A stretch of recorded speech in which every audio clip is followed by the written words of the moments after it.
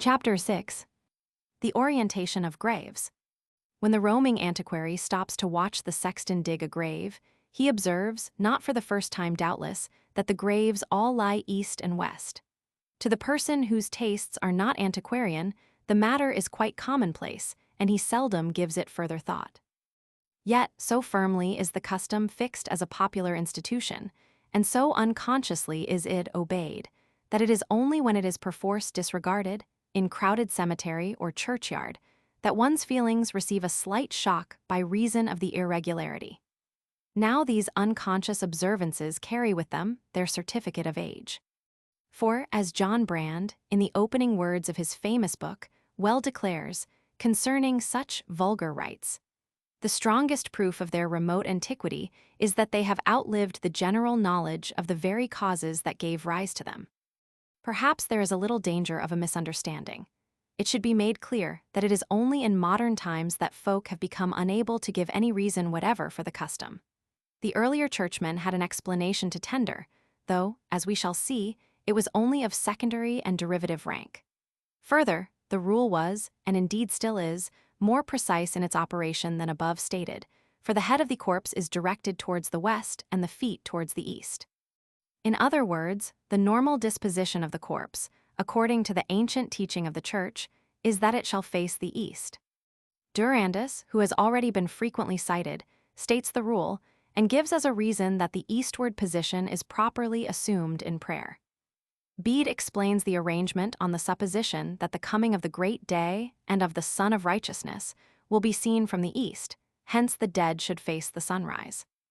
The scriptural allusion in Zechariah 2 has often been quoted in support of the practice. The feet of the Messiah, so the verse runs, shall stand in that day upon the Mount of Olives, which is before Jerusalem on the east. Laraus, to mention but one more writer, refers to the injunction, but adds that the bodies of priests, martyrs, and bishops are laid in a reverse direction, caput versus alter, so that they face the west. A curious reason is assigned. Churchmen of high or clerical rank are expected to rise first, and to pass onwards with the head looking west, a strange contradiction of Bede's hypothesis. Since the effective force of a rule is tested by its exceptions, we shall now glance at some breaches of conformity. With such transgressions of custom, one might profitably compare the deliberate refusal to orient churches, discussed in the preceding chapter. Thus, in John Aubrey's Remains of Gentilisme and Judaisme, we are assured that most of the ancient graves at Middleton Stony, Oxfordshire, were made to lie north and south. Whether this were due to ignorance or to the spirit of opposition, the author of the statement, Dr. White Kennett, was unable to say. In one of the rare and anonymous Marprelate tracts, AD 1589, now familiar to most students through Professor Arber's admirable English Scholars Library, we read that Martin Month would not be laid east and west, for he ever went against the hair but north and south. I think, adds the tractarian, because ob aquilone omni malum, and the south wind ever brings corruption with it. Martin Month has not lacked followers. Mr. Hissey, in his Over Fen and Wold, has recorded a 17th century example from Lincolnshire, a stronghold of Puritanism. William Glanville, who died at Wotton near Dorking in the year 1750, left documentary injunctions requiring, among other curious details, that he should be buried facing the north. In a case of infringement of the rule, as related by Brand, the motive, strangely enough, was not contumacy, but the desire to exhibit a visible mark of penitence and humiliation.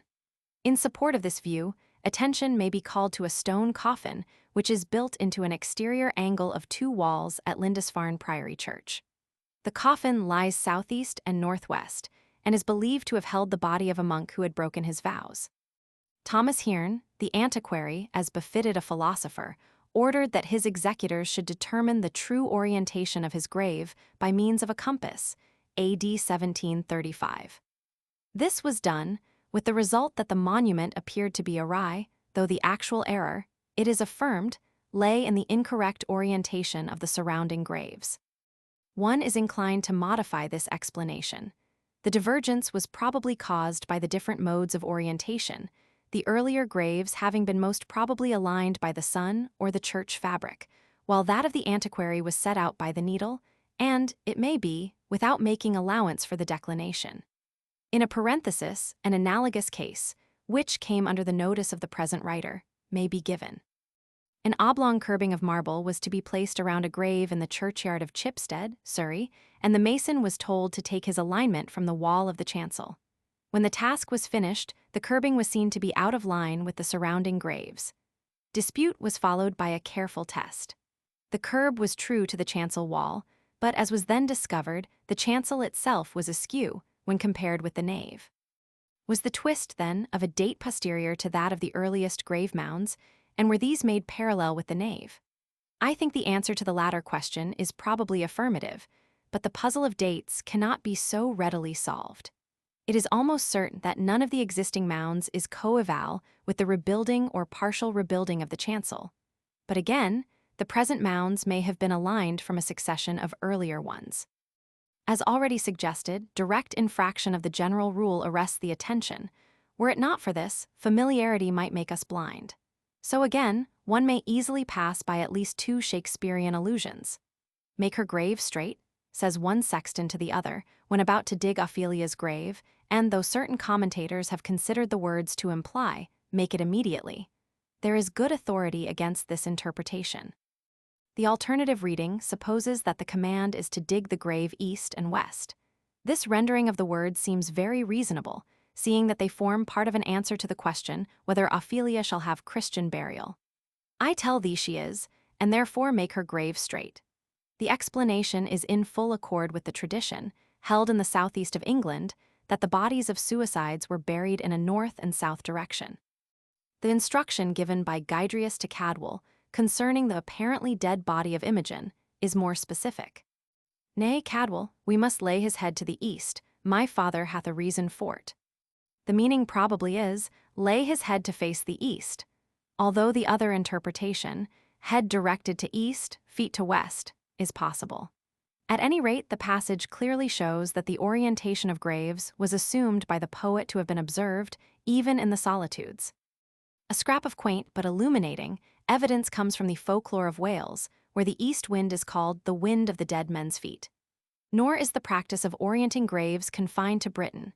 A Scandinavian folk story makes the grave diggers, either through stress of bad weather or out of mischief, bury an unpopular person, one John Flack, in a grave dug north and south.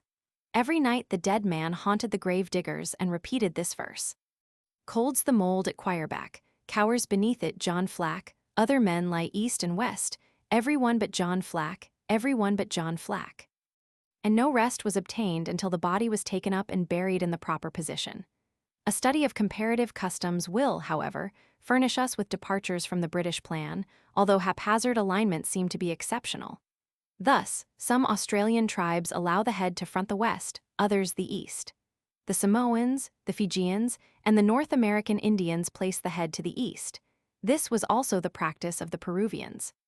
Some South American tribes and the old Anus of Yesso made their dead face the sunrise. Plainly, while all these instances involve alignment of the corpse, they illustrate the two opposing ideas mentioned in the last chapter, that of darkness and death, connected with sunset, and that of resurrection and new life, typified by sunrise. Sir Thomas Browne, in his Hydriotaphia, remarks, "The Persians lay north and south. The Megarians and Phoenicians place their heads to the east.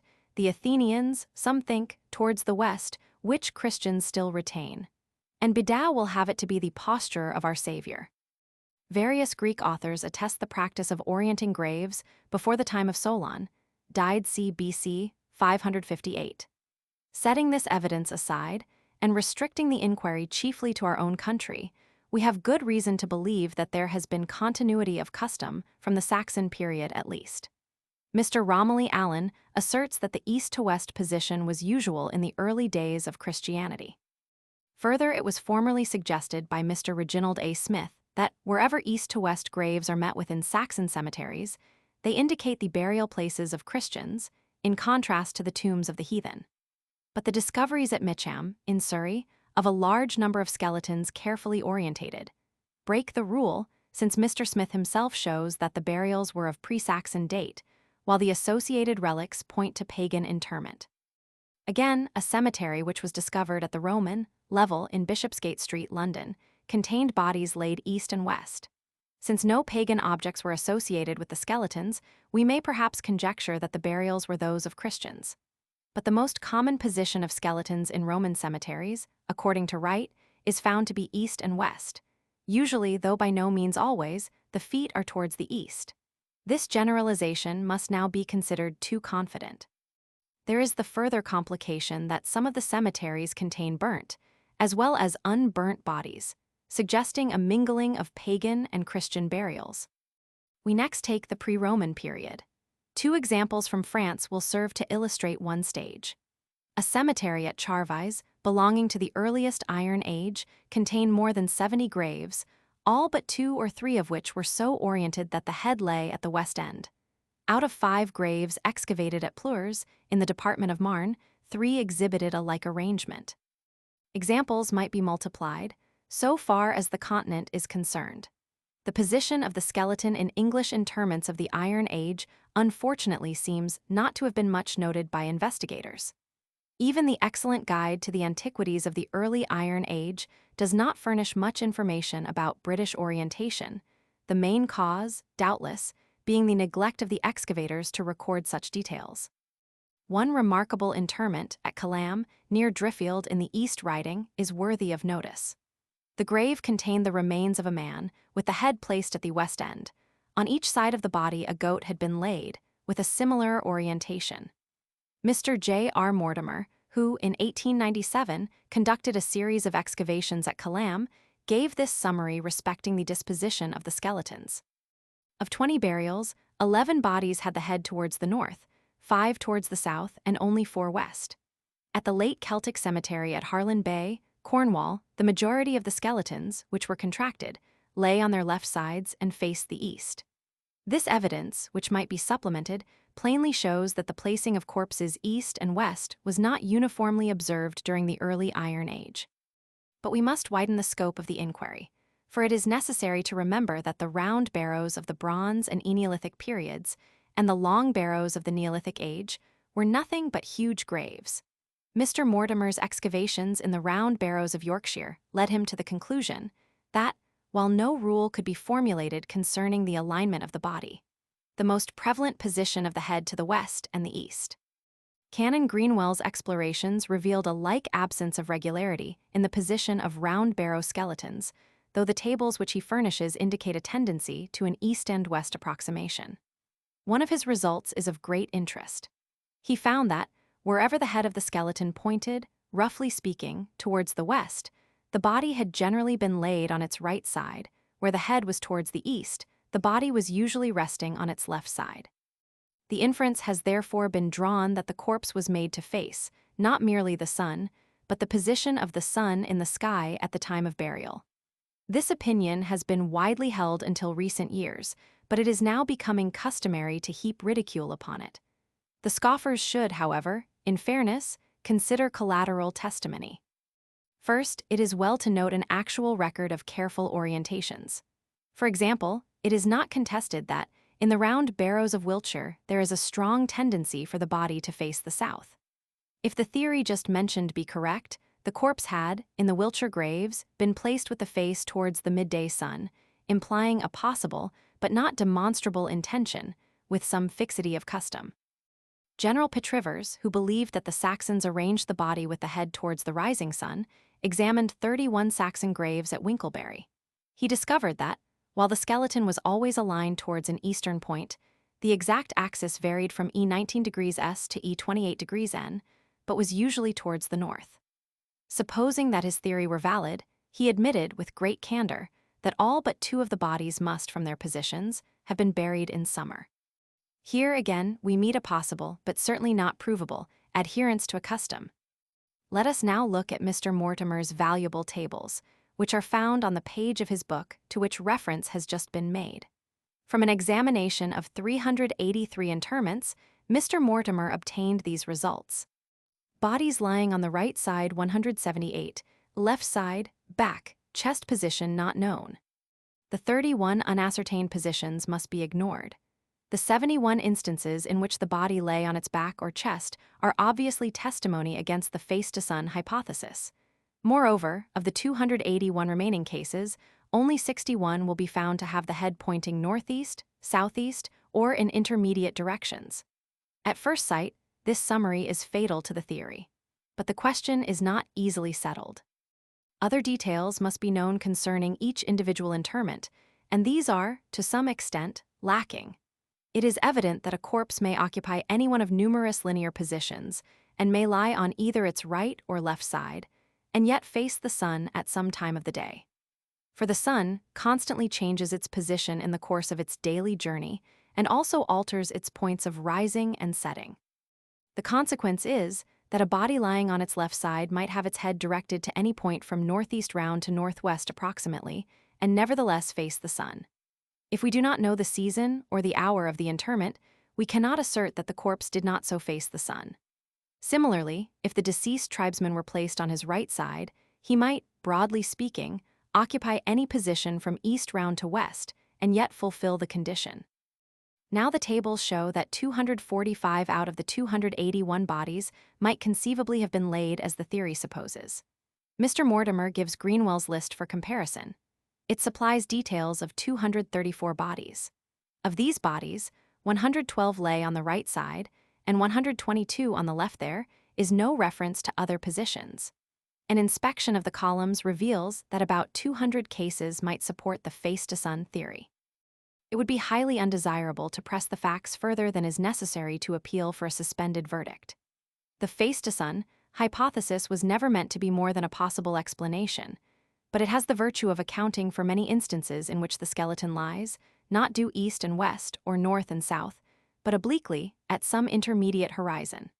And at least, the alignment of the head, if not the face, towards the sun, is not peculiarly a British feature of prehistoric burials. Among the Tlingits or Tlinkits of South Alaska, the corpse was buried with the head towards the sun, so as to allow the soul of the deceased person to return.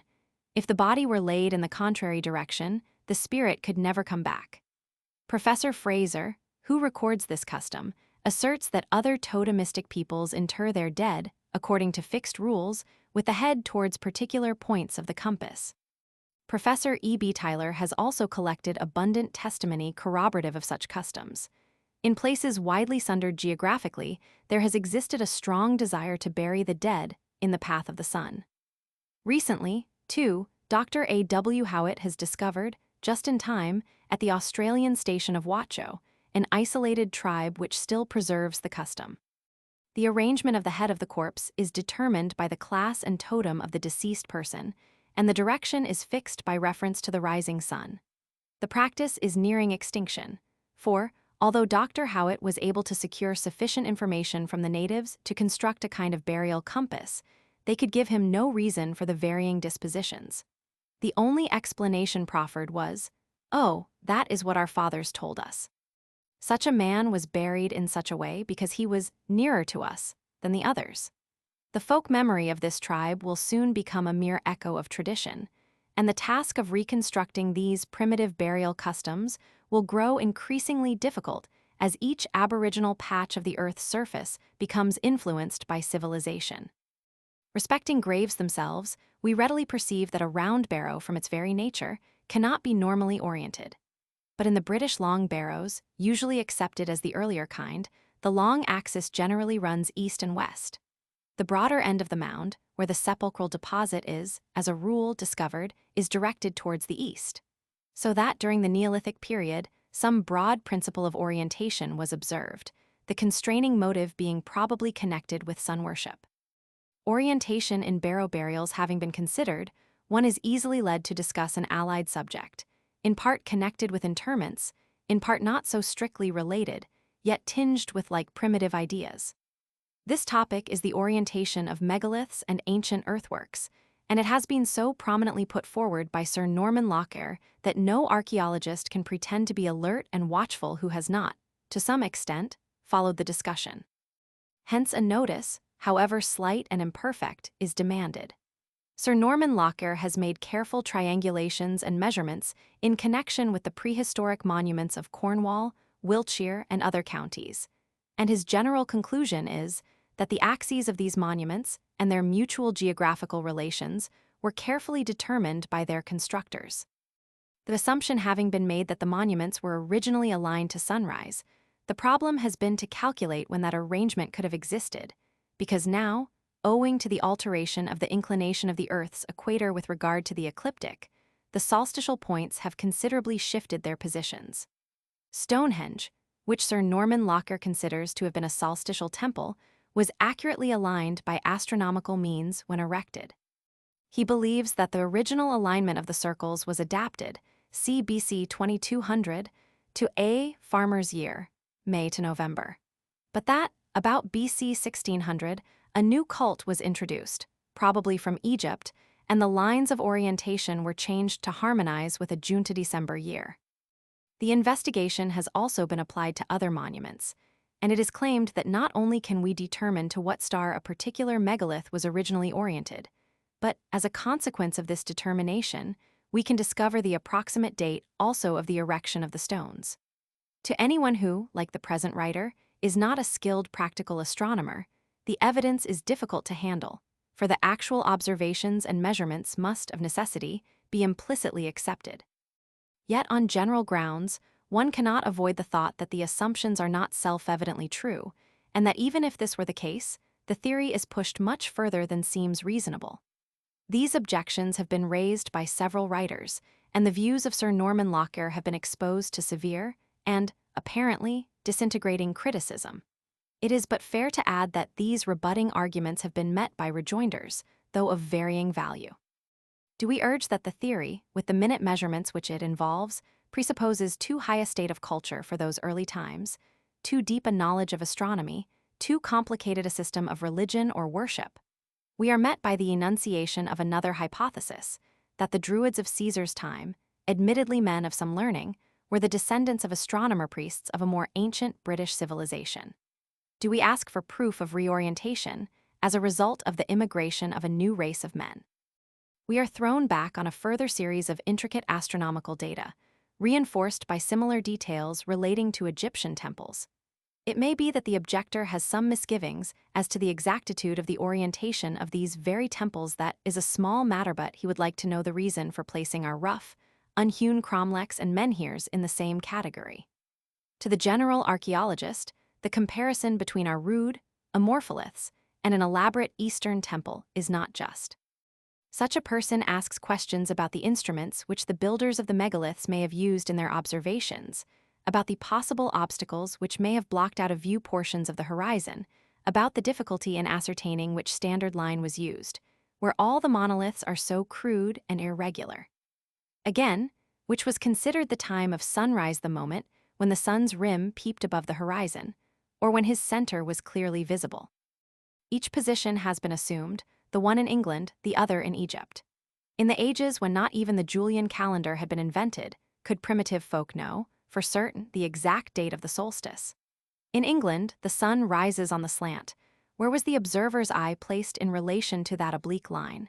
In one Cornish instance, at least, it has been asserted that the stones from which the alignment had been taken cannot be seen from the central group of stones. And of Sidbury Hill, which was deemed so important in the Stonehenge measurements, Dr. T. Rice Holmes declares that it cannot be seen from that monument, only the trees on its summit being visible.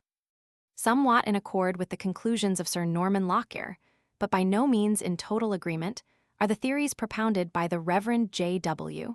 Hayes of West Thurrock. Mr. Hayes, who has made a close study of stone circles, especially with regard to their use in Gorsedow and other assemblies, has kindly permitted me to read his unpublished papers, and to glean therefrom such information as is germane to the present question. It is manifestly impossible to give more than the briefest summary of the evidence, or to enumerate the miscellaneous documents, written and printed, which Mr. Hayes has consulted. The leading idea is that the stone circles were first erected to serve as indicators of seasons. By means of these dials, the priestly caste determined the times of fasts and feasts. In spring, there were sacrifices to ensure bountiful crops. Before entering upon a war, there were offerings to propitiate the gods and thus to win success. A comparison is made between the old festivals and our own Easter itself, a pagan feast originally, and still depending on the moon for the exact date of its observance. Analogies are also drawn from the customs of the Jews, the Romans, and the Egyptians. The outstanding menhirs connected with stone circles are considered to have been intended to provide sightlines, while the trilithons of Stonehenge, it is suggested, marked out sky spaces. It is interesting to note, in passing, that Professor W. Gowland has recorded the use of wooden trilithons by modern Japanese sun worshippers for determining the position of the sun and of sacred objects. It will be inferred that Mr. Hayes's theory makes the sacrificial use of the circles subsidiary to a primary astronomical and judicial purpose. Yet, he takes note that the old Irish name for a cromlech, the accepted term among modern writers for a stone ring, was siorcal leaked, or circle stone of death. In old Irish manuscripts, such circles are always associated with pagan priests or druids. The sepulchral aspect of stone circles, however, seems to be largely ignored by the modern school of investigators. Mr. Hayes lays stress upon a singular fact, the true explanation of which has long been an enigma: the frequent occurrence of a definite number of pillars in the stone ring. 9 is not an uncommon number in England, though it is recorded from Ireland and Germany. The stones of the 9 Maidens, near St. Columb Major in Cornwall, form a row, not a circle. The cromlechs of Boscawen and the Dons Mairn in Cornwall, of Whitemoorstone Down, Dartmoor, as well as the inner horseshoe at Stonehenge, have 19 uprights. 30 again is the tale of some circles, as in the outer ring of Sarsens at Stonehenge. The group of 9 is puzzling, but the arrangement of 19 is held to represent the Metonic, Indian, or lunar cycle of the astronomers. After the lapse of 19 years, the sun and moon occupy relatively the same positions as at the commencement of the cycle, so that full moon and new moon recur on the same days of the months as before. Whether this astronomical explanation of the number 19 can be proved or not, one curious feature deserves notice. The circles, which show 19 stones, have a gap towards the east, and no explorations have hitherto brought a 20th stone to light. It further appears that the old Gorsedd circles, P98 supra, consisted of 12 stones, set 30 degrees apart, and said to represent the 12 signs of the zodiac. The circles reared at the annual Eisteddfod by the Neo-Druidic cult are arranged similarly. Besides the 12 pillars, 3 outstanding menhirs were fixed at the northeast, east, and southeast respectively, so that the sun's rays at the solstices, or the equinoxes as might be, fell on the central stone or chair within the circle. And by a strange coincidence, or is it due to imitation, another plan of the Gorsedd circle, as preserved in ancient manuscripts, gives 19 stones with a gap towards the east. In this case, 8 outstanding pillars were erected, so as to indicate by shadows or rays 1. The summer and winter solstices, 2. The old May-December agricultural year, 3. The equinoxes, and possibly 4. Other solar and lunar periods. The weakness in the foregoing theories seems to lie in the assumption, up to the present unproved, that the primary purpose of the cromlechs was to serve as places of assembly. True, the convocations are supposed to have been hedged with much ceremony, to which the stones were accessory. But, dealing with circles, are we not liable to argue in a circle? Until the prime purpose of the cromlechs is ascertained, the student is forced back like the turnspit in Hudibras. And still he's in the self-same place where, at his setting out, he was. Were the stone rings first erected for worship, and did the later conveners of Gorsedow, retaining faint memories of ancient usages, cling to the traditional system of orientation and astronomical measurement? Or were the cromlechs primarily intended for open-air meetings, which were afterwards invested by the priests with a religious character? Or, again, were the circles first of all astronomical, and the assemblies features of later times? Minor theories may be neglected, although, in the present condition of the evidence, even these might claim recognition. Setting aside the modern druidical ceremonies, as having a parentage no older than the 16th or 17th century, there remain the more ancient Gorsedow. The evidence regarding these, for the past 1,500 years, notably with respect to the practice of orientation and the use of pointers to indicate the seasons, is weighty and cannot be ignored by the impartial student. But the grand difficulty remains. We cannot yet bridge over the interval between oral tradition and written history, between the builders of the Bronze and Early Iron Ages and the bards of the Arthurian period. It is quite possible that folk memory was effective during that dim period, but it is equally possible that the cromlechs became gradually diverted from their original purpose, whether sepulchral, astronomical, or other. This diversion would be a natural process when the functions of priest and lawgiver became more differentiated. The religious ceremonies, which accompanied legislative and judicial meetings, would tend to conceal the change which had occurred. Sir Norman Lockyer considers the whole question of Gorsedd circles so important that, in the second edition of his work, 1909, he has devoted a special chapter to the subject. Should it be finally established, beyond cavil, that Gorsedd circles have been frequently erected throughout the period which extends from the 5th century of our era until the present day, there will be a fair claim for continuity, if not of function, yet of habit, from prehistoric times. But there will also arise a grave suspicion whether some of the cromlechs, hitherto ascribed to prehistoric peoples, may not, after all, be the more permanent Gorsedd circles of a later date. We cannot forget the misleading stone circles set up at Pontypridd no farther back than 50 years ago by the archdruid of that time, Maefr Morganwg, or Maefr Morganwg, nor the sham druidic structure, raised in the neighborhood of Pateley Bridge in Yorkshire about 30 years previously. Having uttered these objections, and having implied the necessity of slow-moving circumspection, one cannot think that the boundary of knowledge has yet been reached. Frequently, excavations reveal little more evidence than was already suspected after critical external examination. If then the archaeologist and the astronomer can find agreement in common premises, the theodolite may indeed help the spade and atone for its limitations. While feeling persuaded that our megalithic monuments were never aligned with such nicety that the orientation can be expressed in seconds, one can still understand that they may have been set out with greater accuracy than is commonly supposed. When we recollect, too, that many of our megaliths had at first probably a sepulchral purpose, we shall see no sufficient reason why they should not have been planned, at any rate, as skillfully as funeral earthworks. The Reverend J. Griffith, indeed, carries the orientation theory further, and applies it to primitive earthworks of a general character, those which are popularly known as camps and forts. Speaking of Burrington Camp, Somerset, he claims that its southern bank is oriented to the equinox, and that another bank corresponds both to the sunset line at the summer solstice and to sunrise at the winter solstice. He adds that the star alignment of this earthwork has been worked out by Sir Norman Lockyer to Arcturus. Castle Dyke, near Icegarth, Yorkshire, gives indications of an alignment either to Alpha Centauri or to Capella. These much-canvassed theories have led us away from our highroad, yet the digression was really slight, seeing that many of our megaliths mark the position of early burial places.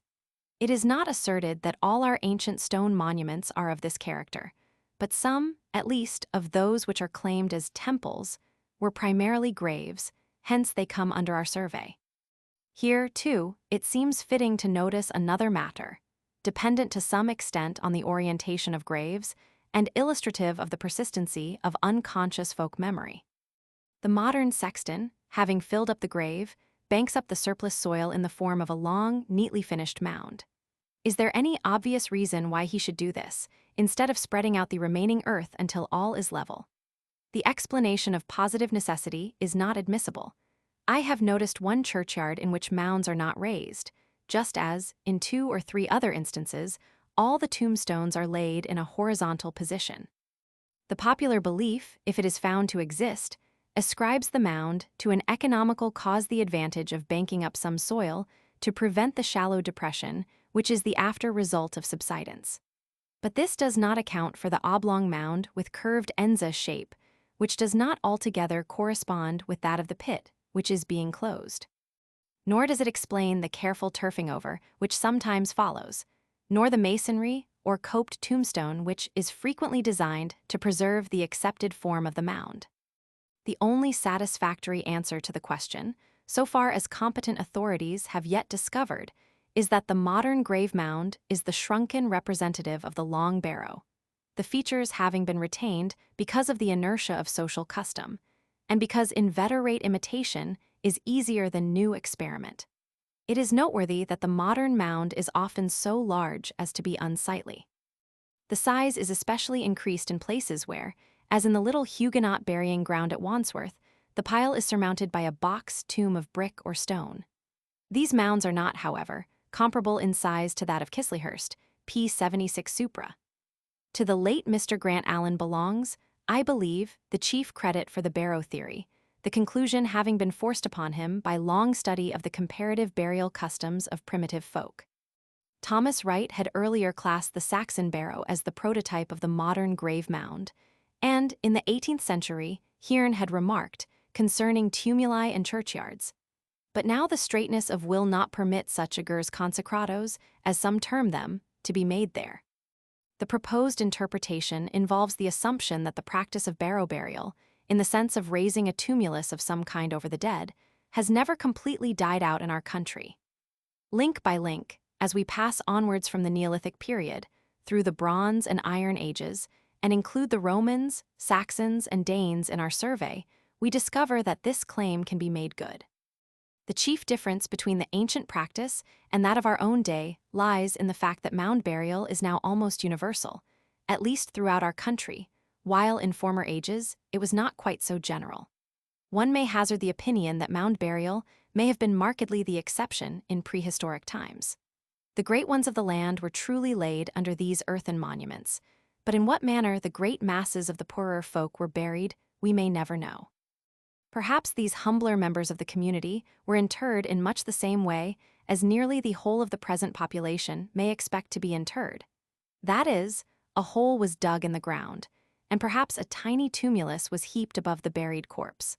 But the mound was not always raised, especially when cremation came into fashion. The question need not be here complicated by a consideration of the evolution of the coffin, since some remarks will be made on this subject later. An instance or two will tend to confirm the opinion just expressed. Dr. T. Rice Holmes has collected numerous records to show that there were moundless graves during the Bronze Age. Such graves were dug in caverns or sunk on the chalk downs or in other soils near a settlement. Doubtless, other examples remain yet to be discovered. The reader will, however, note that, except in the case of caves, the original absence of a mound cannot always be absolutely proven. The forces of nature, aided by the plow, may have obliterated the external signs of burial. During the early Iron Age, mounds appear to have been even less general than in the preceding period. Thus, several pit burials have been recorded from Hagborn Hill, near Didcot, Berkshire, and from the celebrated Urnfield, at Aylesford, Kent, which dates from c. 50. For the intervening Roman period, there is no need to cite examples, since they abound, and of the Anglo-Saxon burials, it may be sufficient to state that in various localities, Cambridge, Northampton, Gloucester, Wiltshire, groups of graves have been found in such close proximity that the tumuli, if they ever existed, must have been of small dimensions. All through these centuries, nevertheless, barrow burial had persisted. Nay, more, the barrows were often collected in groups, representing the prototypes of our modern cemeteries. The classic example of such clusters is seen in the barrows around Stonehenge. Within a circuit of 3 miles, it is said that there are about 300 barrows. Another illuminating record is that of the collection of barrows known as the Danes' graves near Callam on the wolds of Yorkshire. Not fewer than 500 graves once existed here, massed together as in a modern churchyard, not isolated as in the Bronze period. Mr. J.R. Mortimer found that the burial mounds of East Yorkshire fell readily into clusters, some of which contained so many as 30 or more individual barrows. From Mr. Mortimer's conclusion that the ground plans of these groups agree with the outlines of certain of the heavenly constellations, notably with that of Charles's Wain, we must, however, withhold assent.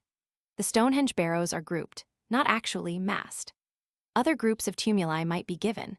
We will merely mention those interesting cases where 1 or 2 large barrows are connected with collections of tiny mounds, the smaller ones, perhaps, representing the resting place of the poorer tribesmen.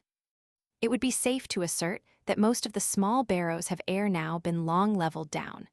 Of the larger mounds, not a tithe of the original number remains.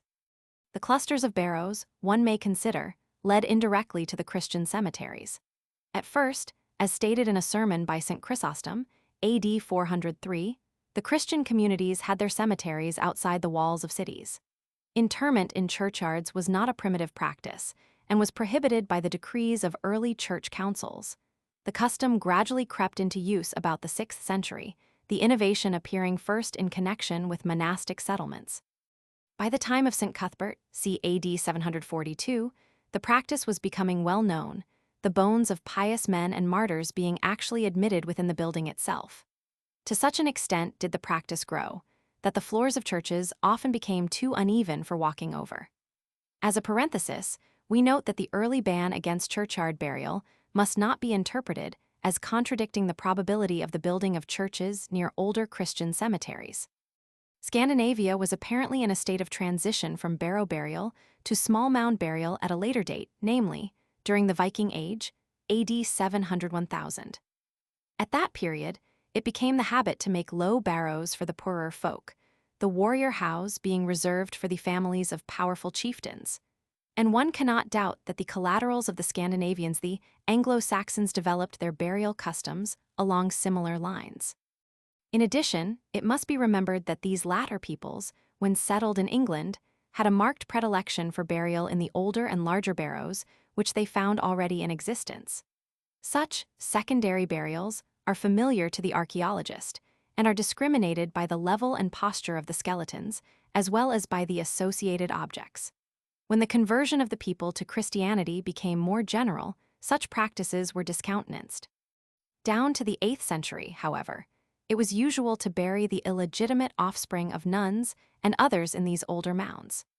The Capitularies of Charlemagne, AD 789, order the burial of Christians in cemeteries and expressly forbid the pagan practice of barrow burial. Jubimus, ut corpora Christianorum Saxonum ad coimateria ecclesiae deferantur, et non ad tumulos paganorum. The burial ground soon became known in Germany as Gottsacker, God's Acre. This change, too, completed the break between cremation and simple burial of the corpse. Orientation of graves now became a fixed rule. Kiesler suggests, and his view has since been largely upheld, that the transfer of custom was due to the doctrine of the resurrection, as epitomized in I Cor. Roman 15, 5 et sec, and St. John Roman 12, 24. In other words, the new religion discouraged cremation and enjoined simple earth burial, thus curiously reviving the primitive habit, cf. p. 264 infra. If we desire today to see folk who represent the transitional stage of culture, which connects the large tumulus with the smaller and more insignificant mound, we may visit the natives of the Panch Valley, in the district of the Pamirs. Recently, it has been discovered by Olafsson that these equine-faced folk raise a burial mound over the dead and surround it by high stones or a clay wall, according to the social standing, riches, or holiness of the deceased man. The distinctions of rank have ever been preserved by the tomb, in spite of proverbial wisdom. Reverting to the mouldering heap of which Gray sings in his elegy, it may fairly be asked why the mound should be long and not round. A decisive answer cannot be tendered. It is worth considering, nevertheless, whether this shape does not represent a throwback to Neolithic custom. The round barrows which fell under the Christian ban enclosed the relics of burnt or partially burnt bodies. The long barrows, which, with some possible exceptions, are believed to be of earlier date, were raised over corpses which had not been cremated. Now, if it be true, as Mr. Grant Allen supposed, that the shape of the circular tumulus was determined by the cinerary urn around which it was piled, while the form of the long barrow depended on the subjacent chambered tomb, the underground home or palace of the dead person, we begin to see a glimmer of light. For the subterranean chamber, being intended to hold an uncremated corpse, would be roughly adapted to the form of the human body. In like manner, when inhumation was again enforced, there would be an unconscious return to the use of the long mound.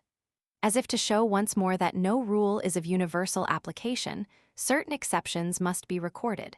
In some village churchyards, a few round mounds are interspersed with the long ones.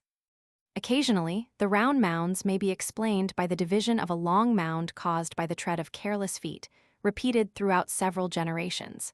That this is not always the reason is plain to the observant eye. Do these mounds represent the graves of children or of unbaptized infants? On the Sussex coast, the graves of drowned sailors are said to be thus distinguished. Once again, why should it be customary, as in some churchyards of Dorsetshire and the Isle of Wight, to make the long mounds of unusual size? A fact of some little interest, though it has no scientific bearing on our theme, is that the late Professor Tyndall's grave in Haslemere Churchyard, Surrey, is a round tumulus, clad with bracken and heather. The memorial took this unpretentious form in accordance with the expressed wish of the philosopher himself. Through the kindness of Miss Truda Hutchinson, I am enabled to give an illustration, Fig. 51, of the mound. For the purpose of comparison, a round barrow situated at Henley-on-Thames is shown Fig. 52. Illustration, Fig. 51. Tyndall's grave, Haslemere Churchyard, Surrey, a modern round barrow. We have seen that orientation, as we know it, was not strictly observed in the burials of prehistoric folk, while in our day it is all but universal. Contrariwise, what was originally a common feature, the placing of the corpse in a crouched or sitting posture, is now decidedly exceptional, being restricted to the burials of very eccentric or very pious persons. Interment in an upright position has not, however, been of infrequent occurrence. Ben Jonson was so buried at Westminster. The case of the Hobarts, who are buried in a brickwork vault at Blickling, Norfolk, is also often cited. The vertical position was formerly adopted for the interment of captains in the army. The body of Clement Spelman, recorder of Nottingham, was immured, A.D. 1679, in a pillar in Narberg Church. Many other curious vagaries of custom might be given. One or two instances must suffice. Surrey folk are familiar with Leith Hill Tower, under which lie the remains of Mr. Richard Hull, who died in 1772, and whose peculiar opinions led him to stipulate burial in this elevated region. In another instance, a corpse was buried within a flint pyramid at the top of a fir-clad hill near Great Missenden, in Buckinghamshire. A chapter might easily be filled with such particulars, but enough has been said to show that, amid all these eccentricities of habit, there is often an unwitting reversion to primitive methods. The similarities have been revealed only by the labors of the barrow digger and the antiquary. Not only has the practice of orientation been found to have a very ancient descent, but many quaint usages, ofttimes deemed abnormal, have proved to be genuine survivals. In the next chapter, some of these survivals will be considered. Not a little pathos is associated with our knowledge of these details. Bones which had quietly rested under the drums and tramplings of 3 conquests have been unromantically disturbed by the busy archaeologist and compelled to yield their secret. One cannot withhold sympathy from the investigator who had obtained permission to open a certain barrow, but who pondered and procrastinated, viewing with indulgent eye the even outline of the grassy mound. Day by day his pity for the sleeping warrior increased, and he hesitated to thrust his spade into the wind-swept turf until the opportunity for work had slipped away. One admires the spirit, yet to widen the limits of knowledge, that spirit has to be sadly, though judiciously, corrected. Chapter 7. Survivals in Burial Customs. A discussion of burial customs might, in the absence of a little careful selection of material, tend to become rather gruesome. This may be conceded at the outset, but fortunately, an impersonal treatment is possible, and one need not even imitate the mournful example of old mortality. There is nothing morbid in a dispassionate review of customs which, in all ages and among all peoples, seem to have been general, because born of that vicissitude which is the common lot of man. Perhaps, in some measure, the antiquary may be able to reach the standard of Stoicism set up by John Earle. His grave does not fright him, because he has been used to sepulchres, and he likes death the better, because it gathers him to his fathers. Already we have spoken of the orientation of graves, and the degradation of the barrow to the grave mound. Several kindred matters must now receive attention, and in a later chapter, when chariot burial is considered, our eyes will again be turned backward. For customs are like crystals with several facets. To get a true perception, we must, in each case, frequently change our point of view. A few more instances of the development of funeral monuments may be first noted. It has been shown elsewhere that the churchyard headstone may be traced back, step by step, to the unhewn menhir set up by primitive man on some bleak moorland. Within the last 2 or 3 years, there have been discovered in France and Italy remarkable connecting links in the so-called statue menhirs, prehistoric stones rudely carved. Illustration. Fig. 53. Inscribed, ornamented, round-headed cross, Sancreed Churchyard, Cornwall. In the head of the cross is a figure of our Lord in relief. The shaft is decorated with interlaced work and contains a panel with an imperfect inscription to represent the human head and trunk. The evidence derived from observing the gradual evolution is corroborated by strange cases of survival. Thus, in St. Martha's Churchyard, near Chilworth, Surrey, low headstones, untouched by any tool, have been set up in considerable numbers. The slabs are merely masses of ironstone dug out of the lower greensand of the hill on which the church is built. Pursuing another line of descent, Mr. J. Romilly Allen claimed that a similar kind of coarse monolith had developed into the wheel cross and the freestanding cross of Christian churchyards, Fig. 53 and Fig. 62. The dolmen, or stone table, a familiar prehistoric monument, has been replaced by the family vault and the altar tomb, the ossuary of Brittany, the flat tombstone of the village graveyard, and the sarcophagus of the cathedral. The cromlech, a circle of upright stone pillars, is by some believed to have been the forerunner of the temple and the round church, but this claim may be waived, as not fully proven, cf. p99 supra. More plausible is the theory that the rude, unfashioned gravestake is represented today by the humble wooden cross of our cemeteries. Each of these examples of unconscious imitation and modern survival might be examined at some length, but the theories which they illustrate are now so familiar as to be commonplace.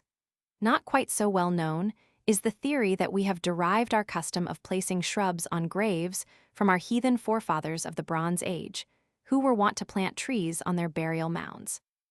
Mr. Grant Allen argued, with some reason, that the pine trees so frequently found on round barrows in the south of England are survivors of those placed there by the first mound raisers, since the Scottish pine is not now indigenous to that tract of country, cf. p. 401 infra. Attempts have been made to connect the noun barrow with the verb to bury, but the relationship cannot really be upheld. The primary notion involved in barrow was that of a height, while to bury was associated with concealment or covering. The word barrow, it may be remarked, went out of use in English literature before AD 1400, but it survived locally in dialects and was ultimately taken back into the nomenclature of archaeology. But though philology forbids us to bind these two words together, the actual continuity between mound burial and pit burial, as we have seen, has never been completely broken. Something has been said about the later development of barrows and megaliths. It is now desirable to trace the earliest representatives of our wooden coffin. To begin with, we notice that coffins did not come into universal use until a little over 2 centuries ago. This is proved by numerous terriers and by minutes of parish vestries. In London, it is true, burial in the simple winding sheet seems to have been discarded so far back as the early years of Elizabeth, but in remote districts the custom lingered much later. Thus, in the Isle of Man, down to the early part of the 18th century, the bodies of the poor were wrapped in a blanket fastened with a skewer and were carried on a bier to the grave. 100 years afterwards, coffinless burials survived to a considerable extent in County Wexford. Sir R. Phillimore quotes Lord Stowell's dictum that funerals were either coffined or coffinless and were charged for accordingly. The use of coffins is extremely ancient, but at first the custom was by no means common. There appears, in fact, to have been no real uniformity in this, as in many other practices, since the earliest days of English Christendom. And in this lack of system, we find at once an approximation to the customs of the barrow period, when corpses were either enclosed or buried without a cyst, the exact reason for the difference of treatment being not always explicable by the general ideas held at the time. Lest there should still be any doubt of the antiquity of coffins, it is necessary to recall those coffins of the Middle Ages Fig. 54, often hewn out of a single block, and familiar to persons who have inspected the relics of ruined abbeys and the nooks and corners of our existing parish churches. These stone coffins are obviously the representatives of prehistoric tombs, though they may not be in the true British line of descent. Rather do they suggest the Roman coffins of stone, lead, or brick figs, 55b, 56. Occasionally, Roman coffins of stone are. Illustration. Fig. 54, medieval stone coffins. A from Wellisbourne Churchyard, Warwickshire Bloxham's Moan, Archet. There is a hole in the bottom of the coffin, as in the prehistoric specimen from Gristhorpe Fig. 55b. An almost exact replica of this coffin may be seen in the Guildhall Museum, London, associated with a 13th century lid bearing a foliated cross. B from Eynsford Church, Kent. This specimen has a raised headrest. Found covered with a lid of undoubted Saxon workmanship, proving that there had been a readaptation. We note, in passing, that the stone coffin must be carefully distinguished from those hog-backed or coped stones which were employed as grave covers in early Christian times, and to which Mr. Romilly Allen assigned a Saxon or Scandinavian origin. With respect to the wooden coffin, commonly adjudged as of Christian design, there is occasionally some difficulty. At Colchester, wooden coffins have been found associated with leaden ones. Illustration. Fig. 55. A prehistoric coffin formed of a hollowed oak trunk found in a barrow at Gristhorpe near Scarborough. The bark is still adhering to the timber. A hole 3 times 1 has been cut in the bottom of the coffin. The relics indicated that the grave probably belonged to the Bronze Age. After T. Wright. B. Roman coffin of baked clay, Aldborough, Yorkshire. After T. Wright. The shapes of such coffins are rather variable. Illustration. Fig. 56. Roman coffin of lead found at Colchester. Length 4.3, depth, exclusive of lid 9.5, width at head 15 at foot 11. The lid has overlapping edges. The decoration consists of scallop shells, concentric rings, and lines of beaded ornament, and have been taken to indicate a Christian element among the population. In connection with the leaden coffins were found Roman coins, mainly, of the Constantine group, so that the burials were of late date. Yet, although there were probably many converts in that part of England by the time of the Diocletian persecution, AD 303, Mr. Guy Maynard, who records the discoveries, admits that there is little corroborative evidence of the Christian character of the graves. Looked at from either standpoint, the association of coffins and coins seems to show a period of transition. We are able, however, to extend our view much beyond the Roman invasion, and to find the counterpart of the coffin in many primitive burials. Some of the stone cists which enclosed unburnt bodies of the older Bronze Age barrows are actually described as coffin-shaped receptacles. A Bronze Age barrow at Hove, Brighton, contained an oak coffin in which objects of bronze, stone, and amber had been deposited with the skeleton. Belonging to the same period was the famous barrow of Gristhorpe, near Scarborough. In this example, the interment had been made in a hollowed oak trunk, specially prepared for the purpose. Fig. 55a. King Barrow, near Wareham, Dorset, was found to be raised over a coffin, wherein a cup of shale had been deposited with the body. Mr. J. R. Mortimer asserts that traces of wooden supports for protecting the body are often found. In a barrow at Easington, in Holderness, broad slabs, made from the trunk of a willow, formed the covering. It would be superfluous to continue the list, but should the reader desire to examine further material in justification of the plea of continuity, he will find ample opportunity in Mr. Llewellyn Jewett's interesting volume. The Roman and pre-Roman periods have been considered. We turn to the Romano-British burials and proceed in the forward direction. Gen Pitrivers discovered dug-out coffins at Woodyates and other sites in Cranbourne Chase, and he inferred the former existence of further specimens by the presence of nails which were associated with the burials. To ascertain whether the record can be extended into later historical times, we might turn especially to our northern churchyards. Some examples of the stone cell, found at Alloa and elsewhere, are described by Sir Arthur Mitchell as being simply cysts, enlarged so as to avoid doubling up the body. Later stages of survival are witnessed by the rude box-shaped tombstones of many churchyards in Devonshire, Gloucestershire, and other counties. Stone coffins have been dug up in the Dorsetshire graveyard of Worth Matravers, almost identical with those which have been unearthed from barrows in the surrounding Isle of Purbeck. In short, it is clear that the stone coffin and the table tombstone are derived from the ancient stone cist, and this, in its turn, bears some analogy to the chamber of the long barrow. This endurance of custom becomes the more remarkable when we remember that great changes have occurred in the mode of treating the corpse at burial. At first there was inhumation. Then we have a period during which inhumation and cremation were, to some extent, contemporaneous, while, as a variant, partial burning of the body was common. Cremation gradually becomes obsolete, and earth burial again comes into vogue. If we carry back our thoughts to the advent of Christianity into Britain, we see that the trend of custom was the exact reverse of that which obtains in our day. when cremation is very slowly replacing earth burial. The substitution of inhumation for the funeral pyre is one of the four chief distinctions drawn by Mr. Romilly Allen between the burial customs of the Celtic pagans and the Celtic Christians. Yet the change was a slow one. In the remote fastnesses of the country, the custom of burning bodies lingered for generations, though it was generally extinct in the 4th century of our era. Indeed, Macrobius, the critic and philosopher, who wrote at the beginning of the 5th century, declared that cremation had been discontinued for so long a time that it was only from books that he could glean information concerning the custom. Whether the turnover from cremation to earth burial were always the result of religious or of racial influences is a moot point. The evidence seems to prove, as already hinted, that in Britain the cause was mainly religious, p. 263 supra, though one dare not assert that religion was the sole cause. Cremation must always have been a comparatively expensive process. Someone has well said, "To this day we speak of the ashes of the great and the bones of the poor." At all events, transitions may be noted, as in the case of the famous flat earth burial ground at Aylesford, which was referred to in the preceding chapter. The ashes of the family circle, represented at Aylesford, had been enclosed in urns and then placed in pits, as before stated, p. 261 supra.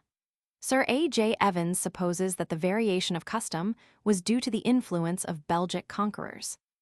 The urn burials represented at Aylesford superseded the old skeleton interments of the late Celtic peoples, as exemplified in the chariot burials of Yorkshire, where the skeleton of the departed warrior is laid alongside the chariot. In Scandinavia and northern Germany, there was a further intermediate stage, for the ashes were sometimes deposited in the grave without any enclosing urn. To such graves, the northern archaeologists apply the term brandgruben, or cremation pits. This mode of burial is connected with the Latine period of culture. Though this question of cremation may appear to have slight connection with the use of coffins, a little study will show that there is a bond of association. The ashes of the dead were, it is true, usually enshrined in a cinerary urn, and this vessel was often placed in a chamber specially constructed for the purpose. But it was the coffin which was essentially a receptacle for preserving the entire body, and which therefore became the sign of earth burial. Dr. Rock lays down the rule that bishops, kings, and persons of rank were interred in stone coffins, while the bulk of the people had coffins of wood. Whenever the receptacle was made of wood, and not of stone, one might have supposed that it would readily become an accessory in the rite of cremation. This was apparently not the case, though, obviously, proof would be difficult to obtain. The body seems to have been burnt in an open pyre, not enclosed in a chest. Contrariwise, in a Saxon cemetery at Seibertswold, in Kent, 99 of the coffins had been submitted to the fire, the bodies themselves being unburnt. Again, in the early Christian burials, a cist of stones, instead of a coffin, was sometimes placed around the corpse, but there was no reversion to the funeral pyre. Yet, as already noticed, the employment in isolated instances of rude coffins, to say nothing of the cists by which they were foreshadowed, was probably in some measure contemporary with the general pagan custom of burning the dead. There was an overlapping of custom. Such seeming anachronisms, while they puzzle, do not greatly surprise the archaeologist, to whom such occurrences are no new feature. He frequently sees remote traces of the beginnings of a practice of which the general adoption was long delayed. He observes rites and customs overlapping in time and struggling for victory, and, in his own day, he is a witness of extraordinary vestiges and of ceremonies which must be deemed reversions or throwbacks.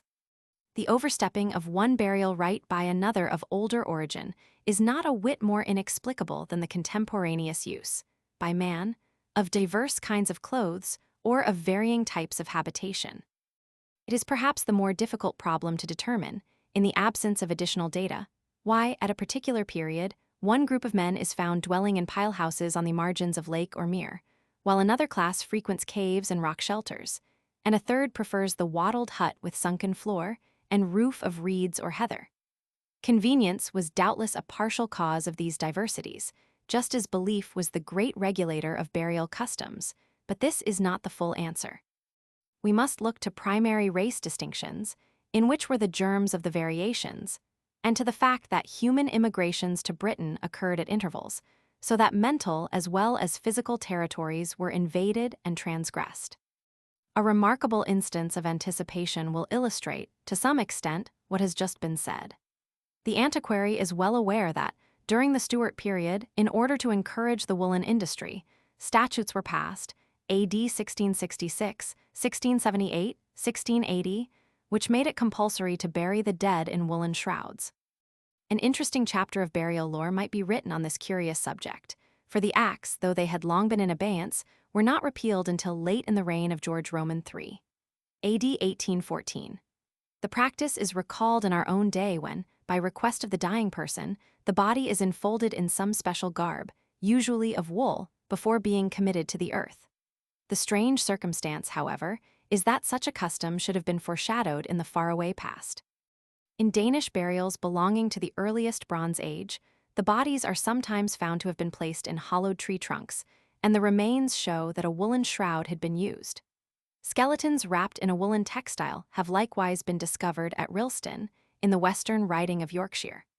I have provisionally regarded these instances as revealing anticipations rather than origins, but it is possible that many intermediate examples could be supplied. One of these gradations is perhaps traceable in the custom of burying a person in his ordinary dress. If these links were complete, there would obviously be entire continuity, but if we encountered a gap, it is probable that the 18th century practice would have to be considered as a throwback.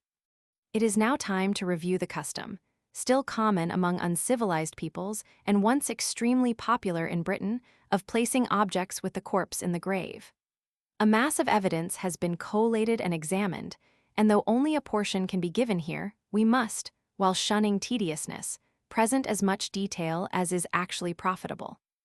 A rough preliminary classification of these funerary objects would include 1. Weapons and useful implements, 2. Amulets, talismans, and symbolical objects, 3. Trinkets, ornaments, and decorative articles, 4. A miscellaneous group, partly useful, partly symbolical or commemorative.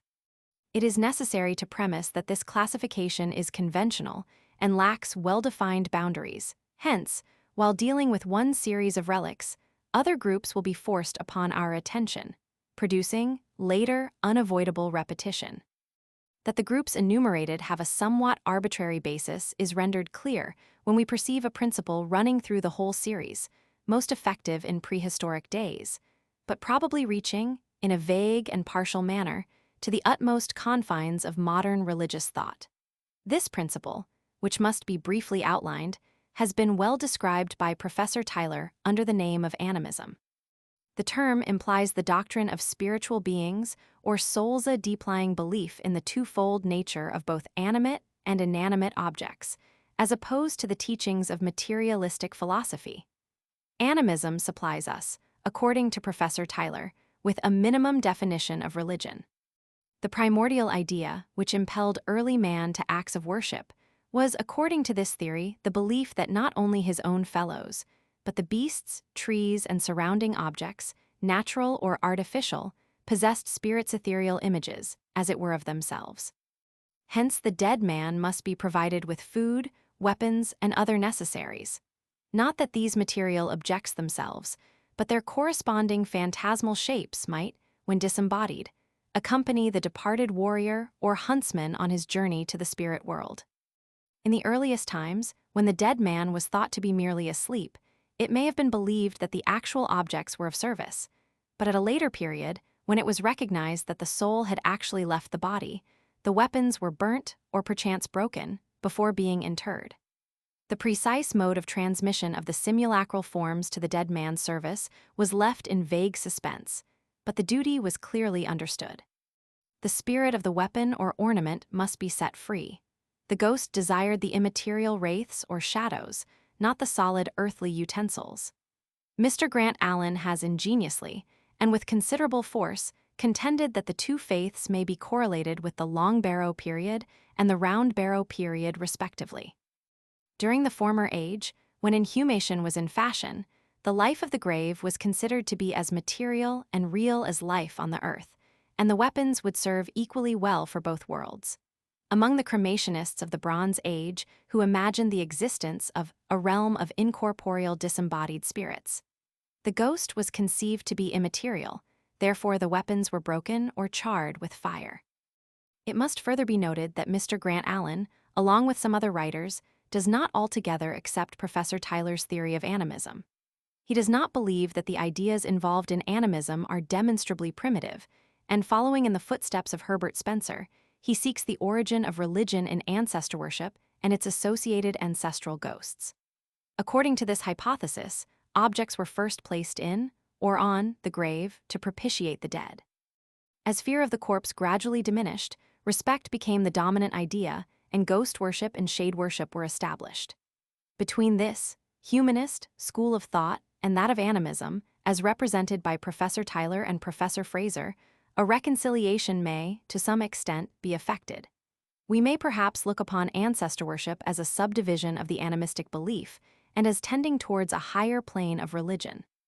Professor Fraser, in his work on totemism and exogamy, has cleared the ground by showing that totemism, which has often been regarded as a primitive religion, is only occasionally found in connection with the doctrine of external souls. In pure totemism, the totems are in no sense deities, to be propitiated by offerings or sacrifices. Professor Westermarck declares that there is no justification in facts for regarding the worship of the dead as the root of every religion. The spirits of the dead were not originally conceived as the only supernatural agents existing. Whichever be considered the primitive type of religion is a matter which will not greatly affect our present review of the facts of continuity. Nor need we feel much concerned with a third claim that certain races may have reached the pastoral stage of society without passing through the nomadic stage, and may have been worshippers of the sun or some of the other external powers of nature without embracing animism. From the animistic side itself, Professor Tyler has uttered a significant warning against straining the theory. While in the vast number of cases, the idea of object souls is, he informs us, both clear and explicit, yet it is notorious that there are peoples who sacrifice property or deposit offerings to the dead from other motives. Affection, fancy, or symbolism, a desire to abandon the dead man's property, anxiety to appease the hovering ghost, may each, in particular cases, be an efficient motive. Again, although the animistic conception, so far as primitive peoples were concerned, was worldwide in its extent, yet in our day, and among civilized folk, the system seems to be drawing in its outposts. It has outlived the belief in the objective reality of apparitional souls or ghosts. The notion of the souls of beasts is similarly being left behind. The central position is now held by the doctrine of the human soul. A still more modern theory, the psychological, is put forward by Mr. A. E. Crawley in his recent work, The Idea of the Soul. Mr. Crawley considers that the world of spirits is a mental world, and that the soul itself is the mental duplicate of reality. As soon as man had the power of perception to enable him to form a memory image, he possessed a soul. The mental replica of the object perceived was, in the earlier stages of savage life, concrete, though immaterial. At a later period, under the influence of language and science, abstractions were formed. One is bound to add that Mr. Crawley's theory does not seem to meet with general approbation, though it will have to be reckoned with in all future discussions. We shall expect, from these preliminary observations, to encounter various gradations of belief as we proceed to consider the evidence for continuity of custom respecting burial gifts. In order that the forest may not lose its importance by being considered in detail, tree by tree, let us keep to our proposed classification and glance first at the practice of burying weapons and other useful objects with the dead. Though the custom was not a marked feature of the Long Barrow period, the original inspiration dates from that age at least. The Round Barrow epoch, however, was preeminently associated with the burial of weapons and utensils. A rough enumeration made by Canon Greenwell showed that about 1/5 of the barrows which he had opened contained implements of some kind, the commonest materials employed in the manufacture being stone, bronze, or horn. To be exact, out of 379 burials by inhumation or cremation, 77 had associated implements. A study of the researches of Mortimer and Petrivers will give similar results. Nor when we trace the story onwards to the advent of Christianity does the force of custom diminish, even if its direction becomes slightly changed. Flint scrapers and useful instruments of many kinds are turned out of graves belonging to the Roman period, just as early Iron Age burials yield corresponding relics. A fragment of a flint celt was found with a late Roman or early Saxon burial at Leicester, while a Saxon grave at Ash, in Kent, yielded a polished celt, together with a Roman fibula. The celt, in this instance, was evidently an heirloom from an earlier period, and had been regarded by its finder with superstitious reverence. One need scarcely recall the celebrated Saxon tumulus in Taplow churchyard, Buckinghamshire, P81 Supra, which contained, in addition to Anglo-Saxon relics of the ordinary kind, flint flakes, cores, and scrapers. On the continent, flint arrowheads are frequently found with Merovingian remains dating from the 5th to the 8th centuries of our era. In one case, an iron sword of the Frankish period accompanied the arrowheads. Such occurrences are not well attested with respect to Britain, though the collocation of flint and bronze articles is frequent. The most remarkable instance of the survival of celt burial is that supplied by the tumulus in Flanders, described by Evans. Within this barrow, arranged in a circle around the body, the mourners had placed 6 celts in an upright position. The celts, seemingly of different ages, had been gathered from the surface of the soil and deposited within the tomb as amulets. There can be little doubt, however, that the custom, thus shorn of its primary significance, was once the expression of a deep conviction of service. An ancient Vedic hymn or dirge has the words, "Take not the bow from the hand of him who lies dead." Does not also Ossian give instructions to Oscar on this very subject?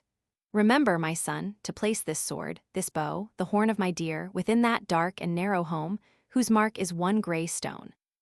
When we observe that parallel ideas are actually common the world over, we shall be inclined to believe that Macpherson has here recovered a bit of genuine Celtic tradition. Thus, the Greenlanders inter bows and other weapons with the dead, the Turanians of Eastern Asia bury axes, flints, and food, and supply the deceased warrior with a spear that he may be ready for future combat. There is no need to press this point, but having carried the custom to Saxon times, when objects of stone still survived along with such burial relics as iron swords, daggers, and knives, let us consider one or two later observances. In medieval days, burial in armor was considered most honorable. Not seldom, the warriors lay uncoffined, their shroud a panoply of iron. Their arms and weapons, again, were suspended over the tomb. This practice lasted a long time, and allusion to it may be found in Shakespeare. Laertes, speaking of the burial of his father Polonius, complains of his obscure funeral, no trophy, sword, nor hatchment o'er his bones. And Aiden, in the second part of Henry Roman 6, inquires, "Is't cade that I have slain, that monstrous traitor, sword, I will hallow thee for this thy deed, and hang thee o'er my tomb when I am dead." Every ecclesiologist is familiar with such arms and accoutrements as are here mentioned. Dr. J. C. Cox has enumerated churches where personal armor is still preserved. No further digression can be made here, but the reader may again be reminded that many armorial relics belong to a later period and are counterfeits which constituted part of the undertaker's trappings. Cf. p. 159 Supra. One attenuated survival lasted until the middle of the 19th century in the form of square or lozenge-shaped hatchments equals achievements, made of wood. On these wooden shields, which after the funeral were nailed up in the church, were blazoned the coats of arms borne by the family of the deceased person. The most recent spectacle of this kind, surprisingly belated, was witnessed at the church of Hunmanby, in the East Riding, during the year 1897. Strangest of all the warrior superstitions was that exemplified in the ceremony of offering food to weapons.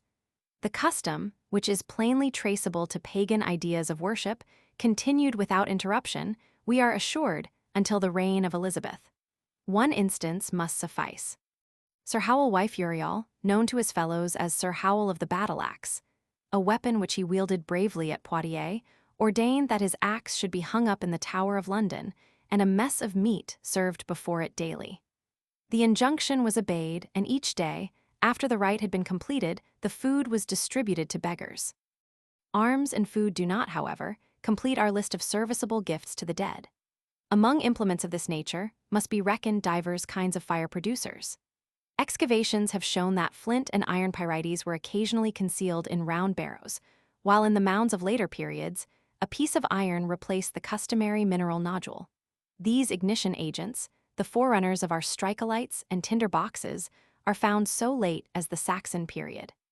Certain small nests of chipped flints occurring in Merovingian, Frankish, and Saxon sepulchres are also believed by some authorities to have been intended for fire kindlers, by means of which the departed spirit could be provided with cheerful warmth. To the present writer, this theory is not entirely satisfactory, at least as regards the later developments of the practice. The cases just cited seem to be analogous to those described by petrivers, who repeatedly found, in British barrows, urns filled with chips of flint. In a notable barrow at Winkleberry Hill, on a northern spur of the Wiltshire Downs, not only was the urn packed with flakes, but it was surrounded by a mass of similar objects. Besides the flakes placed in the cist or urn itself, we have to take into account the very common occurrence of flint spalls in the body of the mound, a sight familiar to the barrow digger. The number of chips is often out of all proportion to what might be incidentally brought together in piling up the substance of the mound from the surface soil. They were evidently struck off for the particular occasion. Now, although the germ of the ceremony may be discoverable in the burial of a trimmed flint and a lump of iron pyrites, there is no manifest virtue in the multiplication of the chips. Each tribesman may indeed have thrown in his tributary flint, or perhaps a handful of small flakes, but the intention would scarcely be to increase the opportunities of procuring fire. Rather do the chips seem to represent some esoteric doctrine, such as that which was held by the primitive Lapps. Hidden in the flint lies the spark, the emblem of life and animation, ready to burst forth. The scattered flakes of flint were therefore probably the proofs, not alone of dutiful respect, but of a strong faith that the dead man was merely asleep, that his spirit would return. Pliny's Natural History has been credited with the statement that northern peoples used to throw flint chippings into graves in order to confine the dead within those dark dominions. Pliny does, indeed, describe certain stones that consume dead bodies and other kinds that have the power to preserve the corpse and to turn it into stone. But the reference to the flint flakes, as commonly given, is bibliographically incorrect, and although the passage may exist, I have not been successful in finding it. Except for the sake of the reason assigned to the custom, the passage is unimportant, since we possess actual relics as a testimony of the practice. What is of more interest is the fact that we have a reference to the custom as apparently existing in Shakespeare's day. When Ophelia is about to be buried, the surly priest makes complaint. She should in ground unsanctified have lodged till the last trumpet. For charitable prayers, shards, flints, and pebbles should be thrown on her. From this passage, it seems clear that a ceremony, which, if I interpret it aright, was originally indicative of respect, had degenerated into a mark of disgrace. The potsherds and flint chips were known to be a mark of heathen burial, and were therefore reprobated by Christians, without any inquiry as to their purport. There is an alternative explanation. The idea of laying the evil spirit, so that it should not wander abroad and annoy the living, may at some time have been operative. If this assumption be well founded, it might be urged that the priest had caught an echo of the superstition, and actually believed that the ghost of a suicide might return. The usual annotation of the lines, to the effect that Ophelia is worthy only of pagan burial, comes a little short of the whole truth, and one of these ideas respect or fear is required to round off the meaning. In support of this view, the case of the Czechs is apposite. When returning from a funeral, it is the custom of this folk to throw stones, mud, and hot coals in the direction of the grave to deter the spirit from following the burial party. Again, the purpose of wearing mourning is believed to have arisen from attempts to disguise the person, so that pursuit by the dead may be evaded. Or, as Mr. E. S. Hartland contends, the intention was to express sorrow and abasement, so as to deprecate the malice of the disembodied spirit. Yet, in spite of these by-theories, one is led to believe that the earlier intention of the funeral flints was to express honor and respect, though the feeling may have been tinged with wholesome fear. To this extent, the theory of ancestor worship, as opposed to that of animism, receives some confirmation. A passage occurring in Herodotus has been noted as throwing some light on the custom, while not affording an actual explanation. The writer is describing the ceremony of purification observed after funerals by the Scythians in Europe. A cavity was made, or a dish was placed in the middle of a specially constructed tent. Into this hollow, they threw stones heated to a transparent brightness. Lambda iota theta omicron upsilon sigma, letter 1F10 kappa. Pi upsilon rho letter 1F78, sigma delta iota alpha phi alpha nu epsilon alpha sigma, letter 1F10 sigma beta alpha lambda lambda omicron upsilon sigma iota, letter 1F10 sigma, sigma kappa alpha phi eta nu. This description, however, does not really apply to the rite which we are considering, for Herodotus goes on to say that hemp seed is put on the red-hot stones. The intention was to prepare a kind of vapor bath, and also probably to induce intoxication. In other words, the heated stones seem to have been our familiar pot boilers, common on all prehistoric camping grounds and capable of a purely industrial explanation, though often applied to a ceremonial purpose. Returning to the shards alluded to by the priest at Ophelia's grave, we note, as an illustration, that Pitt Rivers found considerable quantities of broken pottery in the Romano-British graves of Dorset and Wiltshire. A remarkable coincidence must now be mentioned. Douglas, writing his Nenia Britannica in 1793, had noticed that pebbles and fragments of pottery were often mixed with the earth which had been scattered over the corpses in Saxon graves. The shards were generally of more ancient date than the interment. Douglas had lighted upon the passage in Hamlet, already quoted, and had connected it with the superstitious Saxon practice. Over half a century later, Mr. W. M. Wiley, who was exploring Saxon graves at Fairford, in Gloucestershire, came upon quantities of similar burial shards. The vessels which had furnished the fragments had not been newly broken for the occasion, since the pieces did not correspond, but had been previously collected and kept in readiness. Along with these potsherds were found pebbles that had been fired, as well as scoriae from iron smeltings, obtained perhaps from the neighborhood of Cirencester, not far away. After referring to the description of the Scythian custom, which has just been quoted from Herodotus, and after making a half-hearted attempt to connect the Scythians with the northern Teutons, Wiley cites the now famous lines from Hamlet. That Wiley should have independently come to the same conclusion as Douglas and should have called attention to the same Shakespearean allusion is very noteworthy, for he had never read Douglas's work. Although we are considering relics which were judged to be of use to the dead, we have transgressed our limits and have been compelled to glance at the ceremonial aspect. Yet before we can safely return to the main inquiry, we must notice some instances of survival in this matter of potsherds. Numerous records tend to show that the deposition of pieces of earthenware in Christian graves was not an uncommon practice during the Middle Ages. At once, however, we must make a reservation. The scraps of pottery may, to some extent, represent vessels in which charcoal had been deposited, but which afterwards were fractured by the sexton's spade. For the broken pottery is sometimes, but not always, associated with charcoal, while, as we shall see, the charcoal is often found alone. The Reverend R. Ashington Bullen found traces of the custom at Little Stukeley, Huntingdonshire. At a depth of 4½ feet, graves were found to contain fragments of medieval pottery, possessing a greenish glaze, but no charcoal was discovered. Canon Atkinson states that potsherds were also found near Dunsley Chapel, Yorkshire, which was probably demolished prior to the dissolution of the monasteries. This capable antiquary, whose eye was well trained for the work, observed charcoal and broken crocks in abundance in the old churchyard graves of Danby and Cleveland. The charcoal occurred in lumps of the size of a small bean. Occasionally, out of half a spade graft of mold brought to the surface, from 1/3 to 1/2 would be principally charcoal. Fragments of coarse red pottery, partly glazed on the interior surface, and without doubt of medieval age, were also constantly lighted upon. About a wheelbarrow full of shards was turned up within a quarter of a century, few graves being dug without some scraps being encountered. The charcoal and the pottery were not actually found in contact. Nevertheless, Canon Atkinson believed that charcoal, in the form of live coals, had been placed in earthen vessels. The reason for this opinion is not given, nor does the hypothesis harmonize with all the related facts. Canon Atkinson, while granting that the idea of purificatory energy may have underlain the custom, stated that collateral evidences showed a desire to keep the spirit in abeyance. These opinions have been dealt with in advance. It remains to be noted that Danby churchyard seems once to have formed part of an open field. That pagan Danes were laid to their rest there I make no doubt, and that they were the four elders of a Christianized generation or series of generations is equally certain. These details, though interesting, are unimportant.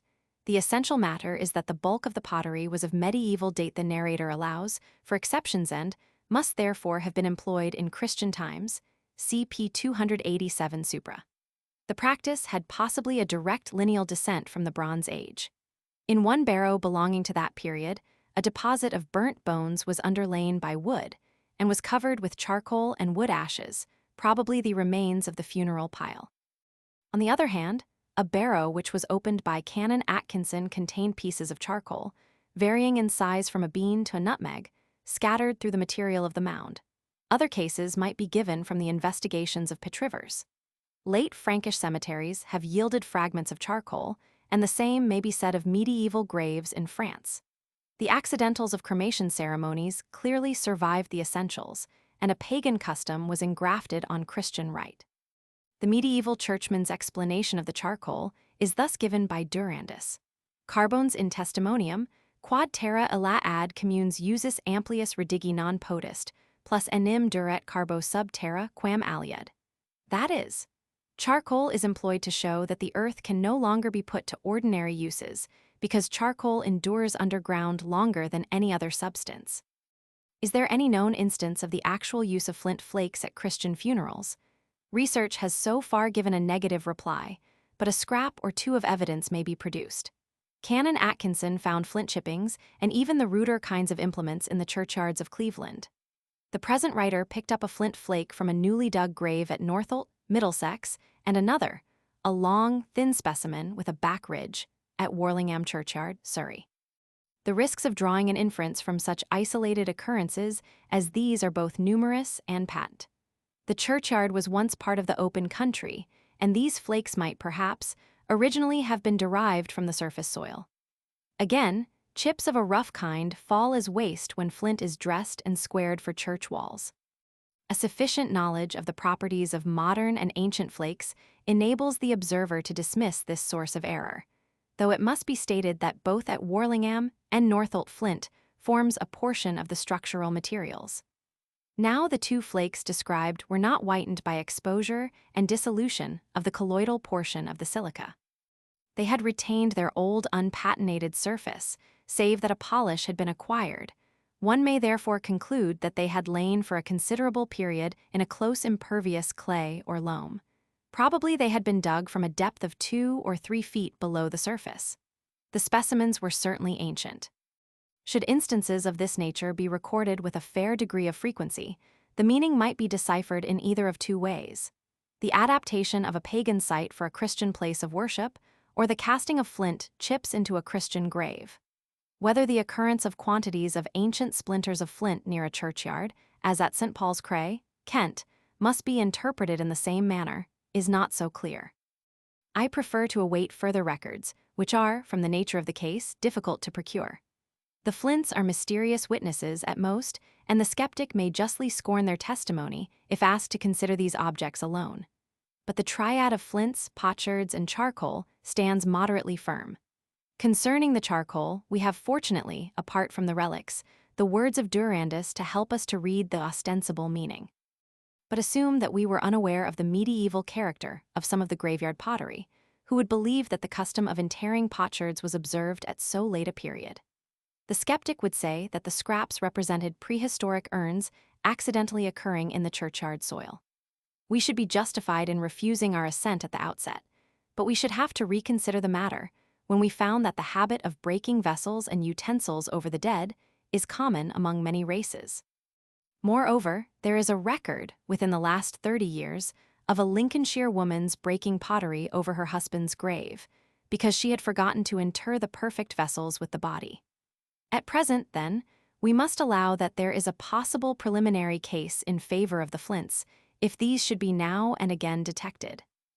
Let us summarize the last few paragraphs. The original purpose of placing apparently useless potsherds with the dead was to provide the departed tribesmen with the spiritual utensils thus represented, the spirit forms having been liberated by the breaking of the vessels. Similarly, the charcoal, the calcined pebbles or pot boilers, and the few scraps of flint would supply him with fire, first material, afterwards spiritual. Thus he had the means of making a fire and of carrying water and hot embers. Poor indeed, says Professor T. Rupert Jones, was the greatest of the heroes on his dreary death path who had not a shard to take fire from the hearth or to take water withal out of the pit. Issa, XXX. 14. So far, the theory agrees well with the explanation given respecting votive implements and weapons. Moreover, we can see how the idea of laying the spirit with hot stones and fractured flints may have arisen. The homeless ghost would be happy only when fealty had been proved by funeral gifts. Careless or daring folk who neglected to pay the tribute would, in dreams, receive visits from the disembodied dead. Where no affection or respect existed, experience might teach that formal adherence to custom was prudent. The explanation based on actual needs seems only to suffice for those cases where the flint and earthenware gifts are solitary, or at any rate, few like the celts and arrowheads. Wherever the flint flakes are counted by scores, and the potsherds broken, it may be, from vessels made expressly for the sepulchre, are representative of many individual pieces of pottery.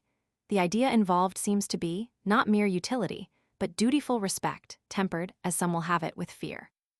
It may be submitted that, just as the Bedouin Arabs are wont to set up groups of stones around the burial place of a fakir, so the chief members of a prehistoric tribe, each carrying his portion, produce the accumulation of flint spalls. True, but this does not support the suggested explanation that the flakes were strikolites. So soon as the multiplication of fire kindlers, if we assume that the flakes were at first of this nature reached to the extent of filling an urn or cist, utility must have been the waning, and reverence the waxing principle. The idea that material objects could benefit the dead lingered, it is true, for ages, and in some half-hearted manner persisted, as we shall see, until our own day, but it was ultimately overpowered by the growth of symbolical rites. It remains to notice Pitch River's theory that the broken pottery may have been buried to mark the site of a barrow, but how this mode of indication could be effective that cautious and experienced investigator does not suggest. In a boundary tumulus, entombed pottery might be significant, but even there, it could not form a visible memorial. Reverting for a moment to the subject of fire kindlers, I would remark that many of the objects known to archaeologists as flint scrapers were probably ignition agents. Consequently, to call such flints thumb scrapers or oval scrapers, as is often done by the barrow digger, is to push aside a debatable question by means of an assumption. Scrapers they may have been, but it is at least permissible to believe that they were also fire producers. In due time, the strikolite became a specialized article, but both scraper and firekindler continue to find a place in the grave. Pliny speaks of the discovery of mirrors and body scrapers, spocula quoque, et strigils, in ancient tombs. These strigils, which Falman Holland quaintly renders curriculums, and Latreille as instruments pour lesore, were actually in Roman days the scrapers of horn or metal, used by the bather to remove impurities from the skin. Thus, considered as a scraper, the strigil reaches back to the rounded flint with trimmed edges, and forward to the medieval sleeker of stone or metal, employed by the currier in tawing hides. As a slick stone of black glass degraded, doubtless, to the ornamental stage, the object again appears in Isla, associated with a burial of the Viking period. Later records of the scraper and of the strikolite, definitely illustrative of the theory of funeral gifts, seem to be lacking. A survival of the custom of furnishing the dead with fire kindlers is partially traceable in the ancient practice of depositing a candle in the grave, to light the dead man on his way. In Ireland, a hammer was also interred, to enable the deceased person to knock at the gates of purgatory, while a sixpenny piece secured admission. Within the last generation, a native of Cleveland was buried with a candle for the purpose of obtaining light, a bottle of wine for nourishment, and a penny to pay the ferryman. The village of Bucklebury, Berkshire, by the way, supplies an instance of a different kind. In a grave apparently modern, 2 bottles of beer had been placed but no candle. In Lincolnshire a groat, a mug and a jug, were placed in the coffin. The Lincolnshire widow, who had forgotten to deposit the mug and the jug in the grave, broke the crockery, as we have seen, p. 292 supra, and laid the fragments on the mound. In one case, where a bottle full of pins was found in a recently opened grave, the explanation can probably be found in sympathetic magic. The pins had been used to touch warts on the skin, and the operative belief was either that the warts were transferred to the dead person, or that, as the pins rusted, the warts would die away. The former explanation is the more likely, else the pins might as well have been buried anywhere. Mr. England Howlett asserts that the burial of a candle in the coffin was once common. He throws doubt on the theory of the provision of light for the dead and claims that the candle was emblematic of an extinguished life. Support for this new theory is sought in the custom of immuring candles in the foundation of churches and houses, of which, Mr. Howlett says, many examples are known. Owing to the amount of correlative evidence bearing on the question of fire kindlers and fire worship, I prefer to regard the candle as representing the attenuated symbolism of light and heat. Even while referring to candles, we have been forced to observe another burial gift, the coin placed in the hand or mouth. Since the coin had originally a supposed useful purpose, a few words may be devoted to it. The practice is at least as old as the time of the ancient Greeks, who were accustomed to place an obol in the dead person's mouth. To a classic origin, however, in the ordinary sense of the term, the custom cannot be limited. It prevailed in pagan Germany and in Christian England. Professor Tyler cites examples from several countries and gives a list of authorities. De Groot states that the silver coin deposited in the mouth of the corpse by the Chinese has replaced the earlier cowrie, just as it has superseded the cowrie for purposes of currency. The custom of coin burial was well known to the Romano-Britons, as is proved by the excavations of general pit rivers in Cranbourne Chase. We are compelled, therefore, to postulate a more extended history than Greece or Rome would afford. Even in England, the belief must have been profound, even touching, in its sincerity. Silver coins are occasionally dug up in English churchyards, and the tradition runs that such money had originally been placed in the mouth of the corpse. Evidence of this kind prevents a too confident acceptance of Mr. Romilly Allen's conclusion that the idea of Charon's penny ceased with the introduction of Christianity. The spirit, if not the precise tradition, of the ancient custom long survived with some intensity. Sir Mountstuart Grant Duff relates how an old Burgundian woman, being asked why she had placed a sou in the hand of a dead child, replied, "C'est pour payer le trajet à Charon." The narrator supposes, with fair reason, that this incident revealed the lasting influence of Roman civilization over the Gaulish people. The woman may have heard or read the classic tradition, but this is rather improbable. Folk memory had seemingly retained the orthodox explanation, but the custom itself may go back to the time when the newly invented coin replaced some cruder amulet. From what center or centers the belief in the virtue of the coin was transmitted is at present unknown. An illustration drawn from the writings of Mr. Thomas Hardy will doubtless be pardoned, since much genuine Wessex folklore has been presented to us in the garb of fiction by that shrewd observer and archaeologist. In The Mayor of Casterbridge, after having been told of the death of Mrs. Henchard, the reader is treated to a rustic gossip on death in general. Mrs. Cuxsom gives her own little commentary and then proceeds to quote the words of her dead neighbor. "And there's 4-ounce pennies, the heaviest I could find, tied up in bits of linen, for weights due for my right eye and 2 for my left. And when you've used 'em and my eyes don't open no more, bury the pennies, good souls, and don't ye go spending 'em, for I shouldn't like it." In the sequel, a servant buries the coins in the garden, but Christopher Coney digs them up and spends them. One of the listeners, Solomon Longways, excuses this action and can see no treason in it, but the general verdict ran, "'Twas a cannibal deed." Now we may be certain that this conversation describes, in all essential details, the Wessex superstition. Within our own times, Northumbrian folk were wont to bury a penny piece just under the soil of a newly made grave. And it is a very common belief that misfortune will follow him who desecrates the coin the Pharamond's penny by ignoble use. If, as is probable, the coin be the genuine representative of this penny, it has degenerated into a humble accessory of the death chamber. It is not now even deposited in the grave. Nevertheless, the segregated coin must not be put again to everyday uses.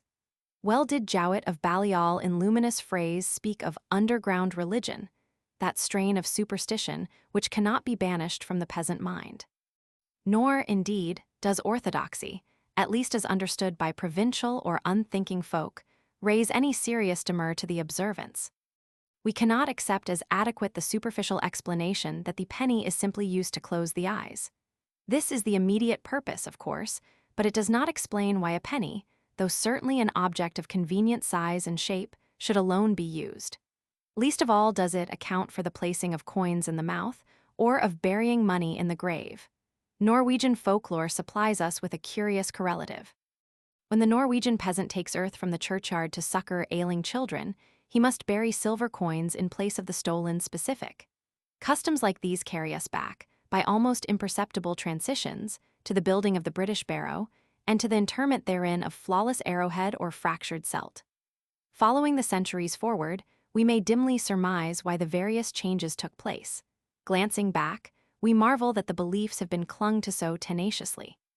Illustration, Fig. 57, grave celt of polished flint from Mural's Pydidome Authors Collection, length 2, greatest width 1. We must now leave our first group of objects, the axes, the knives, the arrow tips with fire kindlers, pottery, querns, spindle whorls, and all similar appliances, in order to give some attention to the next division of the relics. This class, it will be remembered, comprises amulets, talismans, and symbolical objects. Some difficulty arises when we try to separate these from the purely decorative articles, but there are certain relics whose purpose does not seem to admit of doubt. The tiny polished celts, of which an example from Pydidome is shown in Fig. 57, must have been charms. Specimens much smaller than the one illustrated are often met with. Still more convincing are the small amber axes which Professor Montelius has described as occurring in Scandinavia. These cannot have had any economical use. Examples of objects wholly symbolical or protective are furnished by the white or transparent pebbles frequently found in ancient graves. In the innermost chamber of a Scottish cairn opened by Dr. Angus Smith, at Inchnackry, near Loch Etive, a row of quartz pebbles, each larger than a walnut, was seen displayed on a granite ledge. Canon Greenwell, who examined cairns containing similar objects near Crinan, thought that the stones had a symbolical meaning. Similarly, Mr. Reddy Mallet discovered shield-shaped masses of quartz deposited in the Celtic cemetery at Harlan Bay, Cornwall. Smooth white pebbles, sometimes 5 or 7 in number, but never more and usually arranged in crosses, were found in graves under the fallen ramparts of Burghead, in Elginshire. The belief in the virtues of selected pebbles was of an enduring kind, for crystals of quartz and white stones, godstones, were commonly placed in Irish graves within recent times. In ancient Irish graves, the finding of such objects is of common occurrence. Pebbles of other hues have also been discovered, representing a small color series.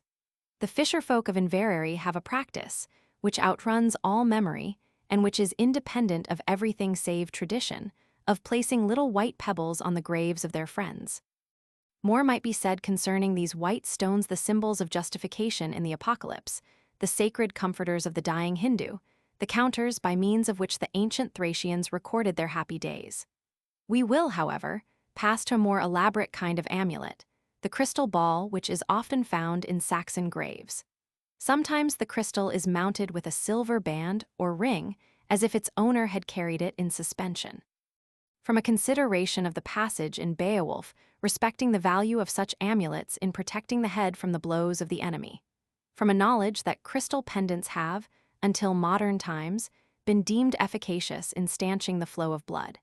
And from a study of parallel beliefs and divinations existing among various races, we conclude that these objects were prized as talismans. It is noticeable that Mr. Roach Smith did not accept this interpretation, and regarded the balls simply as objects of which the use was less obvious than that of the ordinary funeral relic. Illustration. Fig. 58, necklaces from British round barrows. A barrel-shaped jet beads and pendant of like material, with 6 smaller glass beads. Tan Hill, Wiltshire, 4/9 of real size. B. Amber beads and links much decayed. Lake Wiltshire, 4/9 of real size.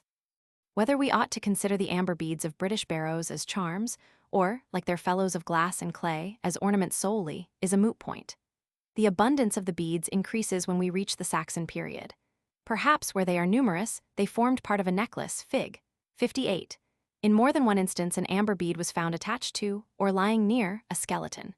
I am inclined to put the amber beads in a special class because of the virtues formerly assigned to this substance. Amber shielded the living from evil, and it sped the departed on their long journey. Decoration, therefore, was not the sole reason for the selection. Elton quotes an ancient Welsh poem in which is described, with Homeric minuteness, the amber ornaments of the British chief Gododin. Adorned with a wreath was the leader, the wolf of the home. Amber beads in ringlets encircled his temples. Precious was the amber, and worth a banquet of wine. The amber dug out of British barrows is usually of the red variety, not blackish or honey-colored. Much archaeological warfare has been waged as to its place of origin. Along the east coast of Britain, from Ramsgate to Aberdeen, specimens are frequently picked up, generally of a yellowish tint. A native source, however, is not perhaps to be assigned to most of the amber beads. From their great abundance in Saxon tumuli, Elton favored the hypothesis that the main supply came from over the North Sea. The supposition that amber beads were credited with occult virtues is strengthened by folklore. Such beads were popularly believed to render the wearer proof against witchcraft. St. Eloi forbade women to wear these objects around the neck. Zest is added to our inquiry by the superstition about the lammer beads. Scotch, lammer equals amber, cf. fr.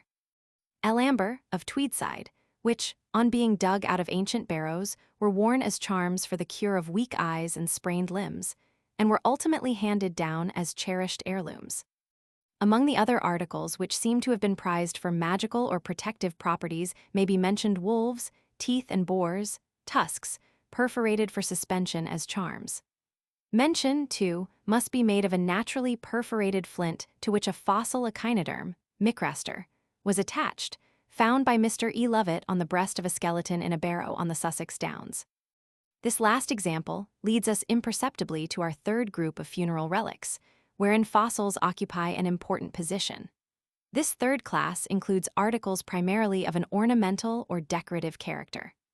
Reviewing the fossils first, we notice that primitive man had learned at an early period to collect and store up the flint echinoderms left among the residual drift of the surface over which he daily trod.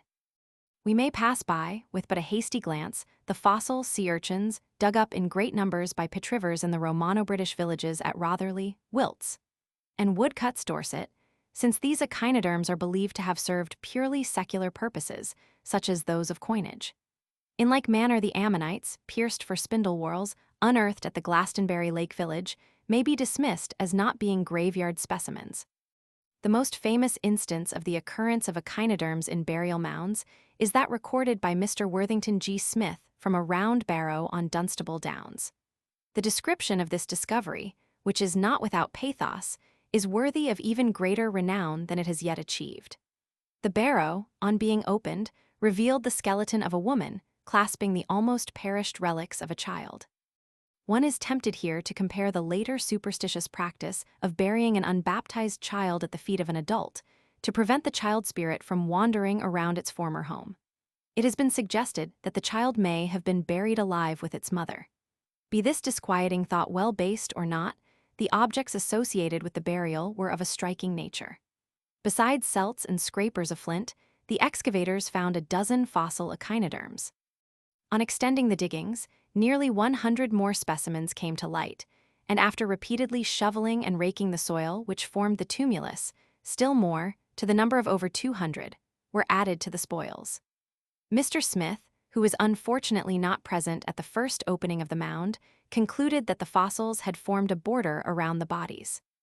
In his fascinating volume, Man the Primeval Savage, he has given us an interesting illustration of the grave as it was probably arranged before the mound was piled over it. Fig. 59. The fossils were of two species, the heart urchin, Micraster coranguinum, and the fairy loaf, Echinocories ovatus, lesc equals Annenchite scudatus. A belief became somewhat generally current among archaeologists that these urchins had been directly obtained from the chalk. If that had been the case, the fossils would have been composed of unabraded flint, with a whitened surface, or the tests or outer coverings would have been of calcite, with an amorphous interior filling of chalk. But this opinion, confidently and frequently repeated, seemed to credit the Bronze Age man with much too great a familiarity with chalk fossils. It appeared strange that he should have extracted the fossils from the parent chalk by the aid of a deerhorn pick or a celt of flint or bronze. The presumption was more likely that the specimens were silicified casts, which had been dissolved out of the chalk mass ages previously, and which, lying on or near the surface, when the primitive settler tilled the downs for a livelihood, met with the approval of his keen eye. Accordingly, I wrote to Mr. Smith, who, in a letter dated 3 May 1909, stated that this supposition was correct. The fossils were of flint and had been washed out of the clay with flints. In other words, they had not been derived immediately from the parent chalk. It may be appositely remarked in this place that the fame of fossil echinoderms is well attested by the folk name fairy loaf, already given, not to speak of such genuine popular terms as shepherd's crown or shepherd's helmet echinocaries and sugar loaf, canulus equals echinconus equals gallerites. Concerning the fairy loaf, the legend runs that whoso will keep a specimen in his house shall never lack bread. Illustration. Fig. 59. Skeletons of woman and child surrounded by fossil echinoderms. The relics were found by Mr. Worthington G. Smith in a round barrow on Dunstable Downs. But the watchful eye of the barrow builder saw other derelict fossils besides Micrasters and their allies. Man of the Neolithic and Bronze Ages, though deficient in the artistic skill of his Paleolithic predecessor, exhibited some selective taste even in matters of daily life. Often one lights upon an implement which has been made from a particular substance chosen for its natural beauty. Thus, one perforated hammer is of a green color. Another, of Nisos rock, is banded alternately black and white. A third, from a Wiltshire barrow, contains a mass of fossil serpulae, worm tubes. Sir John Evans, who records the last-named example, leaves it an open question whether superstition or love of beauty determine the choice. While, as already suggested, the detached fossil was probably regarded as a charm, the section of such a fossil, visible on the surface of a polished celt, or the delicately molded impression of a shell on a flint flake, was carefully left untouched, mainly for artistic reasons. One occasionally sees an axe in which a fossil remains intact, yet the tool was meant for everyday use. Scrapers, too, are often deftly fashioned from portions of a banded flint, and many arrowheads chipped from agate or chalcedony speak of beauty as well as utility. In the course of time, such objects may indeed have appealed to their owners as talismans. Endowed, then, with acute vision which was trained to a high degree along certain lines, and gifted with the first glimmerings of artistic taste, prehistoric man learned to appreciate any conspicuous and attractive-looking fossil. That very common chalk fossil, which seems to have settled down finally to the name of Porosphera globularis, and which is by general consent now regarded as a sponge, was a special favorite with men of the barrow period. This small, spherical fossil, unfortunately nameless among common folk, occurs somewhat plentifully as a flint pebble in drift gravels which have originally been eroded from the chalk. Sometimes the porosphera has a natural perforation corresponding with one of its diameters, and thus the searcher could obtain a ready-made bead. By stringing together these fossils, a necklace was formed, and of these necklaces, the threads of which have perished, the number of flint beads found in the barrows supply convincing testimony. The salient fact is that, in several recorded instances, illustration. Fig. 60. Specimens of the fossil sponge porosphera equals Casinopora globularis with orifices artificially enlarged. A B, C sections of the fossil, A with hole artificially enlarged at both ends, B in the middle, C at one end only. D, E, F show the natural shapes of porosphera and the attempts made to enlarge the openings. H, J, K, L exhibit sections of the beads, which contained a little organic matter, probably the remains of the ligament by which the beads were strung. G is a perforated fossil shell. The fossils were found in groups, thus precluding natural agencies as a cause of their occurrence. In ordinary circumstances, the fossils would be isolated and scattered throughout the gravels somewhat sparingly. Moreover, Mr. James Wyatt, who examined over 200 specimens of porosphera, believed, from markings which were visible when sections were cut, that in several cases the hole had been artificially enlarged with a drill. Fig. 60. To enumerate barrows which have yielded this particular fossil would be wearisome, but another globular fossil, the beautifully ornamented echinoderm known as Sidaris, deserves a note. Evans records his having seen specimens of this fossil bored so as to form part of a Saxon necklace, and, in other cases, to serve as spindle whorls. Among the other grave mound fossils, those of cephalopods find a place. A considerable number of belemnites lay in a large i.e. British or pre-Saxon, Dorsetshire barrow opened in the 18th century by Colonel Drax. Douglas, who saw the specimens, figures one of them in his Nenia Britannica. Canon Greenwell found a portion of an ammonite lying beside a skeleton in one of the Yorkshire mounds. It is well to remember that a black ammonite, of which the species is not stated, is associated with the religious ceremonies of the Brahmins, being regarded by the devout as the embodiment of Vishnu.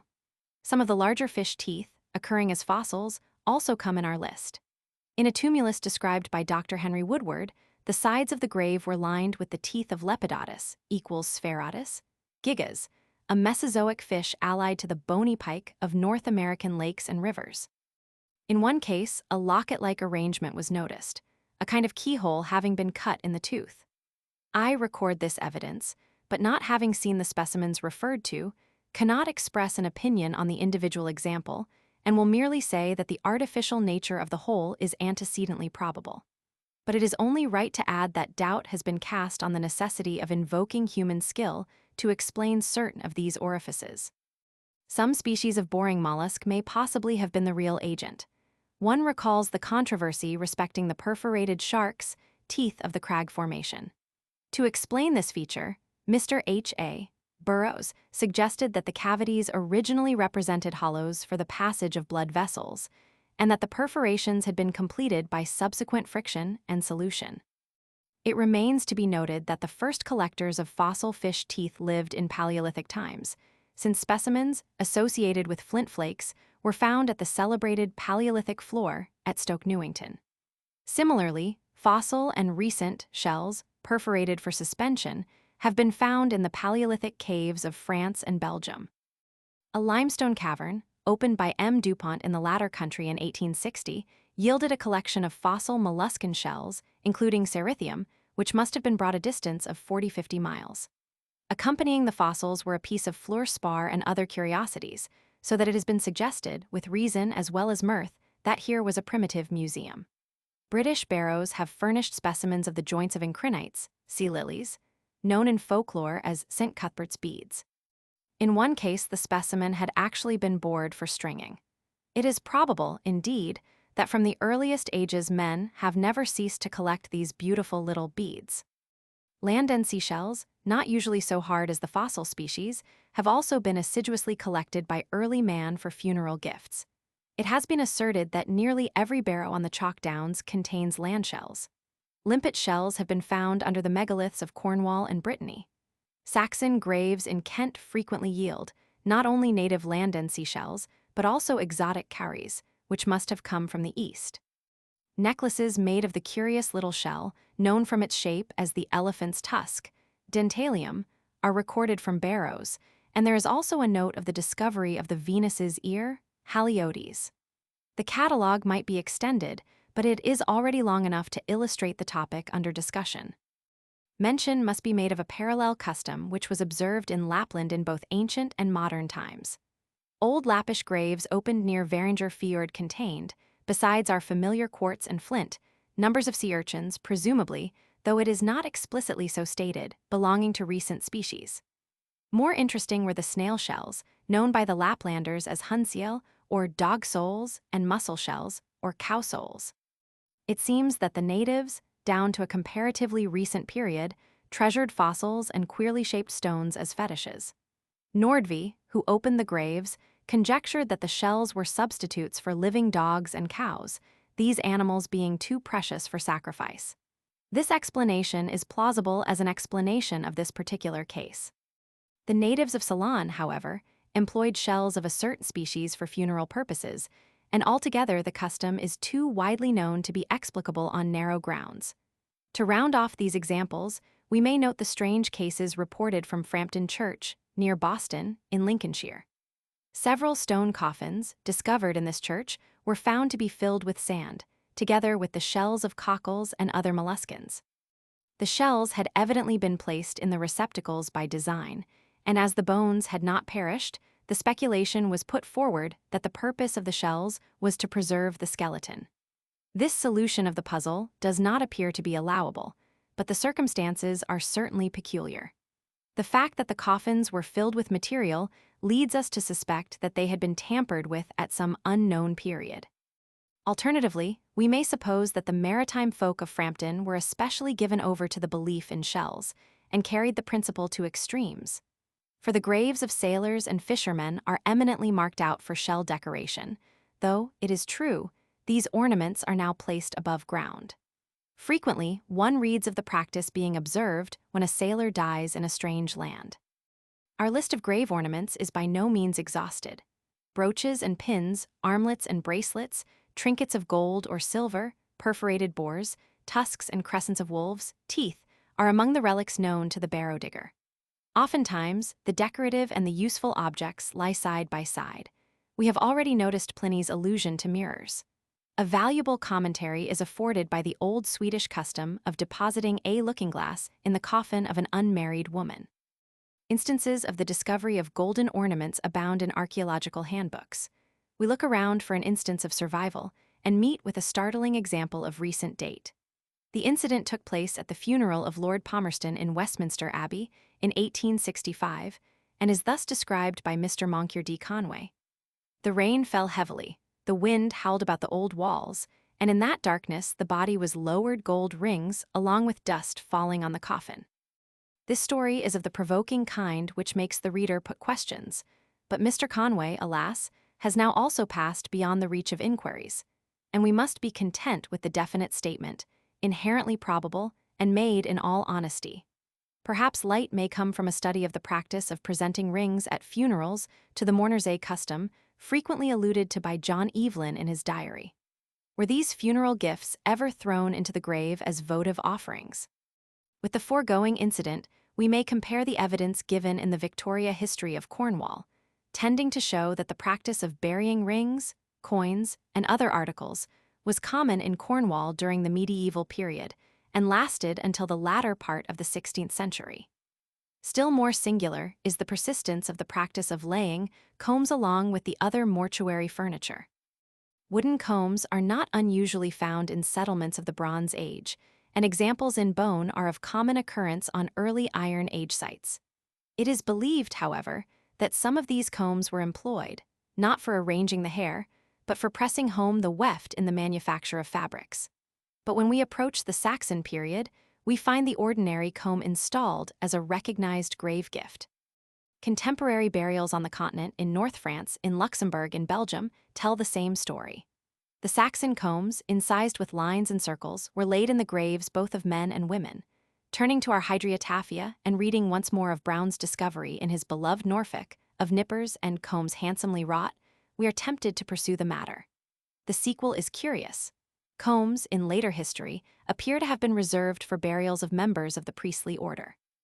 The beginnings of the practice are seen as early as the days of St. Cuthbert, on whose breast was found, when his body was disinterred in Durham Cathedral, a plain, simple Saxon comb of ivory. Later records are numerous, and it has been conjectured that the combs were those which had been used at the first tonsure of the novice. The comb played an important part in medieval ritual, as related by Dr. Daniel Rock. These objects were of ivory, elaborately carved, and studded with gems. At the High Mass, the hair of the celebrant was combed by someone appointed for that purpose, this coadjutor varying according to the rank of his superior. Mr. Romilly Allen, in discussing the changes in the methods of sepulture brought about by the spread of Christianity, asserts that no objects were placed in the grave with the Christian dead. This pronouncement, even when made by such a high authority, must not be accepted literally. Apart from the comb, ecclesiastics had other special articles buried with them. Mr. Allen himself notices the striking exception of burying a crozier in the coffin of a bishop. The chalice and paten were also commonly deposited with priests. Specimens of these articles, with a pair of scissors, were found in the coffin of St. Cuthbert.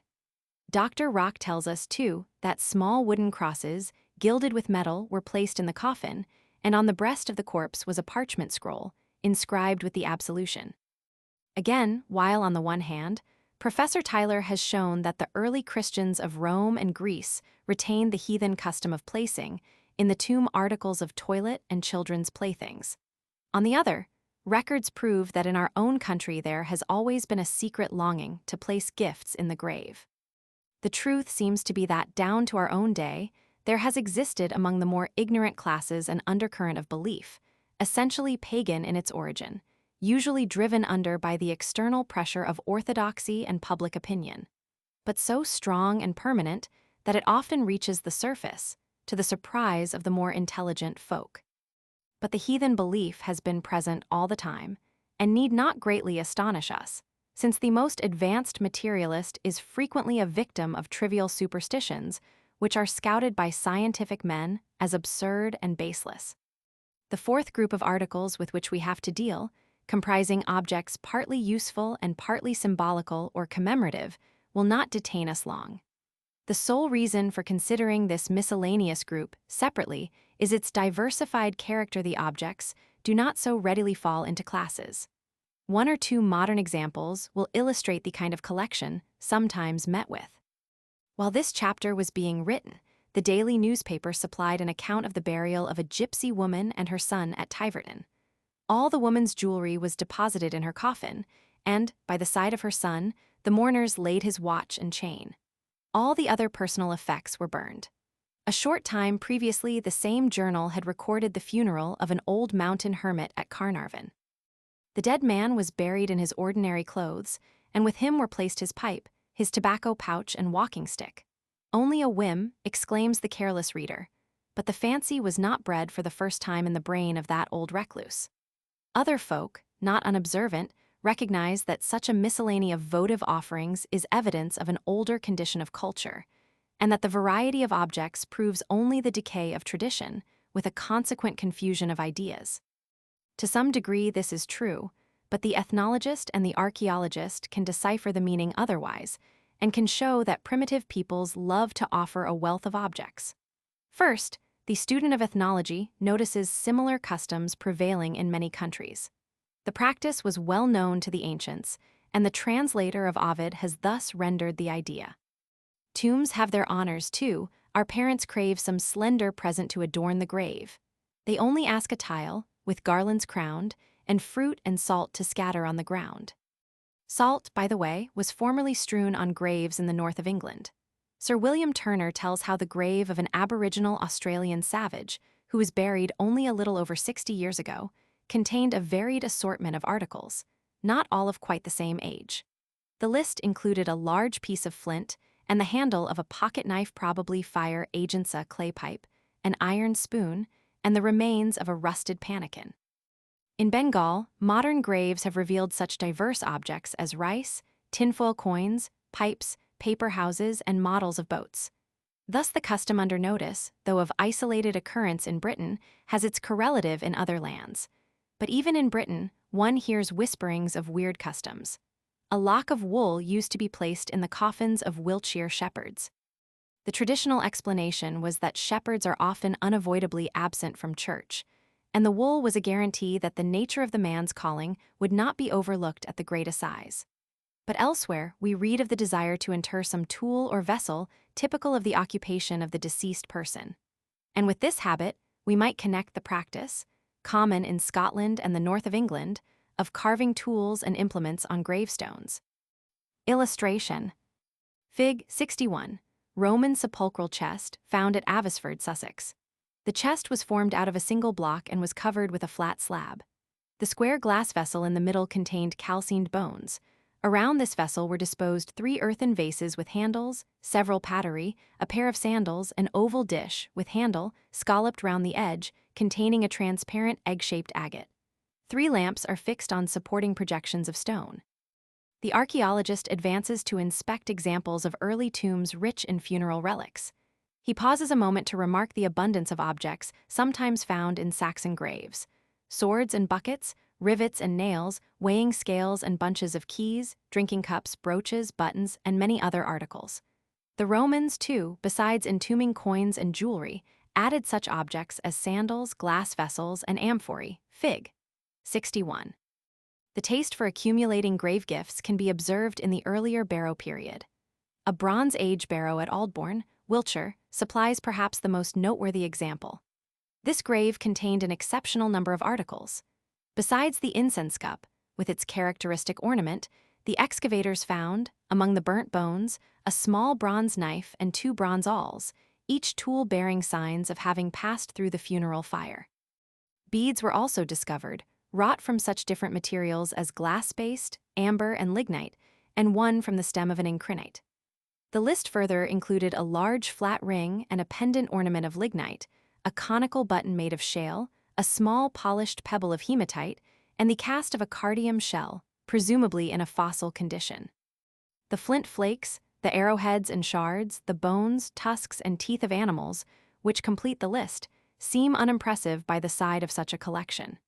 Here then, in very early times, we see the system of funeral gifts highly developed. The abundance of objects displayed in the Aldbourne barrow may indicate the burial of someone whose importance was preeminent, but in other cases, where the number, rather than the value of the gifts is noticeable, there seems to have been a desire to supply the deceased person with all things conveniently obtainable. Food, weapons, and charms, ornaments and luxuries were thus provided. Our modern representative relics of this cultural stage furnish a list, meager by comparison, but still significant by reason of its eclectic character. The same idea, materialized in somewhat different forms, impelled the man of old and the man of yesterday. Belief in a future state, at times modified by fear and faint in its expression, at others amounting to a profound conviction, has tinctured almost all of our funeral ceremonies. Savage and sage, for some thousands of years past, seem to have acted towards the dead in accordance with the word of our English philosopher. It is the heaviest stone that melancholy can throw at a man to tell him he is at the end of his nature. We have yet to review, very briefly, 3 or 4 interesting subjects which fall within the scope of this already lengthy chapter. The burial service of the Anglican Church provides for earth to be cast on the coffin by some standing by, while the priest pronounces the solemn words, earth to earth, ashes to ashes, dust to dust. This combination of phrases has been traced to a similar passage in the Sarum Manual, a passage founded in turn, it is supposed, on several biblical expressions. A little doubt, however, hangs over the ultimate origin of the words of the commendation, though the precise form of the phrases may be due to scriptural influence. The idea underlying the words and its mode of operation are alike ancient. For my part, I think that the expression plainly points to a time when cremation and inhumation were both familiar to the community. That is to say, some equivalent words were used when the early Christians of Britain had begun to combat, not altogether with success, the system of burning the body. If the words earth to earth and dust to dust stood alone, it might fairly be argued that the compilers of the earliest services believed literally in the creation of man from the dust. But the phrase ashes to ashes forbids that interpretation. It has, so far as may be known, never been taught that man originally came from ashes, though figuratively, in moments of contrition, he has declared himself to be but dust and ashes. The collocation of the phrases seems to betray a compromise between modes of burial. Parenthetically, we note that the Roman practice, as described by Horace, was to cast earth 3 times upon the body. Until this was done, the spirit could not enter Elysium. It is probable that a like custom goes back to the barrow period. Canon Greenwell supposes that, at a barrow funeral, each of the tribesmen carried his portion of earth, probably in a basket. This conjecture receives support from the conduct of certain South African tribes, the members of which share the task of scooping together the material for the burial mound, using, however, for that purpose, the hands alone. The same procedure is followed by Lascars when burying a comrade in a strange land. Let us examine a little further this cooperation of the mourners, as testified by actual survival.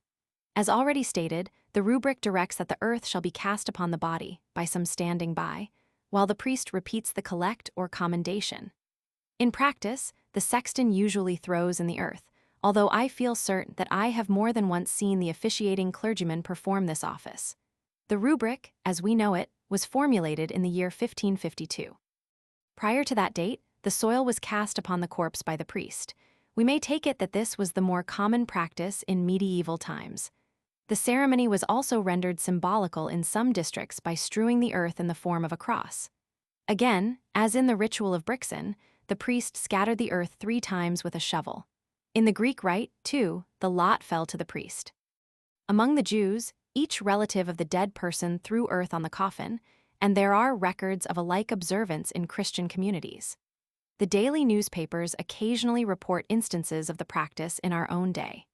Taking these isolated examples and comparing them with the custom, once common in rural England, of 5 or 6 persons assisting the sexton to fill up the grave, we can outline a simple hypothesis. The early Christians probably followed their heathen contemporaries in allowing the interment to be a common labor. Afterwards, the throwing in of handfuls of earth and perhaps of ashes also, cf. p. 290 supra, concerning charcoal, was a rite in which many took part, the antiphonal service being chanted during the act. In the later medieval period, the priest seems largely to have usurped the office. The Reformation allotted the function once more to the mourners in general, at least nominally, and on rare occasions the rite is still exercised. The original meaning is forgotten, and symbolism is evoked to explain the practice. And just as some writers are content to see, in the ashes, merely a symbol of penitence and humiliation, as illustrated in the old Ash Wednesday observances, so other authorities, with what appears to be a short view, deem the earth simply typical of man's reputed origin and mortality. Hodi mihai, kras tibai. It seems more in accord with facts to recognize the bit of soil thrown into the grave as a vestigial proof of the continuity of habit, weakened to some degree because the ceremony, instead of being generally shared by the mourners, is performed vicariously by the sexton. The next survival to claim our attention is illustrated by the Lancashire custom, in vogue not further back than the year 1888, of sending a small sheaf of wheat to be distributed, at the time of the funeral, to the relatives of the deceased person. At once the words of the burial service and the scriptural allusion to the corn of wheat come to mind. The ancient Christians considered wheat to be a symbol of the resurrection of the body, and this idea is exemplified on a gem described by de Montfaucon. The ear of wheat, carved in wood or stone, seems to perpetuate an old pagan belief. The custom, in varied forms, is as widespread as it is time-honored. At a modern Greek funeral, 2 men were observed carrying each a dish of parboiled wheat to be deposited over the corpse. General Pitt-Rivers quotes Professor Pearson to the effect that the burning of corn on graves was forbidden by the Church in Saxon times. This ban implies that the practice had its roots in pagan soil, so that all that the Christians did was to change the underlying principle. General Pitt-Rivers himself found ears of corn mixed with the sand near a Romano-British grave which contained a skeleton, and he also recorded the finding of charred wheat in contiguity with skeletons belonging probably to the Roman period. Closely connected with these observances is the practice of placing corn and other articles of food on the grave. Instances are multitudinous. In the recesses of the Pamirs, corn, berries, and flowers are the offerings. The Spaniards deposit bread and wine on the anniversary of death. The Bulgarians hold a special feast of the dead on Palm Sunday and eat the remains of the funeral offerings. The subject is, indeed, wide and complicated. At the back of the attenuated ceremony of today lies the primitive belief in the life of the dead, with the consequent feasts and sacrifices. The inquiry, upon which we cannot now enter, soon leads us into an investigation of the corn gods and gods of cultivation, which are associated with the religions of primitive folk. For a discussion of these matters, the reader is referred to the exhaustive works of Professor Fraser and Mr. Grant Allen. With respect to the burial feasts of the prehistoric period, the line of descent might be easily traced. The funeral suppers given by the Greeks and Romans to the relatives of a dead person are frequently referred to by classical authors. Similar feasts are mentioned by our English writers from the time of Robert de Brun, F.L. A.D. 1288-1338 onwards. Huge repasts, shall we not say orgies, continued in fashion until the 18th century at least. Brand relates that, at the funeral of a Highland lord in 1725, not fewer than 100 black cattle and 300 sheep were slain for the entertainment of the company. Nowadays the feast has dwindled, in most localities, to a glass of wine and a biscuit, but there have been some amazing exceptions. Canon Atkinson, in the earlier years of his incumbency at Danby in Cleveland, about the middle of the 19th century, found that the funeral-backed meats were held in high esteem. On the death of a villager of importance, invitations were sent out, not merely by the score, but by the 100. I have myself counted, he says, more than 300 seated in the church on at least 4, if not 5, different occasions. And the rule is, and still more was, that the preponderating majority of these went to the burial at the house where the corpse lay, beginning at 10 o'clock and continuing to drop in, according to convenience or distance to be traversed, throughout the morning and afternoon till it became time to lift the body and make a start for the church. And all these were fed entertained, rather at the house of mourning, if it chanced to be that of one of the principal inhabitants. All day long there were relays of visitors, from a dozen up to a score, smoking and drinking at the house.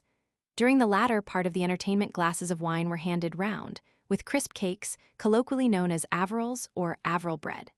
Canon Atkinson traced this word thus: averil, then by transposition, arvel or arvel equals ale.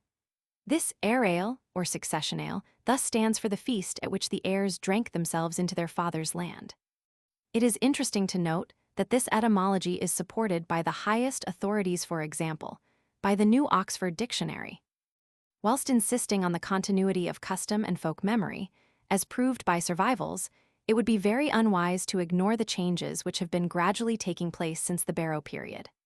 Looking, for the moment, at extreme cases, the actual result appears to reveal a wide gap, and for the sake of contrast, I will quote Mr. Grant Allen's fanciful description of the burial of a chieftain in a long barrow on Ogbury Downs, Wiltshire. The passage is long and somewhat ornate, but because it is probably correct in most of the details and helps us to visualize the past, it shall be given in full. I saw them bear aloft, with beating of breasts and loud gesticulations, the bent corpse of their dead chieftain. I saw the terrified and fainting wives haled along by thongs of raw oxhide, and the weeping prisoners driven passively like sheep to the slaughter. I saw the fearful orgy of massacre and rapine around the open tumulus, the wild priest shattering with his gleaming tomahawk the skulls of his victims, the fire of gorse and low brushwood prepared to roast them, the heads and feet flung carelessly on the top of the yet uncovered stone chamber, the awful dance of blood-stained cannibals around the mangled remains of men and oxen, and, finally, the long task of heaping up above the stone hut of the dead king the earthen mound that was never again to be opened to the light of day till, 10,000 years later, we modern Britons invaded with our prying, sacrilegious mattock the sacred privacy of the cannibal ghost. A curious side question is raised by this mention of funeral feasts: the difficulty, sometimes felt in accounting for the abundance of teeth, human and non-human, in ancient graves. Granted that the heads of animals might be thrown into the grave as uneatable, or, perchance, as having accredited virtues, and granted again that teeth are among the most durable portions of a skeleton, the facts are occasionally puzzling. Baron de Bay suggests that the heads of sacrificial animals he is referring to the Saxon period were fixed on large stakes as offerings to the gods, and that, as the heads decayed, the teeth became detached and were scattered over the ground, to be accidentally mixed with the soil when a fresh burial took place. The explanation may be partially true, but one thinks that a simpler solution is at hand, in the successive interments and sacrifices which would be associated with one grave. This would lead to inevitable mingling of bones and teeth, and if, as is probable, the skeletons of the dead were often kept some time before they were buried, the confusion would be increased. This would account for the numbers of human teeth found in the late Celtic cemetery at Harlan Bay, not corresponding to the skeletons with which they were associated. In one cyst there were 23 teeth which did not belong to that particular interment. Though putting forward the prosaic explanation of unintentional mixture, I think that there is another phase of the question: the superstitious. Among primitive folk, there is commonly a belief in the efficacy of human bones as talismans. The atlas and axis bones of the neck have been preserved for this purpose, and the skull especially has been treasured and worshipped. It is very probable that pieces of human skulls which had, either in life or after death, undergone the operation of trepanning, were kept as mascots. And remembering the part played by teeth in folklore and superstition, one is compelled to retain an open mind on the subject of teeth found in ancient graves. Messrs. Spencer and Gillen have described, in a vivid manner, the ceremony of knocking out the teeth, as performed by some of the tribes of Central Australia. The operation is accompanied by the drinking of blood as an act of fealty, the displaced teeth being pounded, laid on a scrap of meat, and eaten by a specified relative. Again, in Cornwall, the very county, as it happens, in which Harlan Bay is situated. Teeth were formerly stolen from the coffins under the floors of churches and sold as charms against disease. According to the Devonshire superstition, a tooth bitten out of a churchyard skull will ward off toothache, and the Shropshire peasant has a similar legend. All over England, we hear of the fancy for preserving or ceremonially burning teeth which have been extracted. Somersetshire women would hide the teeth in their hair, but more usually, the teeth, like the parings of the nails and locks of hair, are burnt, lest they should fall into the hands of an enemy who, by sympathetic magic, might injure the whole body of the owner. The most suggestive evidence, however, comes from Yorkshire, Derbyshire, and Cornwall. In those counties, all the teeth shed during a person's lifetime were saved and placed in his coffin, being required at the resurrection. Authentic instances are on record. We have now surveyed, however inadequately, our modes of burial, the forms of the graves, the gifts deposited with the dead, and funeral feasts, and incidentally we have noticed a number of superstitions. We may fittingly terminate the discussion by glancing at the closing ceremony of a modern funeral, the placing of flowers on the grave. The practice has its aesthetic as well as its religious side, and represents the refinement of ideas which are really very ancient. Even in the time of Durandus, the funeral evergreens were deemed to be symbolical only. The rite of strewing graves with flowers was symbolical, too, among the Romans. Yet this kindly ceremony belongs, in the first place, to the pre-Christian age, and we are bound to believe that the original objects scattered over the dead were neither evergreens nor flowers. Perhaps these prototypes were the flints and shards of which we have spoken.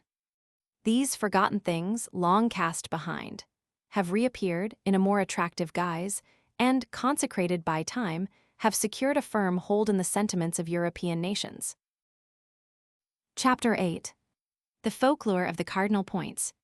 To weave romance and mystery around the 4 points of the compass might appear an impossible task, yet this feat was successfully performed by our rude forefathers, to whose primitive minds the plain, undeviating phenomena of nature conveyed comfort or warning.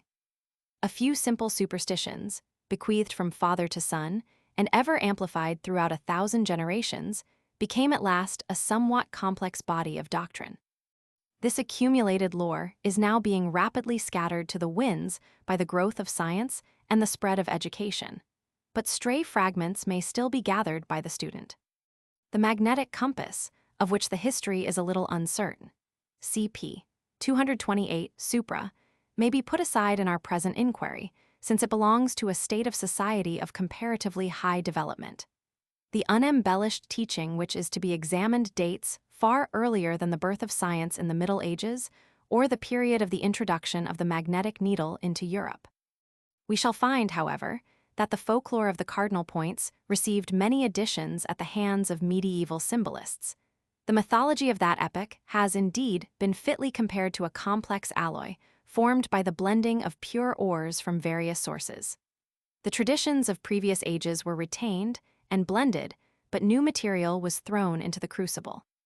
Certain patent facts would appeal even to the elementary minds of the Stone Age men.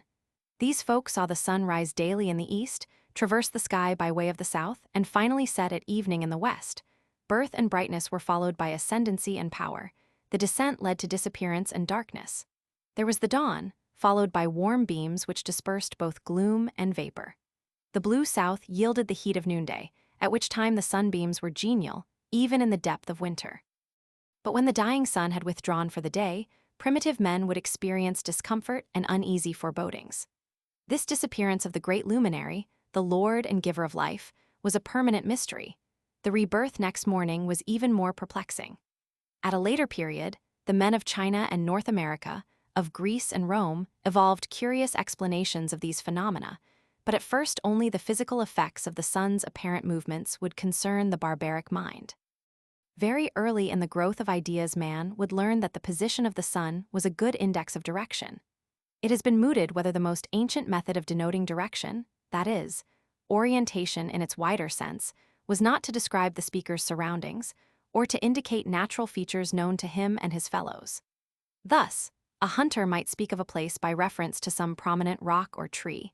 His direction might, in the same way, be told in terms of the prevailing winds. One is nevertheless driven to believe that simple observations of the sun's position would be made almost as soon as man began to take notice of any natural features or occurrences whatever. In either case, any slight priority of method is of such trivial account as to be negligible. Seeing that the east and west points are much more clearly marked than the north and south, one would naturally expect that the ancients found those points more convenient as standards.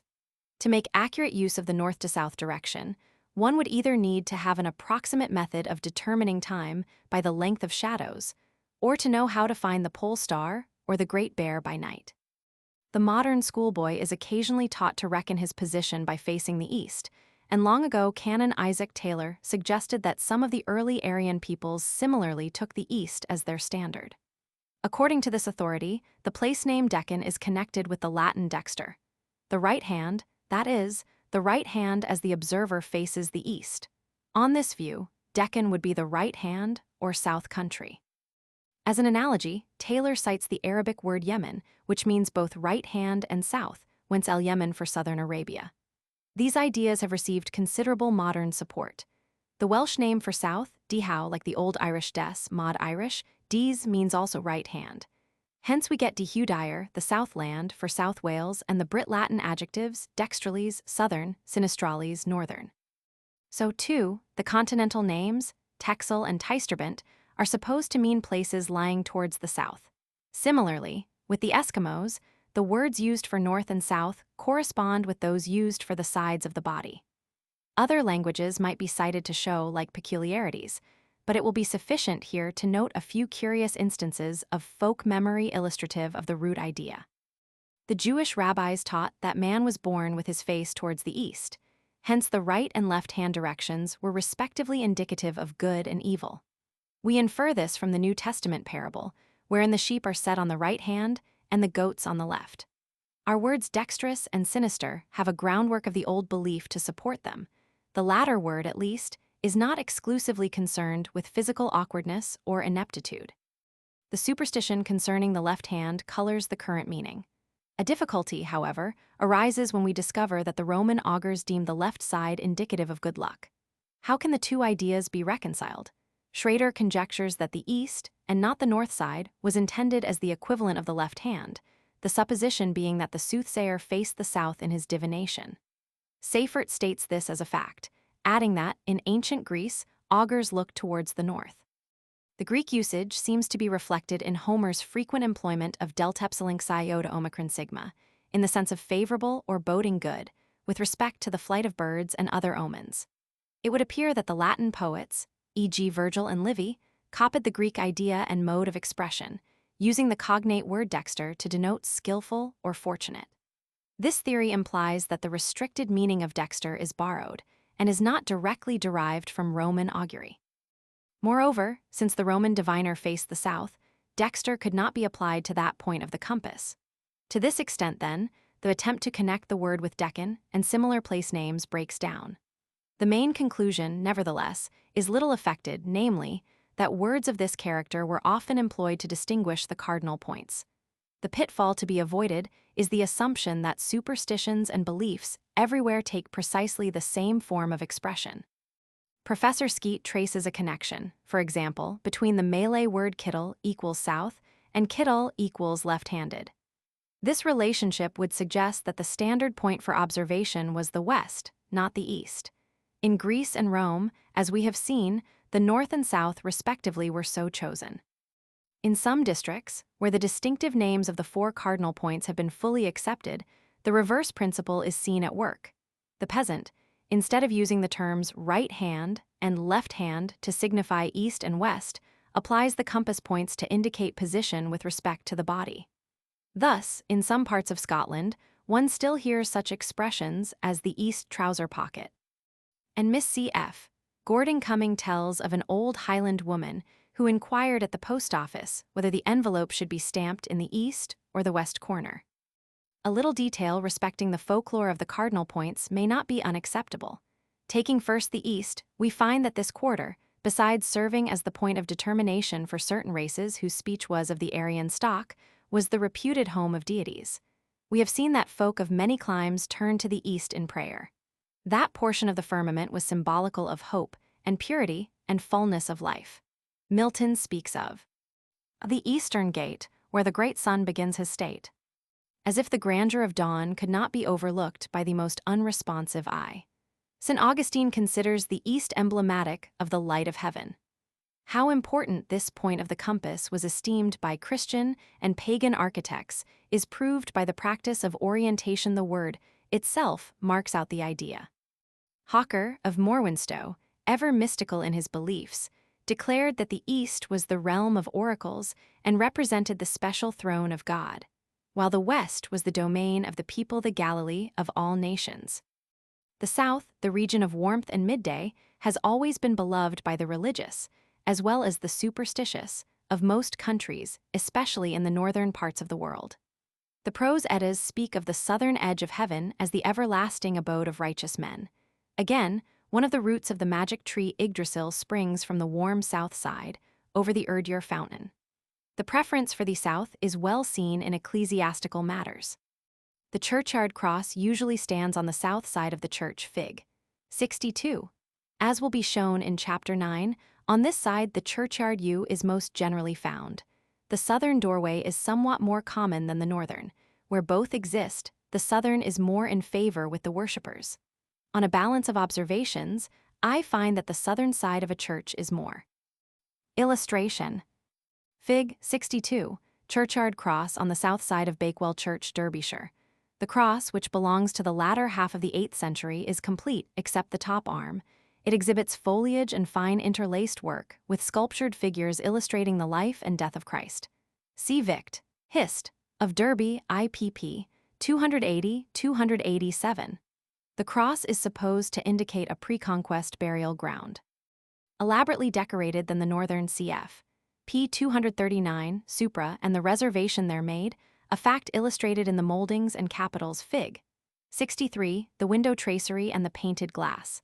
The bishop's throne is customarily placed on the south side of the cathedral. The so-called low side windows, Fig. 64, occur most frequently in the south walls.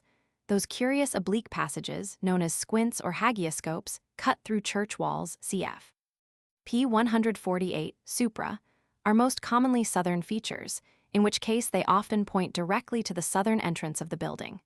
In this country, we are accustomed to look for the cloisters of a Benedictine abbey on the south side of the church, but in Italy the covered way usually lies to the north. Here, all symbolism seems to be stripped away, and primal considerations of comfort gain the ascendancy. Our variable climate renders a sunny outlook desirable, and we notice efforts to secure this end in the familiar arrangement of old farmsteads, where the barns and enclosures frequently stand to the south of the dwelling. In a hot country, like Italy, coolness and shade would be sought, hence we find the dissimilar ground plan of the Italian abbeys. Illustration. Fig. 63. Capitals, Seaford Church, Sussex, c. AD 1190. A, from the north arcade, bears the ordinary stiff-leaved foliage of the period. B, from the south arcade, has elaborate carvings representing the crucifixion, the stoning of Stephen, and the baptism of Christ. But if the arrangement of the cloisters be adjudged a mere matter of economy and convenience, there exist well-rooted superstitions which cannot be so explained. The front of everything to the south is an old Irish maxim, and though, as Mr. W. G. Woodmartin suggests, the saying may have reference to the ceremony of making the diziel, or right-hand circle, yet the words are pregnant of folk custom. Formerly, the Irish ploughman turned the head of his horses towards the south before yoking or unyoking. Taking an English example, we find that in Suffolk, wherever the churches possessed both. Illustration. Fig. 64 Caterfoil low side window on the south side of the chancel wall, Tatsfield Church, Surrey, c. AD 1300, a feature most frequently found on the south side of churches. North and a south entrance, it was the practice to carry the coffin into the building by the south door, allow it to rest at the west end of the aisle, and then take it out by the north door. In Lincolnshire, the north door was entirely reserved for funerals, the south and west doors being used for weddings and christenings. At baptisms, again, there was a prevalent belief that the Holy Spirit entered the church by the south door, while the devil departed through the opening opposite the devil's door. Fig. 65. Lastly, to abbreviate our list of superstitions, pennant may be cited, to the effect that in North Wales, the mourners used to bring the corpse into the churchyard, by means of the south gate only. With this, we may compare the Welsh superstition that a healing spring should have an outlet towards the south and should be visited at midsummer. Girls who wished to know their lovers' intentions were accustomed to spread a pocket handkerchief over the water of the well. If the waters pushed the handkerchief towards the south, so Sir John Rhys informs us, the lovers were honest and honorable. If the article shifted northwards, the omen was bad. These marked preferences for the south prove that the motive involved was sentimental as well as physical. Illustration, Fig. 65. Devil's Door, Saxon, Worth Church, Sussex. According to legend, the exorcised spirit passed through this door at the time of the baptismal renunciation. We have referred to the superstitions connected with the east and the south, and we now follow the sun to the region where he descends into the dark underworld. Professor Tyler neatly expresses the symbolism of these three positions: man's life in dawning beauty, in midday glory, in evening death. The West, then, represents the kingdom of the dead, and, by transfer of ideas, the territory of alien peoples. A natural metaphor makes it the abode of shadow, of sleep, of ignorance of the divine.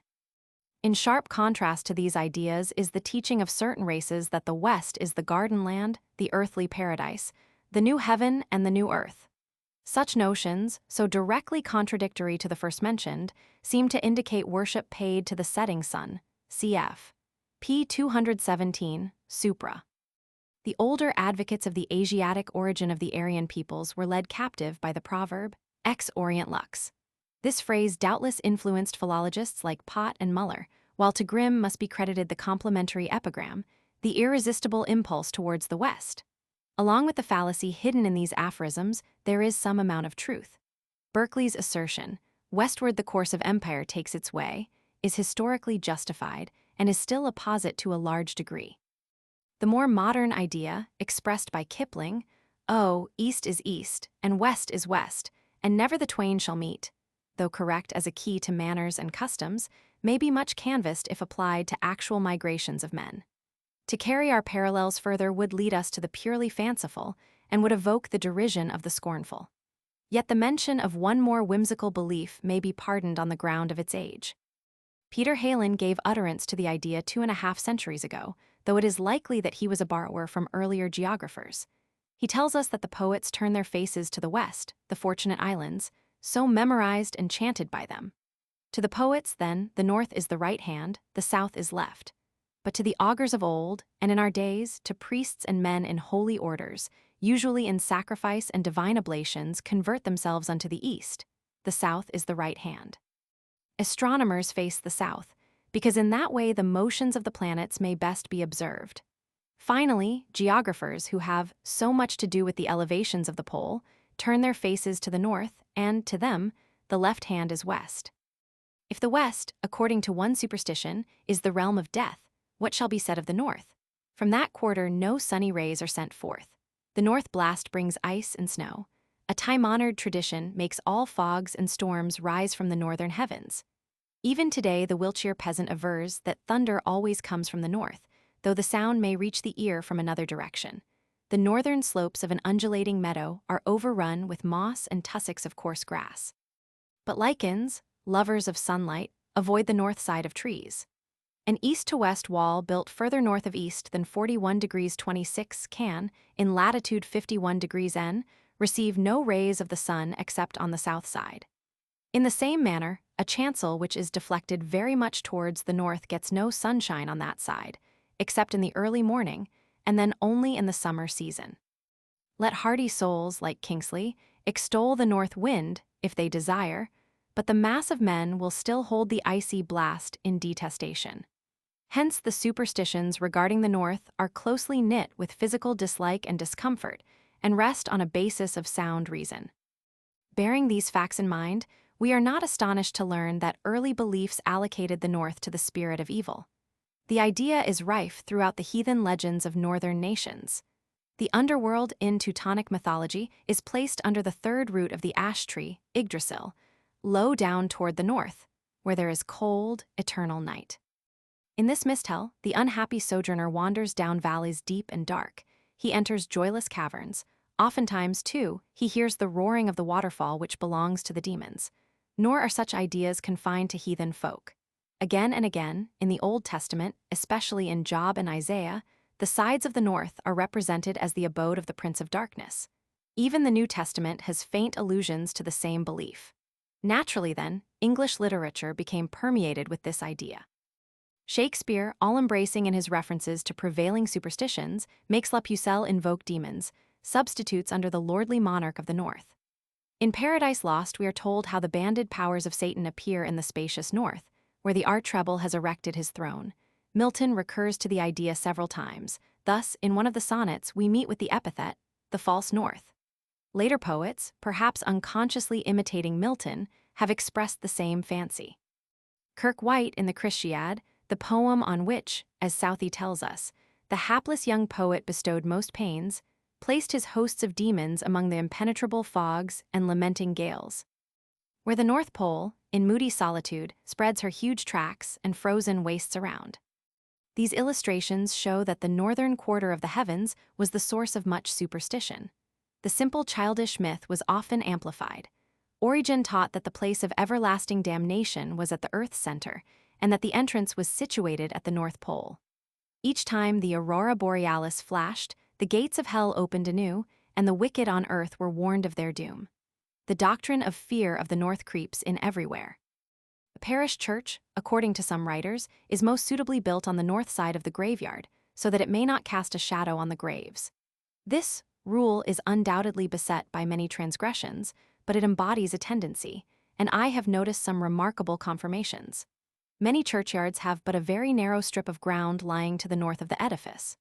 In spite of these instances, I consider that the generalization is too definite and that the alleged reason lacks adequate support.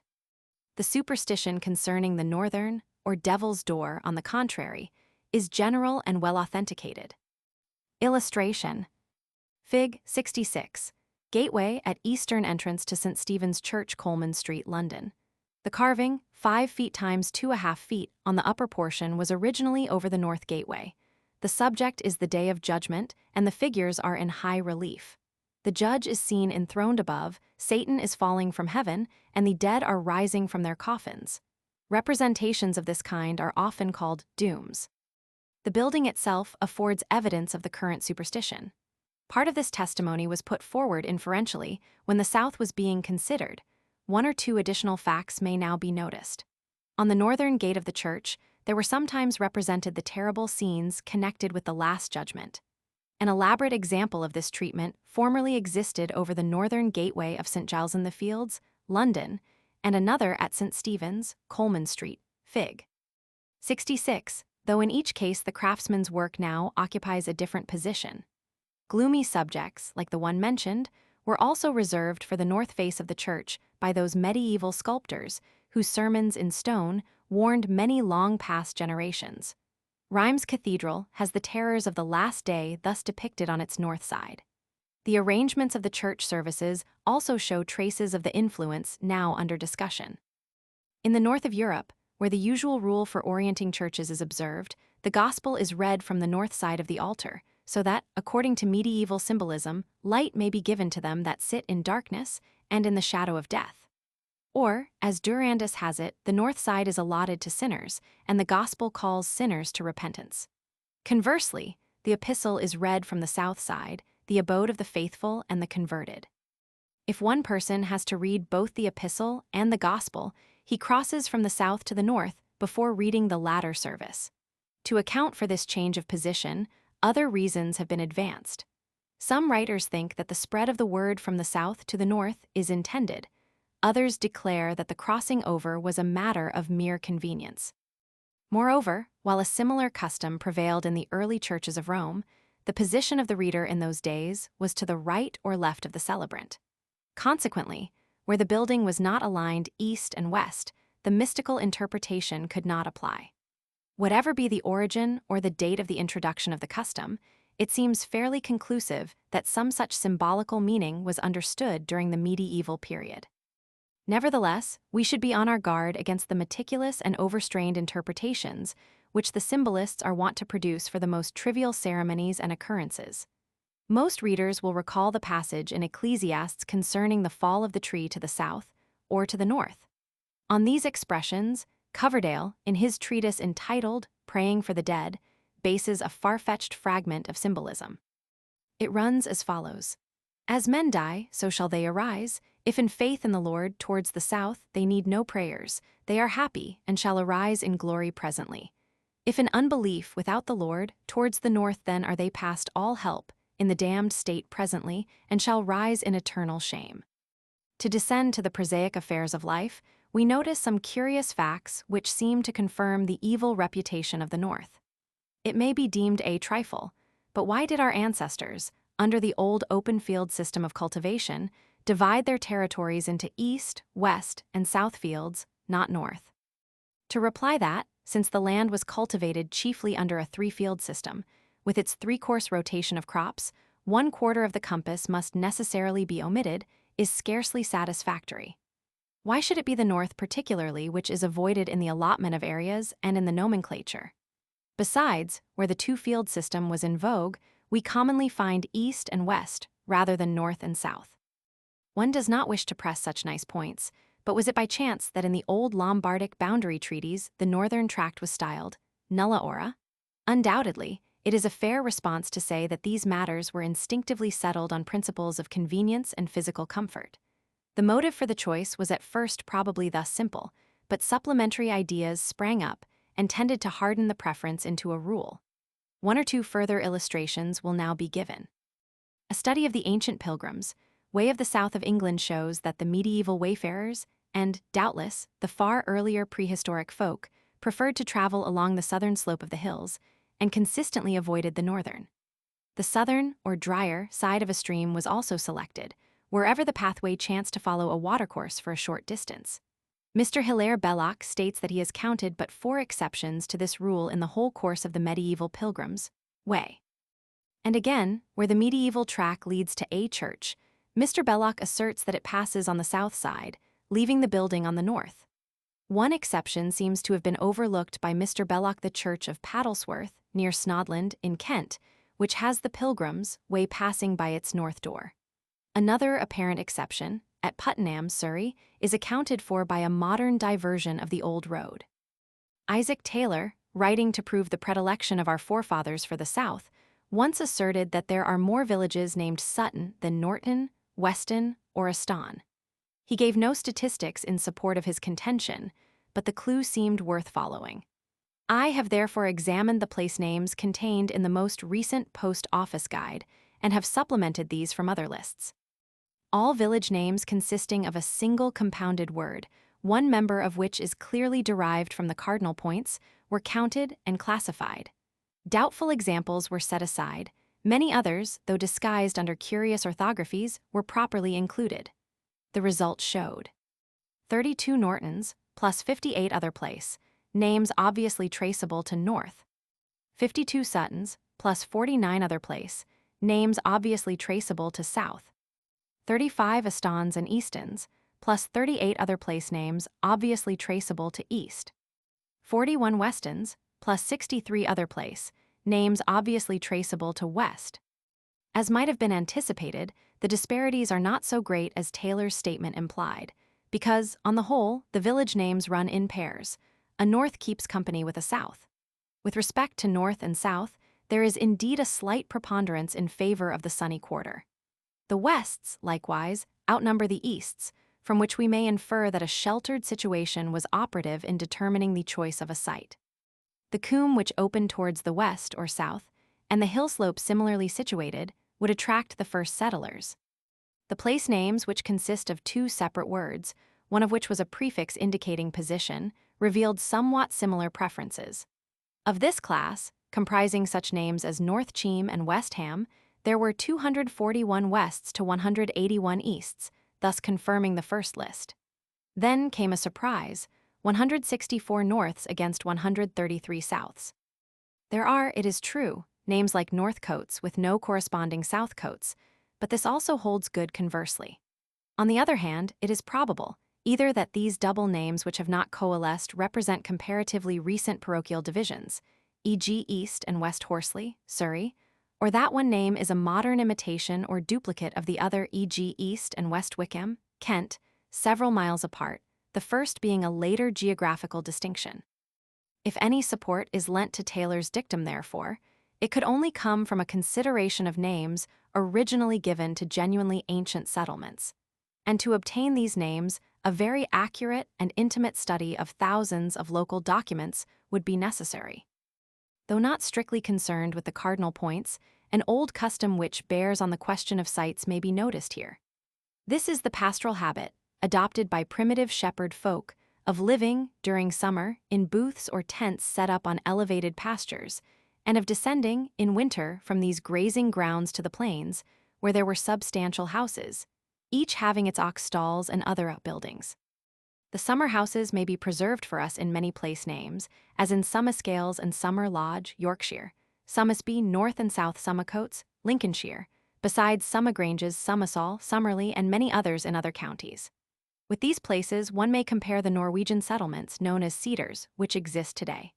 There are also in England sets or seats, equals summer abodes, such as moorseats, outseats, runset, and thornset. The names indicative of winter sites are not so common, perhaps because, representing permanent settlements, they required no distinctive term. That is to say, it was the temporary hut which called forth the need of a separate name. Against 20 summers, there are opposed only 9 winters, reckoning the 17 winterborns once only. It is questionable whether this last name is an instance in point, since it probably denotes a site where an intermittent stream was wont to appear after rainy seasons. From the nature of the case, we should expect no summerborns. Of the other winters, 1 or 2, like Winteringham, may be reminiscent of a Saxon family name. The late Mr. T. W. Shore considered that not only the various winterborns, but also Winterton and Winteringham, signify Wendish settlements, Winter being an old name applied to northern nations. This idea seems too fanciful and strained, the more so, because, in the case of Winterborn, a simple explanation based on familiar physical phenomena is at hand. Returning to our proper subject, we find a curious superstition which merits detailed examination, namely the general antipathy of country folk to burial on the north side of the churchyard. This strange aversion must have come within the experience of most antiquaries and folklorists. During the peregrinations of many years, the writer has collected a large number of instances illustrative of the belief, and a few of these will be submitted. So recently as the year 1904, there was buried, in a quiet Surrey churchyard, the body of a well-known public man who had poisoned himself shortly after receiving a sentence of penal servitude. The newspapers duly recorded that the interment took place on the north side of the churchyard, and that a specially adapted service was read, but no one seemed to notice the significance of these details. An explanation, as we shall see, is nevertheless discoverable. A few years earlier, in 1899, during the discussion of a burials bill, then before the House of Commons, it was alleged that in most village churchyards there remained burial accommodation sufficient for some time to come. Against this plea, it was urged that the space still available was usually situated on the north side of the graveyard, and that there was a rooted objection among villagers to burial in that quarter. The Home Secretary replied that he had never heard of the prejudice, and a somewhat general incredulity as to its existence was revealed among the commoners. Thereupon, a correspondent, writing to Notes and Queries, clinched the argument based on superstition by quoting the inscription on a tombstone in the graveyard of Epworth, the village of the Wesleys. The epitaph ran thus: "That I might longer undisturbed abide, I choose to be laid on this northern side." Such a wish was no new, crazy fancy, for earlier instances are on record. From an account published in 1657, we learn that Benjamin Rhodes, steward to Thomas, Earl of Elgin, requested to be buried on the north side of Malden Churchyard, Bedford, to cross the received superstition. Combining the last 2 incidents, we may infer that the northern portion of the churchyard was little used, and that neglect was due to its ill repute. So, then, in the remark made by Edmund Burke, "I would rather sleep in the southern corner of a country churchyard than in the tomb of the Capulets," the indication of the southern position is not mere rhetoric. Let us proceed to examine some further instances in order to show that our generalization is sound. At Winterton, a village not far from Epworth, at the time of the controversy of which mention has been made, the burials on the north side had all taken place within living memory. It was a matter of doubt whether a dozen gravestones, over 50 years old, could be found in as many parishes in deanery on the north sides of churchyards. Another Lincolnshire village, Springthorpe, had no northern graves, while at Saltfleetby All Saints, so recently as 1880, as the present writer can avouch, not a single stone or grave existed on the north side, though monuments were closely crowded on the south side. Dr. Alfred Gaddy, who was vicar of Ecclesfield, Yorkshire, for more than 50 years, once stated that in the early 19th century there were practically no interments in the north yard of his church. In the year 1823, a clergyman was buried in that portion, and the evil reputation was banished. Morwenstow, Cornwall, Hawker's beloved Daughter of the Rock, formerly exemplified the same superstition. The prejudice was especially strong in Norfolk.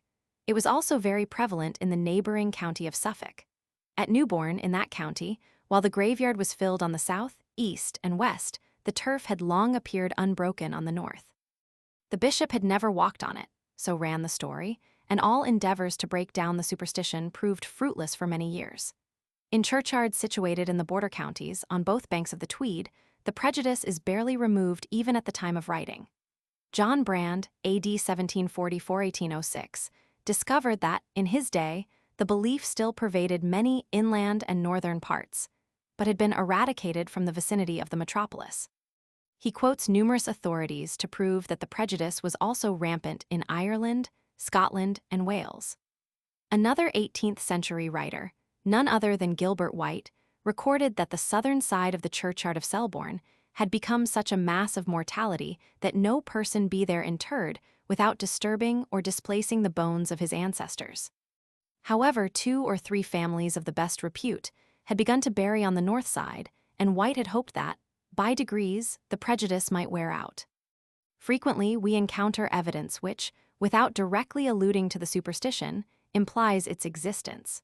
A curious bequest made at the close of the 17th century will serve as an illustration.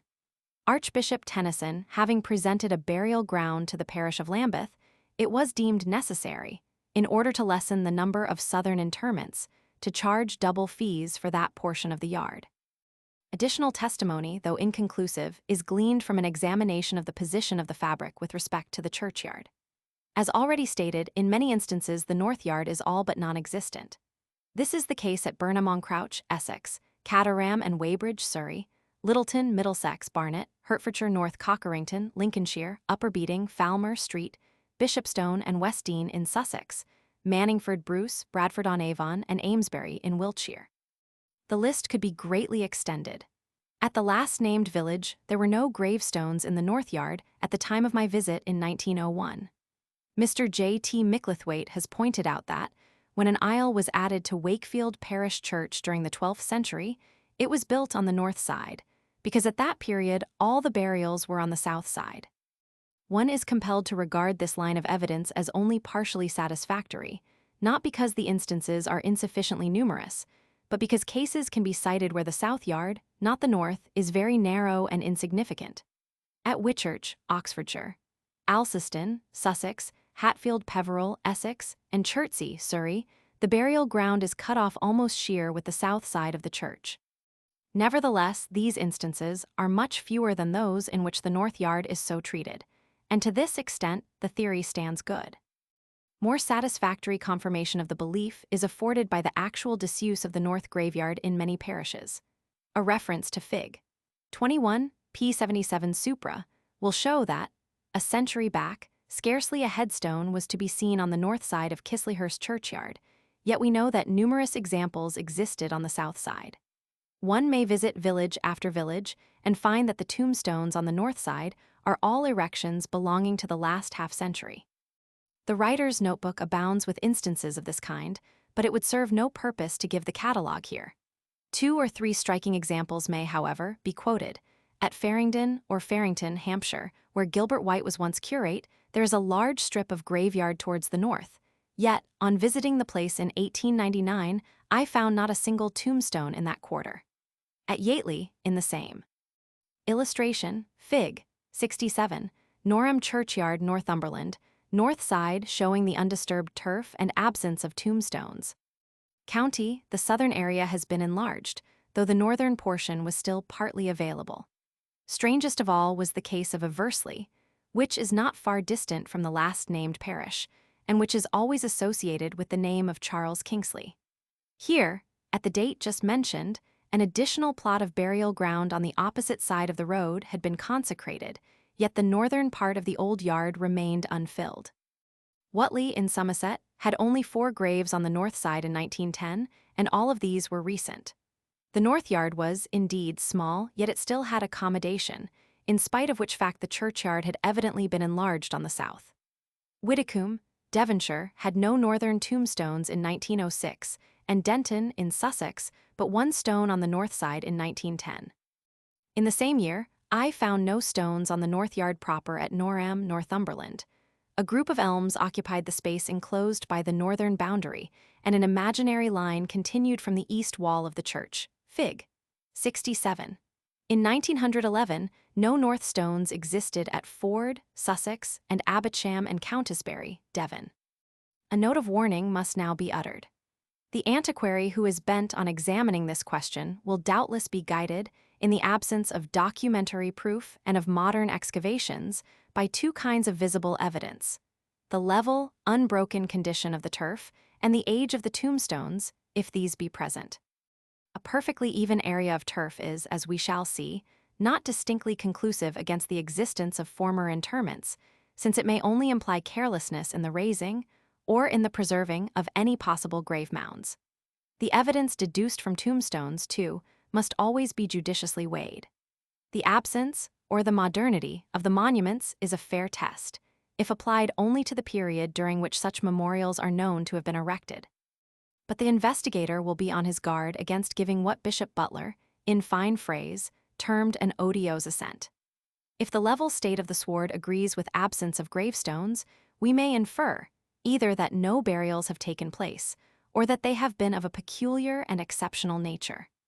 The wearing down of undisturbed mounds by atmospheric denudation may be left out of consideration, as being an unlikely occurrence. Speaking generally, the upright headstone and the outdoor altar tomb go back no farther than the middle of the 17th century. It has been surmised that existing churchyard monuments, which exhibit an earlier date, may have been, in some cases, originally set up inside the building. But genuine outdoor stones are found which belong to the late 16th century at least. There are 2 dwarf headstones on the south side of Branscombe Churchyard, Devon, dated 1570, 1579, and 1580 respectively. Headstones belonging to the 15th century have been recorded from Thrapstone, Northampton, Lavenham, Suffolk, Blythborough and Curtin and Lindsey, Lincolnshire, and Lovasol, Yorkshire. An allusion to the upright stone occurs in Hamlet. "He is dead and gone, lady. He is dead and gone, at his head a grass-green turf, at his heels a stone." Where flat slabs occur in the churchyard, they are frequently a century earlier than the upright stones. Specimens of these early ledger stones may be seen in the church porches at High Haldon, Kent, 1583, and Wellington, Somerset, 1589. There seems to be little doubt that this form of monument is much older as a class than the vertical, lettered stone. The ledger stone is a familiar object on the floors of churches, as a medieval relic, and it is, no doubt, this kind of monument which is referred to as having been sometimes ejected from the sacred building. There is strong reason for believing that rude, uninscribed wooden crosses preceded the upright headstones. Working by the light of these facts, the searcher will discover that there is ample proof of the unpopularity of the North Graveyard for 3 centuries past. And it would appear that there is good ground for the supposition that the unpopularity was as great, or even greater, during the long period which elapsed before stone monuments came into general use. These conclusions are based on the cumulative evidence of individual instances, but some remarkable exceptions to the rule demand due consideration. Frequently, where one finds the oldest headstones on the north side, a probable reason can be advanced. Thus, in Norfolk, a county where the superstition is common, the 3 contiguous parishes of Garvestone, Ramerstone, and Thuxton have the majority of burials on the north side. The explanation may be that the main entrance to the church, in each case, is by the north porch. Expressed otherwise, the north yard is the portion most traversed by the villagers on their way to the services. Burlingham St. Andrew has the north side of the yard well filled, while so late as 1899 there were no burials on the south side. This is the more extraordinary, since the parishioners used the southern porch as an entrance, and the local territorial family the northern. We might conjecture, though there are no data at hand, that this was a case like that of Selborne, described by White, in which some highly placed person or persons set a bold example and helped to destroy the tradition. At Martin Hussingtree near Worcester, all the burials down to the year 1853 were on the north side, but it is noteworthy that the only entrance to the church was from that quarter. Similarly, at Oystermouth, Glamorganshire, the graves were thickly clustered to the north of the church. A few only lay at the east and west, and not one on the south, but here, again, the sole access to the building was from the north. Numerous other instances have come under the writer's own notice, tending to show that the objection to northern burial is partly neutralized by the position of the church door, especially in those cases where only one door exists. Should there be 2 or 3 entrances to the church, the one most employed seems to be connected with the burial, customs the western entrance to a smaller degree than the other. Needless to say, it is not the position of the doorway which primarily provoked the belief, though it may have modified the practice. As a matter of actual statistics, it will be found that, where there are 2 or 3 ways of approach, the south door is the one most used. Is it a coincidence that the south is the prevailing quarter for the churchyard yew and the ancient cross, and that this sunny side has other superstitions attached to it? Mr. Harry Hems asserts, with truth, that churches and churchyards generally lie to the north of the roads, which give access to them. Cf. p. 335 supra, and he seems to imply that some cases of preference may be explained by the position of the roads which lead to the fabric. But surely this is mistaking the effect for the cause. The problem is, why should the churches have been built on the north side of the road? Had they been erected on the opposite, south side, worshippers would have been admitted from the reverse point of the compass, the north. Some early pagan belief influenced the choice of position. Casual or arbitrary circumstances, including occasionally the disposition of roads and pathways, may have held the belief in check. The road, assuming that it existed before the church, could scarcely have influenced the position of the latter, in the absence of superstition. While we admit that Mr. Hems's rule is fairly safe, it must not be forgotten that, where churches are built to the south of the road, the pathway often winds round the western tower to give admission by a South Doran important aim with the builder. Candor now compels us to notice a few records, which, in view of the particulars already given, seem inexplicable. The church of Ashby-de-Lazouch is said to be built so near the south wall as to indicate that the north side was clearly intended for burial. Streatley, in Berkshire, is one example out of a fair-sized list, exhibiting a large north yard with very old stones. The ancient church of Swanscombe, Kent, had, on the whole, its oldest monuments towards the north, but the south doorway had been blocked by masonry. In most instances of this kind, there is doubtless some circumstance, or series of circumstances, which would explain the departure from custom. Let us pause a moment to consider the exact importance of these exceptions. The headstones, it will be remembered, carry us back only a few centuries. But so far as these memorials reach, they tell overwhelmingly in favor of the superstition. 20 years ago, this evidence was much more patent to the eye. A very general exception, however, must be made of the town churchyards, in which the old tombstones are often found evenly distributed over the available space. Several reasons may be adduced for this non-observance of the usual practice. The town church, as a rule, stands centrally in its graveyard. It is commonly approached by several alleys and paths, leading from a thoroughfare or marketplace. It is frequently cruciform in plan, with north and south doors, and this design, wherever met with, seems to have had some effect in counteracting the fears of the ignorant. Above all these reasons, must be set the fact that populous districts would soonest lose touch with the superstition, so that, even before the era of headstones, the belief retained but a comparatively feeble foothold among the inhabitants of towns. The argument from monuments fails in cases such as these. We must seek the tradition in the rural districts and turn back to a time when it was more firmly held. We shall then see that the present exceptions, numerous as they are, cannot invalidate the general practice. They represent what Professor L. C. Myle, writing on A Vexed Question in Botany, calls negative exceptions. I venture to repeat his witty illustration.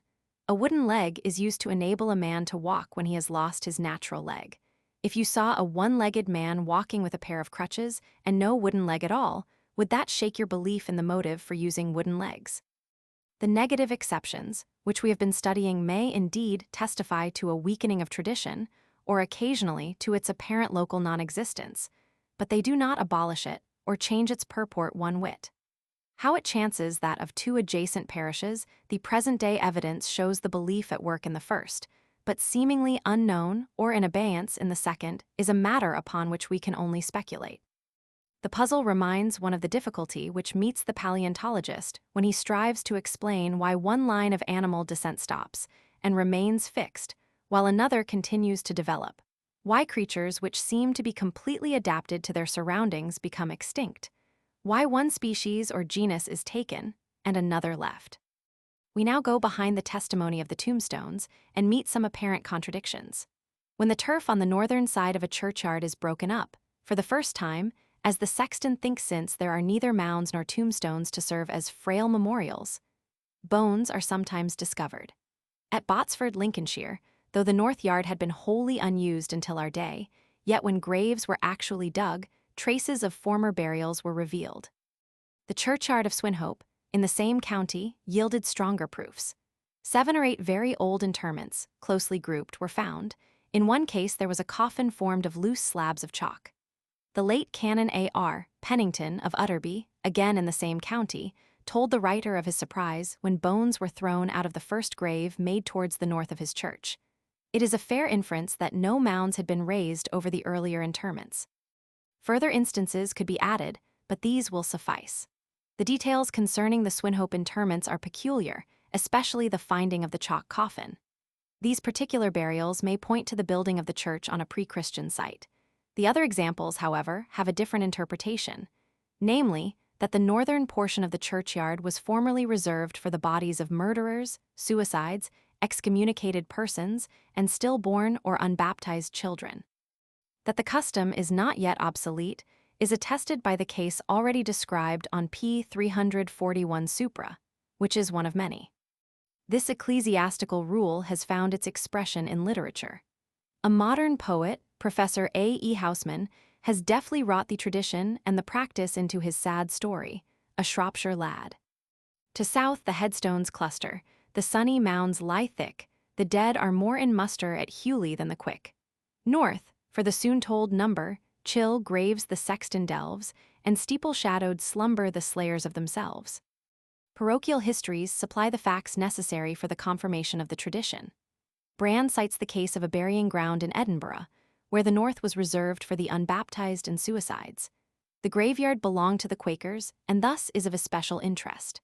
Another record tells how, a century ago, the body of a murderer who had been executed at Lincoln was carried to Swine, over the Yorkshire boundary, and was there interred on the north side, as the proper place in which to bury a felon.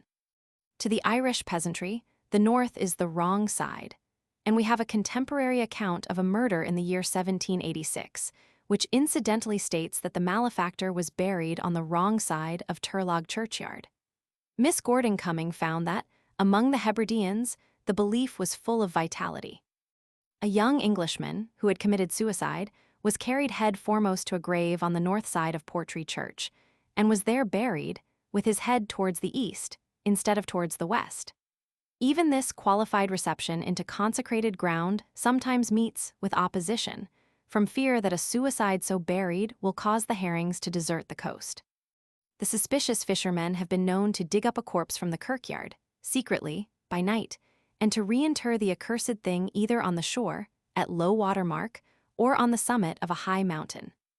Burials of this kind have taken place on the top of Air Dehub, and also on a mountain on the border of Inverness and Rossshire, 2 years after the original sepulture. Still bearing on this question, it has been suggested that a part of the churchyard, presumably the northern, was formerly left unconsecrated for the burial of such persons as have been enumerated. Byrne, in his History of Parish Registers, expressly states this as a fact, and gives, as an example, the Single Woman's Churchyard, in Southwark, where the dead bodies of the inmates of the licensed stews were buried. This part of the graveyard was frequently known as the backside. The West of England tradition taught that this area was designedly left unconsecrated to serve as a playground for the village children. To speak more generally, the north was reserved for the village sports during the period when these were permitted in the churchyard. And, although there seems no clear proof that butts for the use of archers were set up in the churchyard itself, the ground immediately adjoining the north boundary was so used. Such a strip of land, of some length, known as the butts, lies to the north of the churchyard at Beeston next Mileham in Norfolk and at Coleshill in Warwick. The theory of non-consecration, though not for the purposes just named, receives some support from Durandus, who observes that to be buried on the north side is to be buried out of sanctuary. And through all the centuries which have rolled away since the date of this learned ecclesiastic, the country folk have shunned the north side, which lies benighted in the midday sun. There was always a dislike of lying alone in death. The accustomed path, leading to the south door, was trodden by the assembling worshippers. Under the shadow of the graveyard cross or the somber yew, the country folk could stop to whisper a prayer. In faraway times, Gregory the Great had taught that it is more profitable to be buried in the churchyard than in the distant cemetery, because, in the former case, the survivors may frequently behold the sepulchres as they enter the sacred building and may put forth their petitions. Cf. p. 262 supra. The distant cemetery, mentioned by Gregory, seems oftentimes to have formed an incentive to church building in its neighborhood. It would appear that the earliest Christian graveyards, like the cemeteries of the heathen, were often unenclosed. Being hallowed spots, a preaching cross would be erected near the graves. The setting up of a cross, the truly precious rood, must precede the actual building of the church, according to the decree of the Emperor Justinian, AD 530. This act of consecration was the work of the bishop of the diocese. Durandus notices the claim of some churchmen that a space of 30 feet around the church ought to be set apart for burial, while others contended that the space actually enclosed by the circuit of the bishop was sufficient. Though the cross may at first have been portable and adapted only for temporary use, yet a permanent symbol was frequently employed. The heathen Saxons are said to have had a rooted dread of entering an enclosed place of worship, lest they should be the victims of supposed magical rites. An enclosed graveyard was also a decided innovation. So late as the reign of Canute, one class of building, the Feldcirus, equals field church, was unprovided with a graveyard. As time passed away, however, boundary hedges were planted or walls were built around to form a burial ground. The sacred garth, as well as the building, became a sanctuary with its benefit of adjuration and its right of appeal to trial by ordeal. The actual enclosure of spaces around the churches dates from about the year AD 750. Cf. Remarks on the early cemeteries in chapter Romans 6. The practice must have been loosely observed, for we find, down to the year AD 1603, statutes and canons repeatedly enforcing the law. Chance excavations sometimes attest the early laxity of custom. Outside the churchyard wall of Kirby Grindalythe in the East Riding, stretching towards the west, are many ancient interments. This fact seems to indicate either that the Norman church originally stood in an unfenced portion of the hillside, a part of the cemetery being excluded when the wall was built, or that the open wold had been used for burials, Christian or pagan, before the church was erected. Gilbert White was of opinion that the churchyard of Selborne was once larger, and had extended to what was, in his day, the vicarage garden. Maplescombe Church, the ruins of which were referred to on p. 38, seems to have never been properly fenced in from the fields. The retired churchyard of Branxton, in Northumberland, which lies within a bowshot of Flodden Field, has at least two features which are illustrative of our subject. The present churchwarden, Mr. John Rankin, the representative of a family which has long held that office, informs me that the graveyard was formerly unfenced, save on the south side, where a thorn hedge separated it from the road. On this side also, there is a narrow strip of land which contains no graves, and which, Mr. Rankin asserts, has, through an oversight, never been consecrated. Cf. p. 343 supra. The churchyard at Norton, near Evesham, was unenclosed, except on the eastern side, down to the year 1844. It stood in a grass field which formed part of the church glebe, thus illustrating Wordsworth's lines, descriptive of an Oxfordshire parsonage. Where holy ground begins, unhallowed ends, is marked by no distinguishable line. The sonnet from which these lines are taken seems to show clearly that the poet was writing of a churchyard which was open on one side. Again, one often discovers churches of ancient foundation standing apart in the fields, and having a fence composed of wooden rails or iron hurdles of such modern date that one is forced to believe that the area has only been shut in for a few generations. The Church of Little Washbourne, Gloucestershire, already ruinous when I saw it in 1888, is an instance which comes to mind. The tiny church of Woldingham, Fig. 68, which is situated near the escarpment of the North Downs, lay in the open fields, and the ground was apparently unenclosed down to the year 1852. The building, which measured only 30 feet by 17 feet, was rudely constructed of flints and firestone from the upper greensand, but has since been restored more than once. The old structure was desolate, dilapidated, so far back as the time of Evelyn. The illustration shows the restored church of a century ago. Today the building is approached by a short road. The visitor will notice how small a strip of ground was left on the north side when the boundaries were marked out. Seeking examples elsewhere, we observe that, in the marshland of East Lincolnshire, churches must have been built before the district was effectively drained, and therefore, before the existing boundary ditches or dikes were cut. Illustration. Fig. 68, the restored church of Woldingham, Surrey, as it appeared in 1809, Manning and Bray. The view seems to be taken from the north side. Behind the church on the south side is a large yew much decayed and partially hollow. To the right, just out of the drawing, is a huge ash, which today measures 20 feet in circumference at a height of 3 feet from the ground. The churchyard was probably unenclosed until a comparatively late date. The prejudice against burial on the north side can be traced beyond the advent of Christianity. It is one of those clinging faiths and fears which beset the early folk of these islands. As a result of the examination of several hundred British barrows, Canon Greenwell found that, in secondary burials, bodies were rarely deposited on the north side of the mound, the most favored positions being towards the south and east. Mr. J.R. Mortimer, after quoting Canon Greenwell's observations, confirms them by the testimony of the mounds of Yorkshire. Canon Atkinson's experiences yielded similar results. During the course of many years, he opened some 80 hows or grave mounds in his own district of Danby and Cleveland, and found one interment only in which the body lay a little, and but a little north of the magnetic east and west line, i.e. the median line. The evidence derived from megalithic monuments and prehistoric dwellings and settlements tends the same way. The chilly north was shunned, the brilliant east and the gracious south were courted. These ancient preferences were emphasized in the building of temples and Christian places of worship. Egregious among these old-world superstitions stands the hatred of the north. All the inherited antipathies of primeval folk were long retained by their civilized successors, and hence the northern portion of the graveyard was allotted to those who were deemed spiritually undeveloped or spiritually lost. Another fact which tends to prove the continuity of the superstition is that, during the Romano-British period, the bodies of persons who had committed suicide were not allowed to be burnt. The prohibition was afterwards extended to those who had died in their infancy. Surveying the general question of suicide, one or two intermediate stages of folk custom may be noted. In the early days of English history, suicides and murderers were buried at crossroads.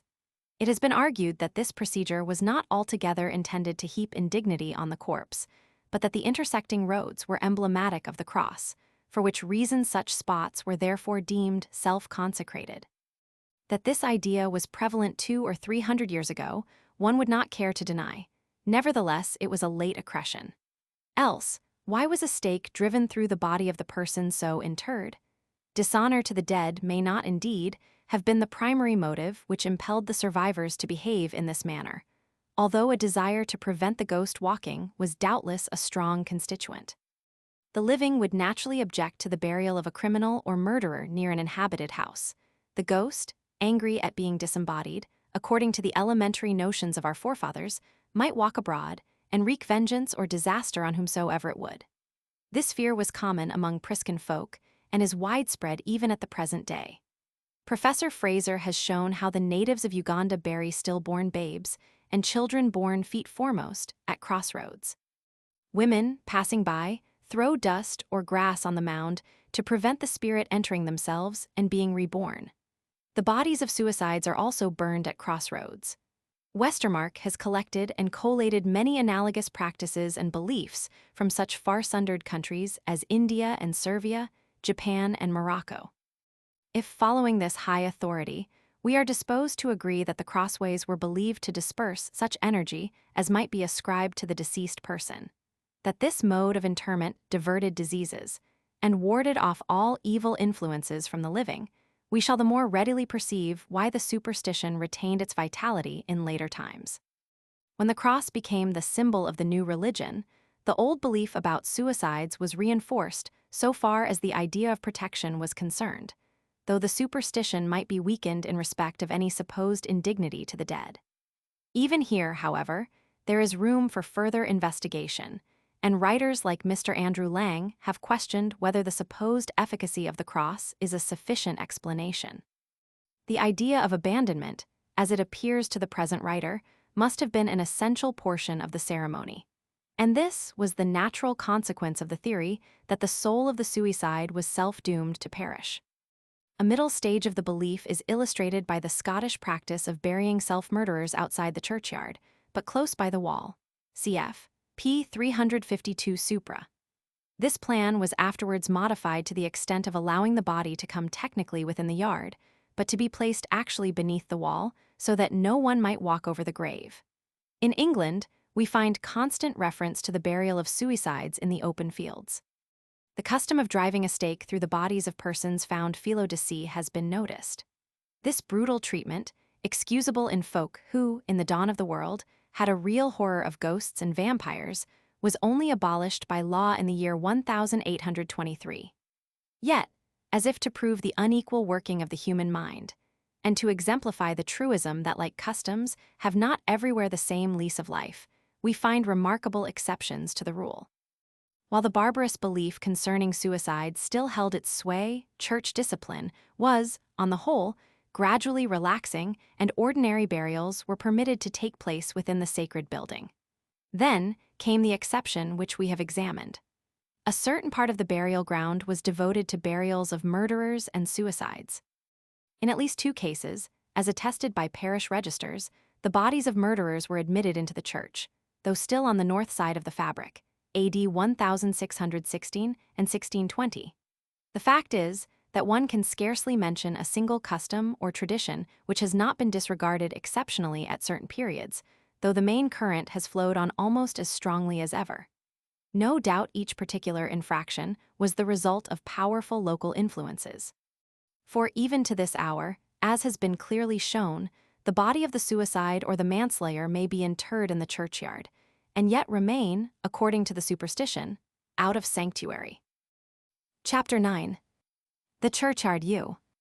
The student who attempts to master the problem of the churchyard U finds himself in danger of being bowed down by the burden of conflicting facts and theories. With respect to the facts, there lies at hand a notebook containing the jottings of years, but so plethoric are its pages that a mass of detail must be correlated and much matter shorn away before the case can be presented with any degree of lucidity. Concerning the theories, folk memory lends us little help. It does not ring true, and there is more than a suspicion that it has been influenced by ideas gathered from the printed book of the ecclesiologist and the antiquary. Things are as they are, and the consequences of them will be what they will be, wherefore then should we desire to be deceived? Following the spirit of Butler's philosophy, let us leave aside all hypotheses for the present and review the facts. It will conduce to clearness if the particulars are summarized in due order. The botanist will tell us that the yew, Taxus baccata, is a fine-grained, slow-growing tree belonging to the subdivision taxony of the natural order Coniferae, or Pinaceae. Its timber is tough, durable, and elastic, so that there is some truth in the New Forest proverb. A post of yew will outlast a post of iron. The trunk of the yew is deeply channeled, and its reddish-brown bark easily peels off. Looking at the narrow, leathery leaves, which are dark and glossy on the upper surface, but rather pale on the undersides, one might casually conclude that they are arranged in 2 rows on opposite sides of the twig. Closer inspection, however, proves that the leaves spring from all sides of the axis, but that a twist at the base of each leaf gives a false appearance of a plain double series. The yew is dioecious, that is, the male and the female flowers grow on separate trees, but occasionally both kinds of inflorescence may be seen on the same tree. Over a large area of the northern hemisphere our familiar yew is met with, and an allied species grows in Northeast America and Japan. The columnar variety, var. fastigiata, known as the Irish or Florence Court yew, is said to have originated as a wild sport at Florence Court, in County Fermanagh, about 130 years ago.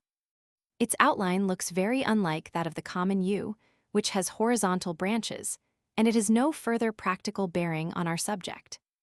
It is important to note that the yew is demonstrably indigenous to Britain. It can be traced back not merely to the Neolithic age, but even to the glacial period. Hence, there need be no debate concerning its possible introduction in later times. Whether the yew be poisonous, no unimportant matter, as will shortly be seen has been discussed frequently and at great length. The disputants often argue at cross purposes, each side in turn misapprehending the exact point at issue. Having read all the literature which is reasonably accessible on this subject, I am convinced of the overwhelming proof that the yew has poisonous properties, though the noxiousness may be comparatively slight at certain seasons, in certain years, and with respect to certain animals. The results are most fatal when the beasts eat the leaves on a fasting stomach. When the leaves are dry and tough, there is the additional evil of indigestibility. Yet there is an opposing fact. Mixed with 3 or 4 times their bulk of other food, green yew leaves are actually employed as fodder for cattle in times of scarcity. Records of this custom come from Hanover, Hesse, and other parts of the continent. Stated in general terms, then, the poisonous principle taxine cannot be very intensely concentrated. It may even be inoperative until acted upon by the juices of the stomach. Again, the pulpy portion of the fruit is eaten with impunity, but the stones are considered highly injurious. Sufficient references are given in the footnote to obviate further discussion here, but it will be seen later that the modern theory was preceded by an empirical knowledge which harmonizes well with the ascertained facts. The belief in the pernicious properties of the juice of the yew is, indeed, as old as Pliny, who tells us that arrows were dipped in the poison, toxicum, and that the hurtfulness might be neutralized by previously driving a brass nail into the tree. He adds that some writers have asserted that toxicum was formerly taxicum, from the name of the yew taxus.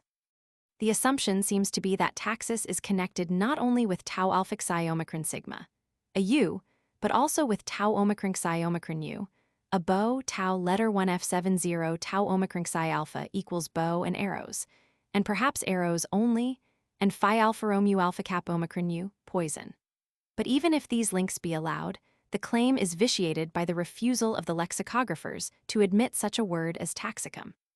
Caesar informs us that Catavalcus, one of the rulers of the Eburones, poisoned himself with yew.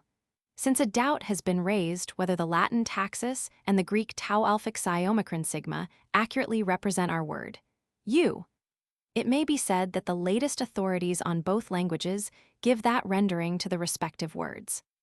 It must nevertheless be observed that there is an alternative word in Greek for one of the several meanings of sigma mu letter 1fd6 lambda alpha psi, or mu iota lambda alpha psi, is yew. Pliny's word tristes, sad, applied to taxus, stands good therefore for the yew. It has been suggested that the Greek word is allied to tau alpha psi iota sigma, arrangement from tau alpha sigma sigma omega equals I arrange, the allusion being to the apparent double row of leaves.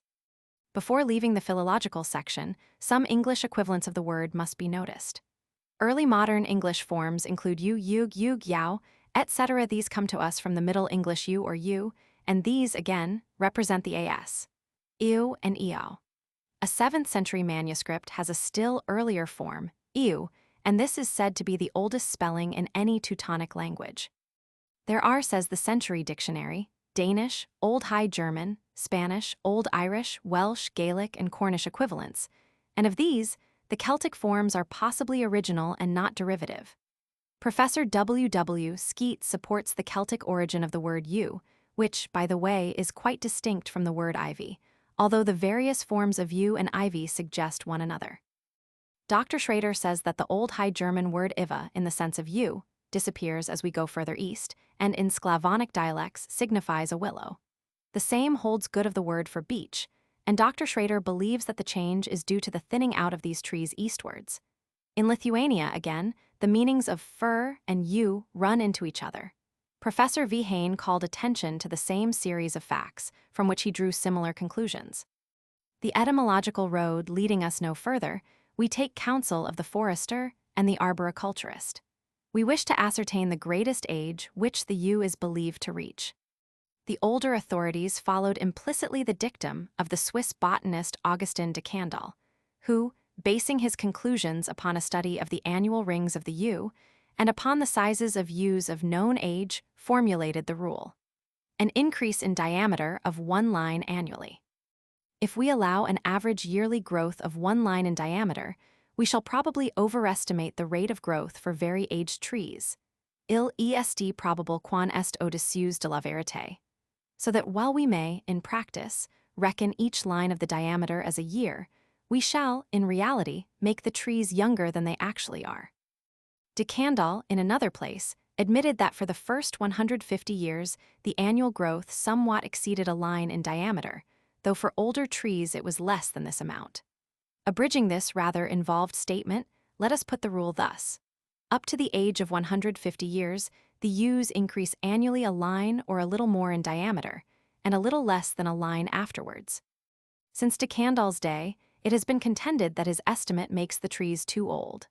Dr. J. Lowe, in his interesting volume on yew trees, has combated the conclusions at some length. His chapters are here freely drawn upon and compared with my own private notes. Dr. Lowe's estimate, taking young and old trees together, allows a growth of 1 foot in diameter for each period of 60-70 years. De Candolle's rule would make a like growth represent 144 years at least. 1 foot equals 144 lines. Or, supposing him to have taken the line as 1/10 of an inch, as some writers mistakenly believe 120 years, or a little over. In the absence of testimony to the contrary, I think we may safely consider that de Candolle's line was reckoned on the 1/12th basis. Indeed, there appears to be no valid reason for doubting this. We note, in passing, that the calculations of Edward Jesse, the naturalist, made after measuring trees at intervals, agree closely with those of the Swiss savant. Between the estimates of de Candolle and those of Dr. Lowe, but far nearer to those of the latter observer, is the determination adopted by Sir R. Christison and his son, Dr. D. Christison. Working on the eminently scientific method of measuring the increase of girth at a fixed point during stated periods, these observers decided that 1 foot for every 75 years would be more than the average rate of increase. The 3 varying results may therefore be thus stated.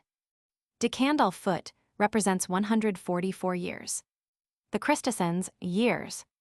Dr. Lowe, -70, say 65 years. Mr. J. E. Bowman, making use of the tree fine, came to the conclusion that young trees may add 2 lines per year, and if the soil be very rich, 3 lines, but that, after a diameter of 2 feet has been reached, de Candolle's limit of 1 line yearly holds true. De Candolle's formula, Bowman considered, makes old trees too young and young trees too old.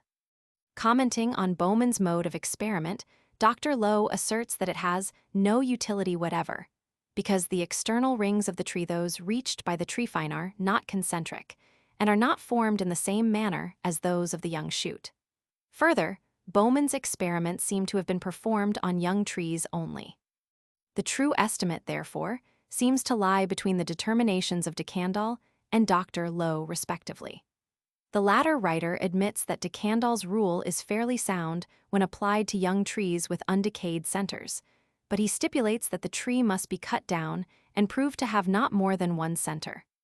He refers to the case of a yew in Kyer Park, Worcestershire, which possesses 2 huge trunks, united below, and he proceeds to argue that, if we suppose the tops to have been broken off underneath the junction, and young shoots to have sprung up from the base, the trees would have been deemed as old as our most noted specimens in the British Isles. Such a case, however, would rarely be encountered in actual experience.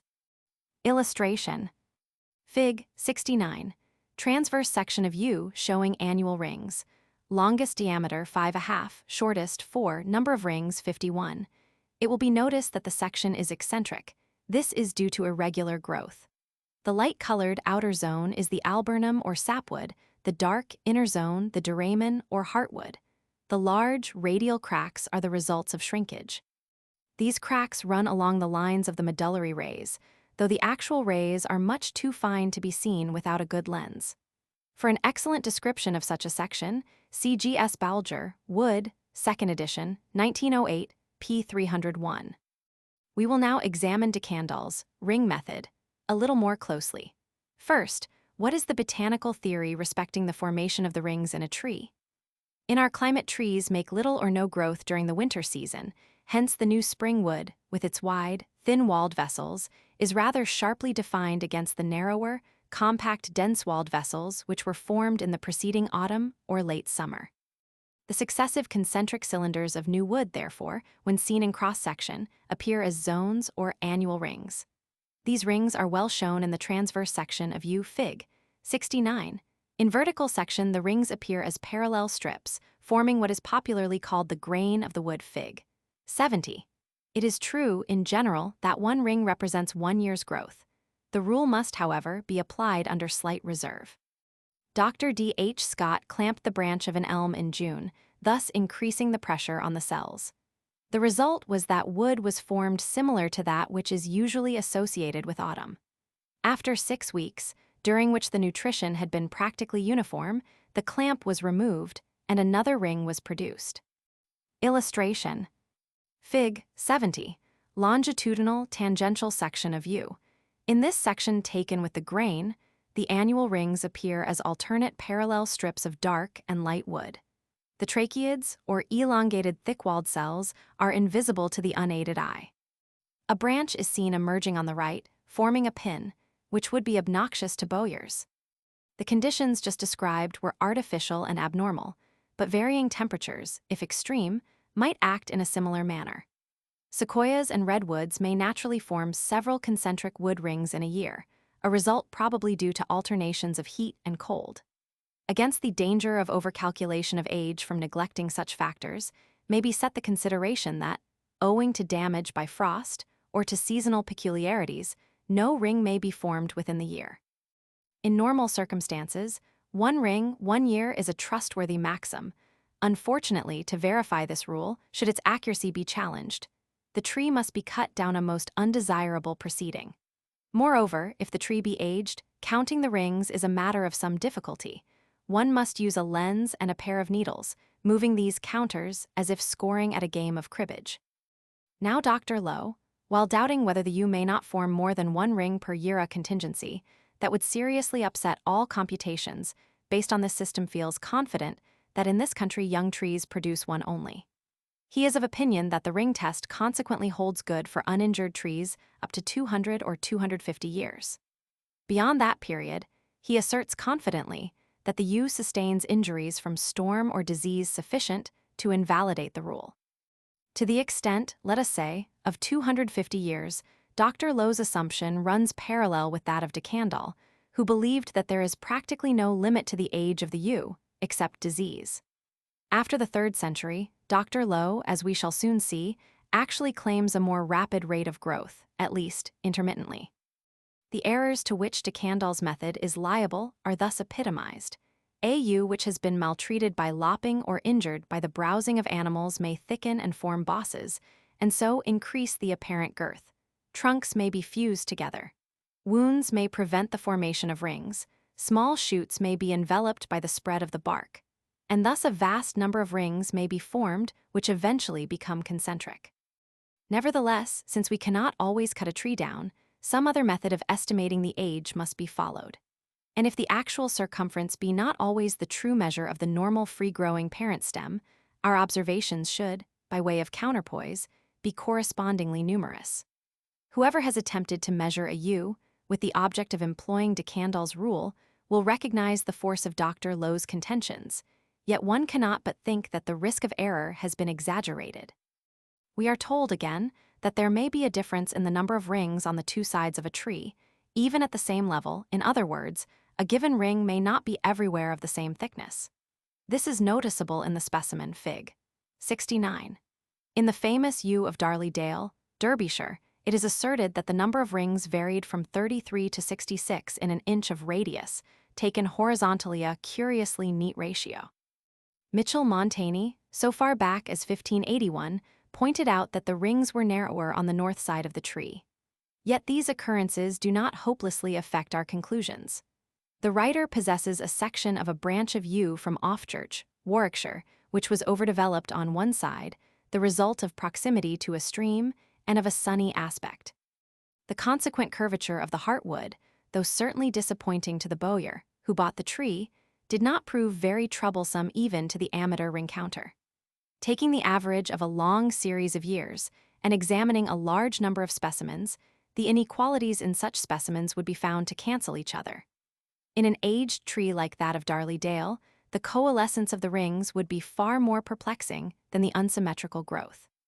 With respect to one source of error, Dr. Lowe seems to answer his own objection. A tree may have died on one side, says he, or may have ceased forming while the other side is growing vigorously. Yes, but in that case the error would be one of undercalculation. The yew would be credited with fewer years than the measurements warranted. Once again, it is argued that not only may a particular ring have inequalities of width, but the different rings vary among themselves in thickness. And we have seen that growth does not increase uniformly with age.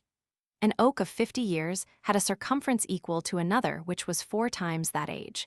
Nor is the rate of growth always uniformly diminished as the tree becomes older.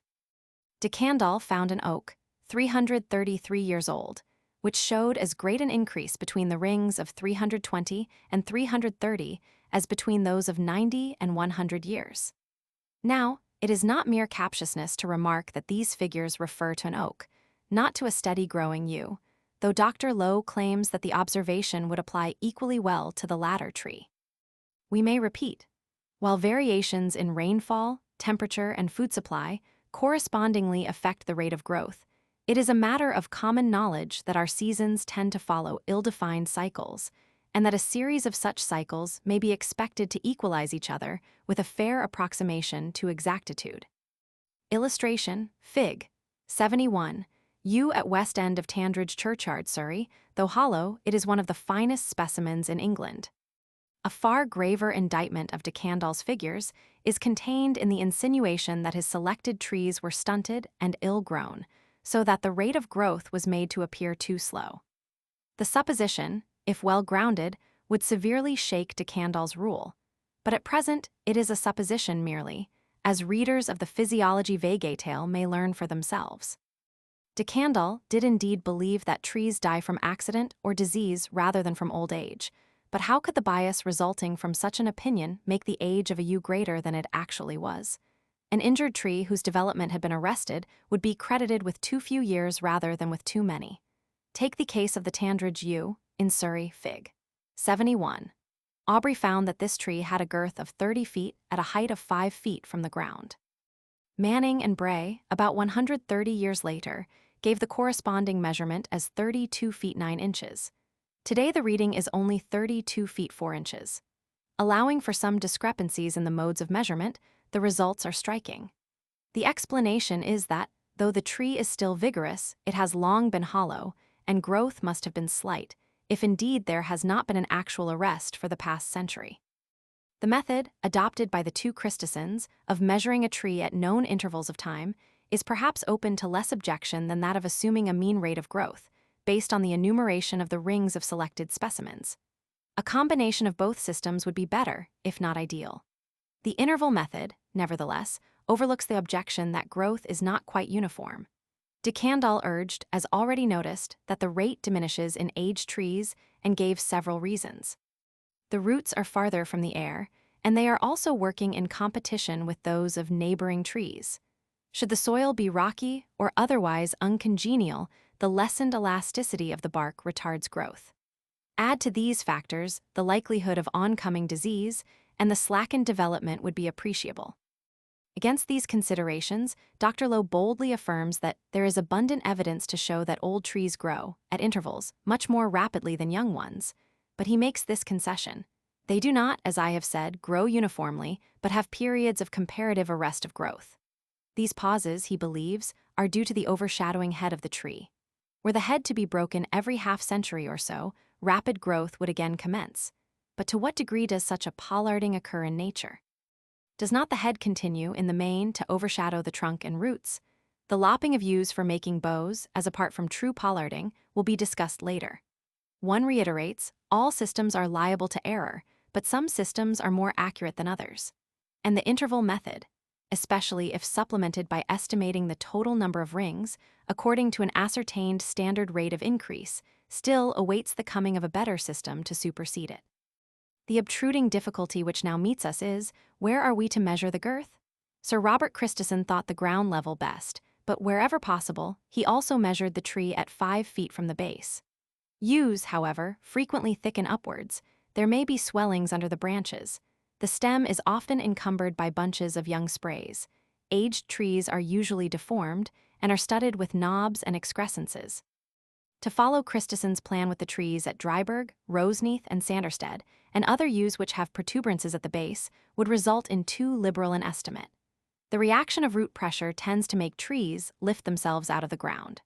Moreover, in exposed situations, scraping animals, such as rabbits and foxes, lay bare the roots of trees and increase the apparent girth. Rain tends to wash away the soil, and so aids in the deception. On the other hand, the level of the soil in churchyards is gradually rising, cf. P90 supra, and it is primarily with churchyard yews that we are concerned. Hence, it is proposed that the measurement should be taken at the base, and also at a height of 3 feet from the ground. De Candolle recommended a height of 2 feet for exogenous trees. Those who have had practical experience in measuring yews will, while employing the tape at both these levels, recognize that there must be a slightly varied treatment for each individual tree. Perhaps, like Sir R. Christison, the investigator will be impelled, where the trunk is short, to take the girth at the narrowest part. Unfortunately, few actual records have been kept of measurements of yew trees taken at intervals. 1 or 2 cases may, however, be instructive. At Hurstbourne Tarrant, near Andover, Hants, there are 2 churchyard yews, which, the parish register informs us, were planted in 1693 and 1743, respectively. Now, if we accept Dr. Lowe's mean rate of 1 foot for 65 years, the first tree, when remeasured in 1896, should have been about 9'10" in circumference, and the second 7'6". The actual measurements were: first tree, 8'4" at base, 6'8" at a height of 5 feet. Second 7'3". Hence Dr. Lowe's rate of growth would be too high for these trees. In the first example, markedly, yet the trees were still only of moderate age, and growth must have been active. Other good records refer to 2 yews in the churchyard of Basildon, Berkshire. Details of the measurement of the first tree were entered in the parish register in 1780, and of the second in 1834, though both trees had been planted by Lord Fane at a considerably earlier date than the year 1780. In 1889, the trees were again measured by Mr. Walter Money, and the results thus compared. First tree, from 1780–1889, an increase from 6'3" to 10, a gain of 3'7". Second, from 1834–1889, an increase from 9'2½ to 6, a gain of 3½. Now, if it be true, as Dr. Lowe's rule supposes, that a mean period of 65 years represents a gain of 1 foot in diameter, the first tree should have increased 5'3" in circumference, and the second 2'8". But here, again, the postulated rate of growth is far too high. In the second example, 9 times too high. Even if we grant that old trees grow, at intervals, much more rapidly than young ones, Dr. Lowe's main rule is not verified. For it happens that measurements of the first tree were made at 2 intermediate dates, 1796 and 1834. During the first period, 1780–1796, the increase was indeed 3 times as great as Dr. Lowe's formula would demand. But in the second, and longer period, 1796–1889, the growth was less than a quarter of the estimated amount. These measurements of yews, dealing with odd inches, truly suggest some degree of error, due to the substitution of one observer for another. Nevertheless, we may assume the figures to be roughly correct. At the same time, these rather surprising results indicate the wisdom of calling in the aid of the total ring estimate as a supplementary witness. since the increase of girth tends to be so variable. Particulars respecting the growth of yews at Wrexham, as given by John Timms, also show that an increase of 1 foot in 65 years is somewhat over the limit. More records are desirable, yet the facts generally seem to favor Dr. Lowe's higher limit of 70 years for each foot of growth, or even the 75 years proposed by the Christians. On the whole, Dr. Lowe himself seems to sanction the last-named estimate, for, while he thinks that 1 foot in 75 years is below the average rate of growth, yet for purposes of calculation he prefers to adopt that scale. The basis of 75 years, then, shall be taken in the present chapter. 2 reservations, dependent upon what has been said previously, must, however, be borne in mind. First, seeing that young trees have, proportionately, a more extended leaf surface than old ones, larger rings are formed, and the 75 years rule will make the trees too old. Secondly, and more important, there seems to come a period when aged trees are practically at a standstill. They make no more increase, but linger until disease and decay set in and slowly drain off the vitality. Of the yew at Aldworth, Berkshire, it is asserted that it has not increased in circumference since 1760. I feel sure that this arrest, though not usually absolute, is very common. Hence, for aged trees, additions to the age must be made after applying the 75 years rule. Much stress should be laid on this point. This slightly technical review has brought us so far as this. There was a certain proneness among earlier observers to overestimate the age of the yew, and it is only as a result of modern observation that the tendency has been checked. Whoever has walked along the Pilgrims' Way of the Southern Counties and has stopped to pass his tape measure around the oldest yews must have realized that popular notions concerning the age of these trees are not justified. Elsewhere, I have attempted to show that many of these yews are successors of earlier ones, and that they were designedly preserved by pilgrims and other wayfarers. That explanation embraces the spirit of the folk tales, which point to existing yew trees as antedating particular Norman or Saxon churches. The traditions cover the fact that trees have studded the Pilgrims' Way for many centuries, a conclusion differing from the reckless guesses of guidebook antiquaries respecting the vast age of individual existing yews. In some few instances, as we shall see, churchyard yews are extremely ancient, and it is a sound hypothesis that a replacement of dead yews has often been made, thus bridging over the period which has elapsed from the introduction of Christianity and the rearing of churches to the present day. But, in general, deductions drawn from the age of existing buildings are faulty. A caution must also be entered against overestimating the age of particular trees in yew groves which are known to be ancient. Popular tradition says that the yews in Kingly Bottom or Vale, near Chichester, existed when the Sea Kings landed. The legend may be doubted, yet if we were to express it as Dr. Lowe suggests, yews were there at that date. The statement would probably be accurate. Presented in this form, we may fairly assume the statement true for earlier periods. Doubtless the Neolithic flintworkers of the Vale, of whose old mines large numbers were discovered in 1910, looked upon a dusky yew grove as they went to their labors. Once more, in spite of the oft-repeated assertion that this or that yew is alluded to in Doomsday Book, it is nonetheless a fact that no individual yew, no individual tree, in short, is mentioned therein. From a long descriptive list of aged yew trees, slowly accumulated in a notebook, a few examples only need be extracted. At the head, in regard to antiquity, stands probably the yew in the graveyard of Fordingale, or erroneously, Fotheringhall, Perthshire. Sir R. Christison estimated this tree to be 3,000 years old and deemed it the most venerable specimen of living European vegetation. De Candale's determination was about the same as Christison's. The hollow stump, which has been carefully railed in, is now the merest wreckage. The Fordingle yew was measured by Daines Barrington in 1769, when the circumference was set down as 52 feet. Pennant, a few years later, gave the result as 56.5 feet, so that, reckoning on the 75-year basis, the tree would at that date be about 1340 years old. Mr. C.T. Ramage, basing his calculations on the observed rate of growth of a yew in Montgomeryshire, arrived at the total of 1,400 years. It is worthy of notice that a very old ecclesiastical establishment once existed near the Fordingle yew. Loudon gives us a woodcut representing the tree as it appeared in 1837. Beyond this, we have to rely on the figures quoted and on oral tradition. Competing with the Fordingle yew for the premier position, there formerly existed that of Brabourne in Kent. It was alluded to by Evelyn in his discourse on forest trees, 1664, as already superannuated, and it disappeared about a century ago. De Candolle put its age at more than 3,000 years, and while this was doubtless an overestimate, yet, if the recorded circumference, 59 feet, be correctly stated, the tree was actually more ancient than its Scottish rival. A third claimant from Henser Bucks must be introduced with a wavering pen. Its circumference, according to Mr. J.R. Jackson, of Kew, was 81 feet, hence, if this measurement be accurate, the yews already mentioned are hopelessly outranged, for here we should have a tree 2,000 years old.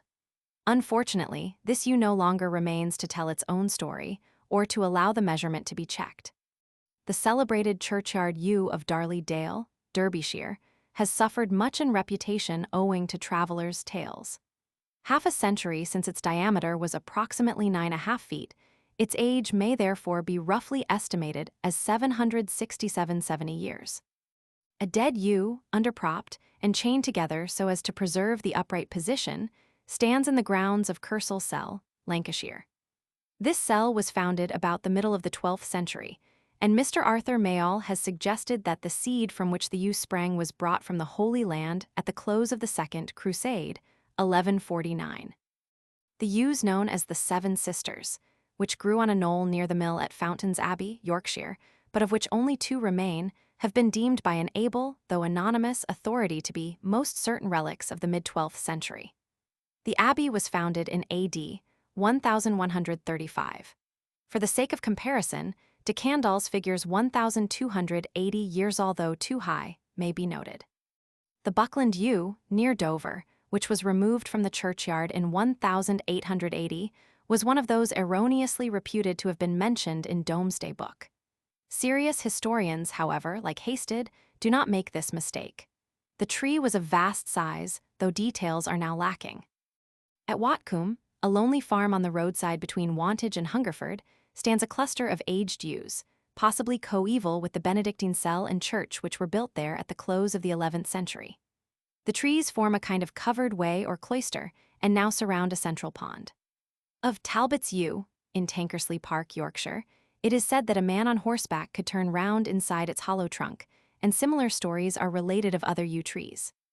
Our catalogue might be extended, but there is scant space to describe the yew of South Hayling Hants, 33 feet round at its narrowest girth, that of Tisbury Wilts, 37 feet, of Crowhurst, Surrey, Fig, 72, nearly 32 3/4 feet at a yard from the ground, or of its namesake the Sussex Crowhurst, 27 feet, the Chipstead yew in Surrey, Fig, 73, and the 2 yews of Mells in Somerset, one of which is shown in Fig. 74 are also well-grown trees. Hambledon in Surrey possesses 2 good examples, the larger is seen in Fig. 75. A mere glimpse only can be taken of the Swallowfield yew, Berkshire, believed by Kingsley to be older than the parish church, built A.D. 1286. Of Evelyn's specimen at Scotchall, Kent, which he said was 18 of his paces in compass, the huge monarch of Twyford Churchyard, Hampshire, and the memorable, oft-described yew of Gilbert White's village of Selborne. Illustration. Fig. 72, Crowhurst yew, Surrey, east side of churchyard.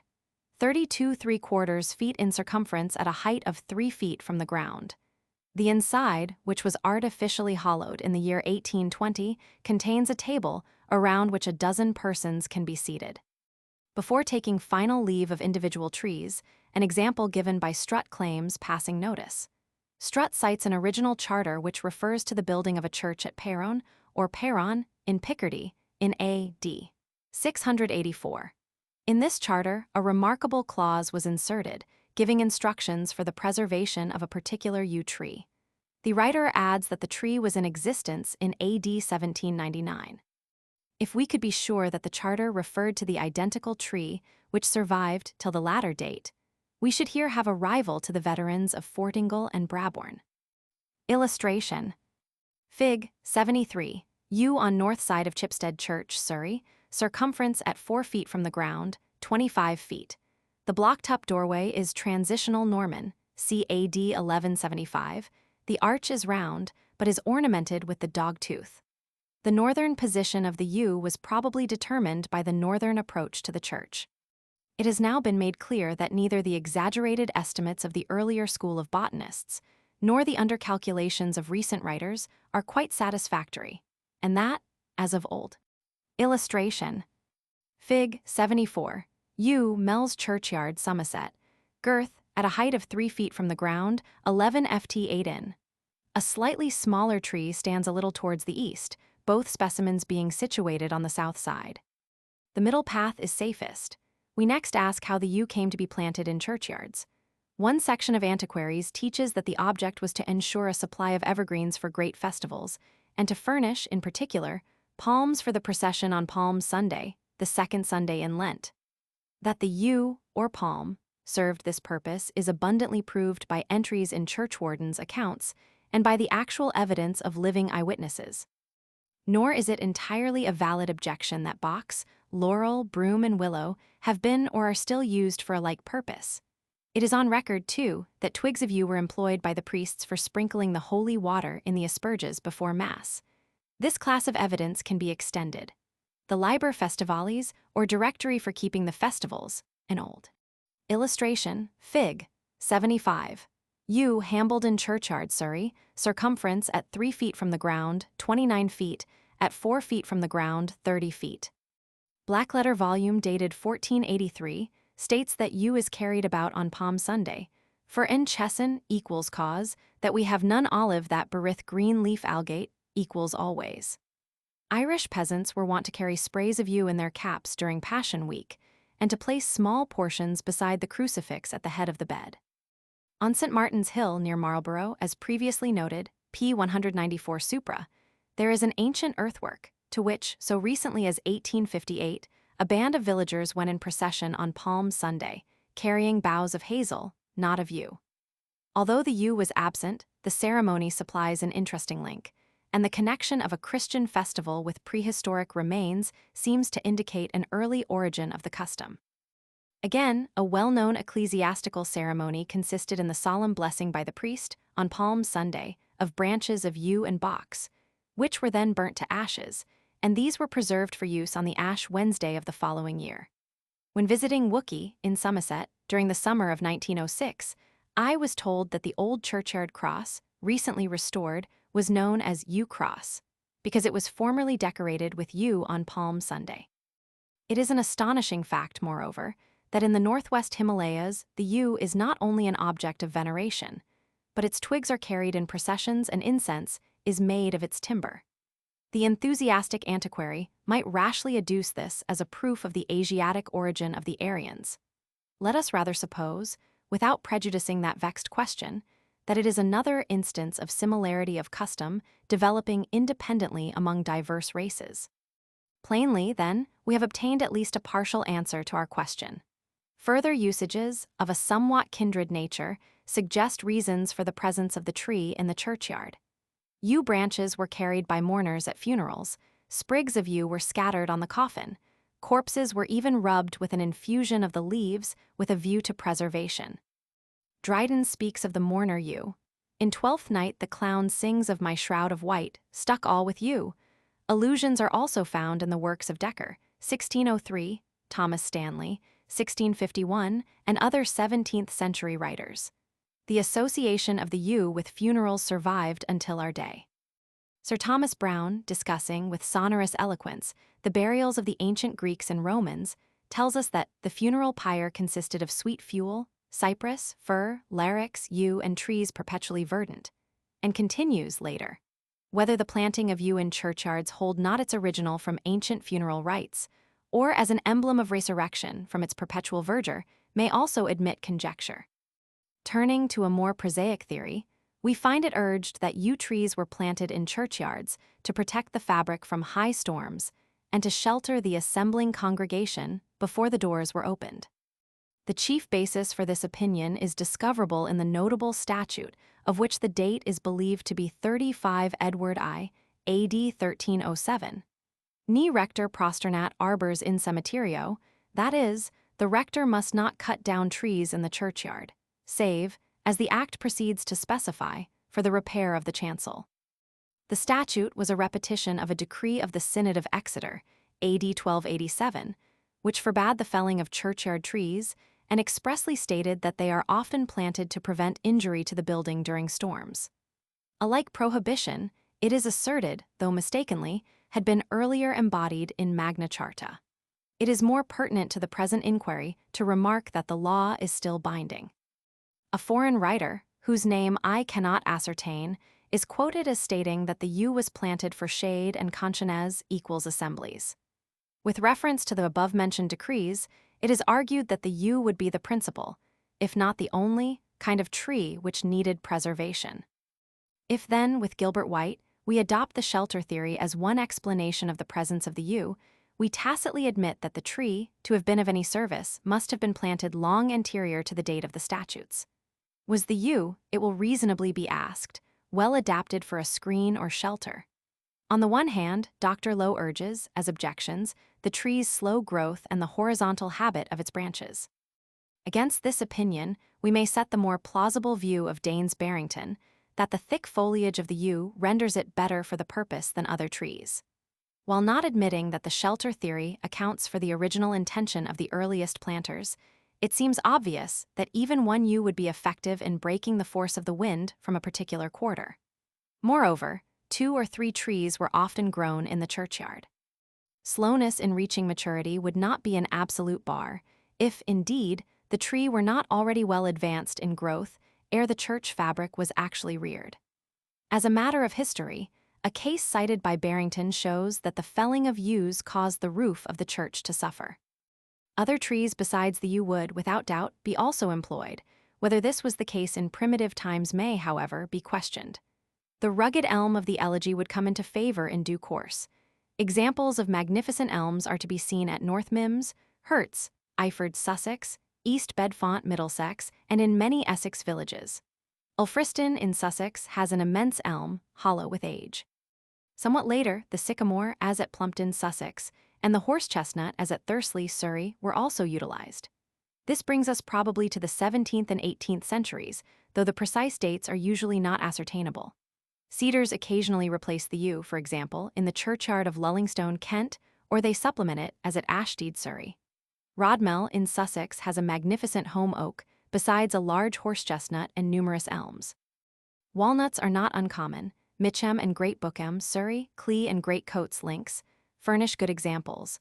Boulder Churchyard, Hants, contains a maple which was considered by Gilpin and Strutt to be the largest in England. A huge ash borders the eastern yard at Westmeston, Sussex, but the ash, especially the weeping variety, is a feature of churchyards in the northern counties. They, too, had once their office, they handed on the fire. Of these miscellaneous trees I have compiled from observation a goodly list, but always one meets the yew, either sporadically, or in each successive churchyard. Whatever may have been the case with our indigenous trees, such as the oak and beech, or the common elma tree now acknowledged to be endemic at the date referred to in the ordinances for protection, we do know that the yew then existed as a churchyard tree. Its most common position on the south side of the building is also that which is exposed to the prevailing winds and rainstorms. A very popular theory, and one which merits close examination, is that yews were grown in the churchyard so as to ensure a ready supply of material for the manufacture of bows. Even should anyone audaciously deny that the yew is poisonous, he cannot dispute the existence of an old-standing belief to that effect. A tree dangerous to cattle, it was therefore argued, must be grown in an enclosed area. In medieval times, though perhaps not so commonly in the early Saxon period, such a space was already furnished by the conveniently fenced churchyard. While we cannot allow the claim that the fact of the trees being poisonous will account for the felling of yew groves, while rather we must believe that the needs of archery would demand the actual plantation of thickets and woodlands, there is no reason for doubting that, where an additional tree was preserved for the village bowyers, the husbandman would desire to have it railed in. The yew groves, at least those artificially planted, would usually have their own fences and would be inaccessible to cattle. Partly, the bow theory goes against the shelter theory, since constant lopping would impair the tree's usefulness as a curtain. The bow theory, however, is not quite inconsistent with the employment of sprays of the tree on festal occasions. To review briefly the subject of British archery, let us start fairly at the Norman conquest. It is known that the Normans were acquainted with the crossbow or arbalist prob. From arcus equals a bow, ballista equals a military engine, the later spelling. Illustration, Fig. 76, shooting birds with the crossbow, from a 14th century Ms. Strutt. Illustration, Fig. 77, shooting at the butts with the crossbow, 16th century. Strutt. Arrowballist is discredited, a somewhat complicated weapon having a handle or stock to which was attached a bowstave of yew or steel, Figs. 76-77. The crossbow was drawn by means of a stirrup fixed at the end of the stock, or it was slowly and laboriously wound up by cords and windlass, and then drawn by means of a lever. Besides this cumbrous weapon, the Normans, as we learn from the Bayeux Tapestry, were accustomed to use the simpler longbow, a plain arched weapon bow made of a single yew stave. These bows were employed at the Battle of Hastings, and some writers have hastily assumed that the longbow came over with the conqueror. This conclusion cannot be accepted in silence. Illustration, Fig. 78, Saxon bow and arrow, an elaborate specimen, from a 10th century Ms. in the Cotton Library. Strutt. Able authorities state that the longbow, Figs. 78-79, was peculiarly the weapon of northern races in general. The Danes and the Saxons used it in warfare, and it is noteworthy that we inherit the Anglo-Saxon words boga, boge, bow, and arwi er, the last term having been in use so early as AD 835. There is also evidence, based on examples of decorative ornament and on runes, that archery was practiced in England about the year AD 750. By some authorities, the Romans are supposed to have introduced the bow, presumably the crossbow, which is really a kind of portable ballista, into the country.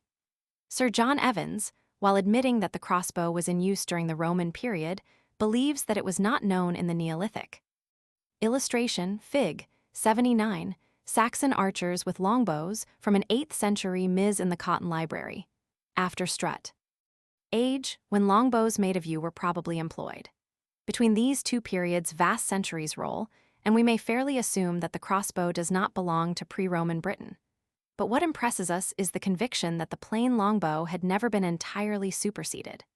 A yew bow, made of indifferent material, consisting of a single stave about 5 feet long, was dug out of deep peat near Cambridge in 1885 and was judged to be prehistoric. Switzerland has also yielded a few specimens, but bows of undoubted Neolithic age are rare.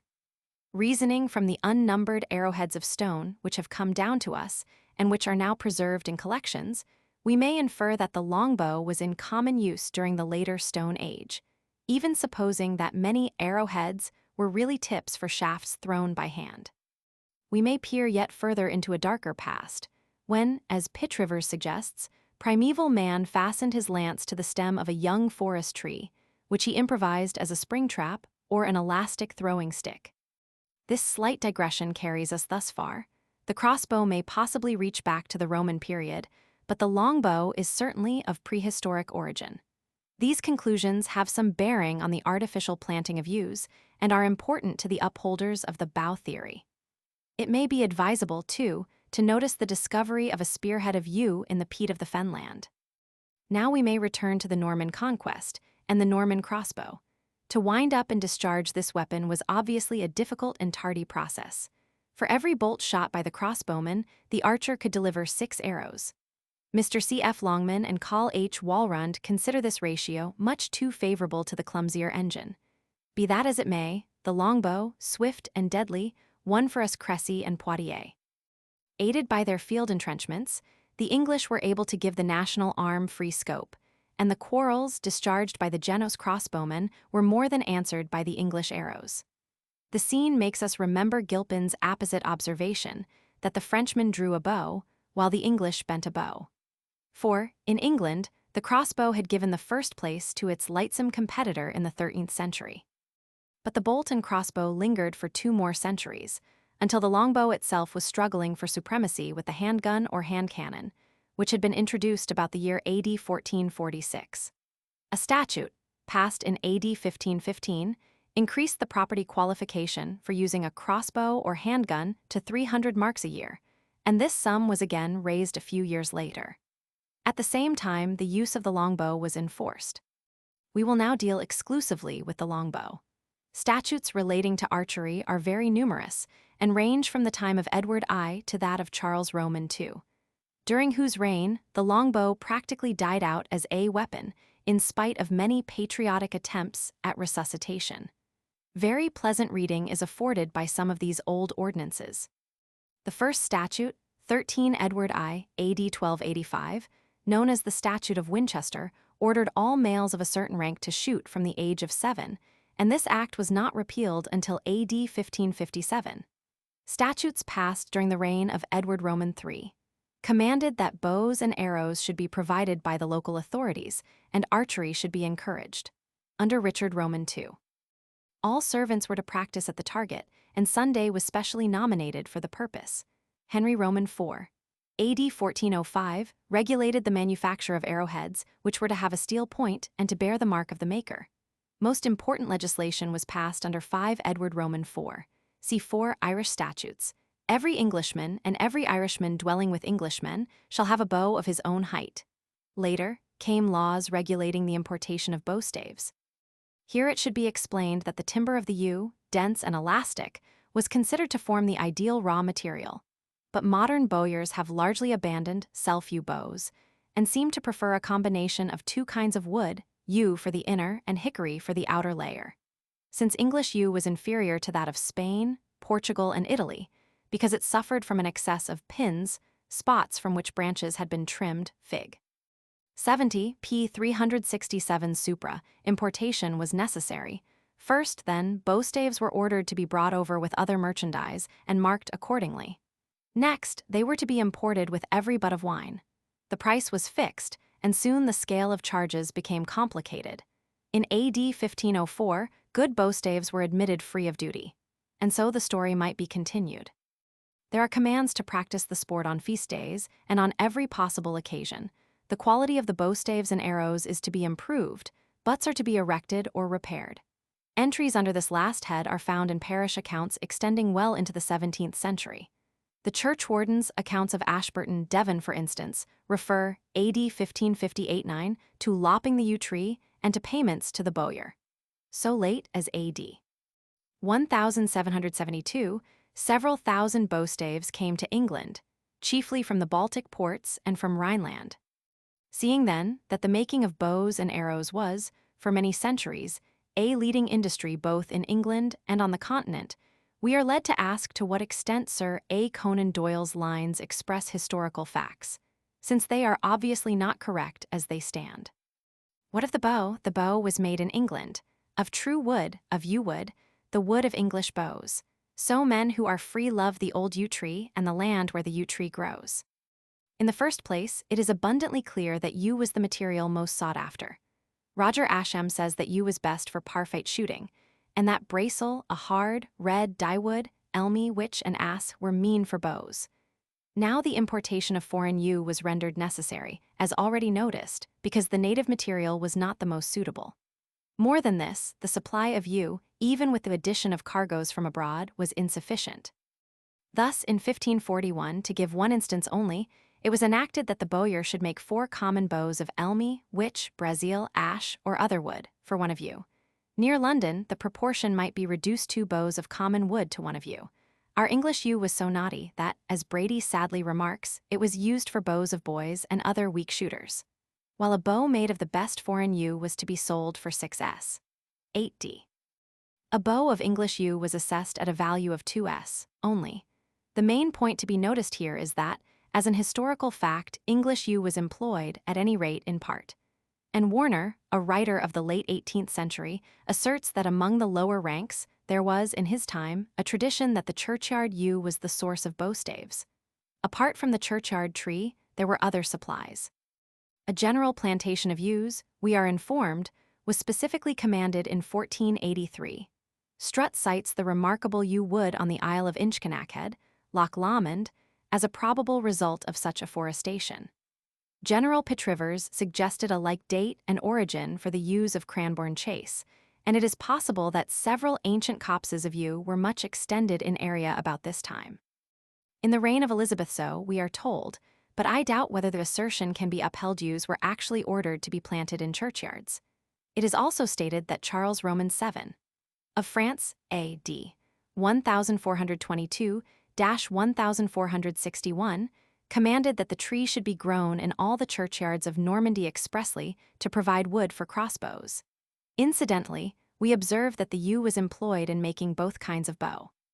Connecting these facts with the practice of archery on the village green, and with the ordinances for the repair of the parish butts, it is a fair supposition that the churchyard yew served, though perhaps as a secondary purpose of its existence, the demands of the local bowyers.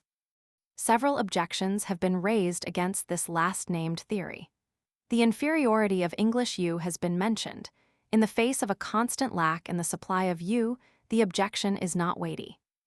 Then it is pointed out that the English churchyard seldom contains more than one full-grown yew, and as a final word, Hansard affirms that every yew tree growing within the united churchyards of England and Wales, admitting that they could have been renewed 5 times in the course of a century, would not have produced 1/50th of the bows required for military supplies.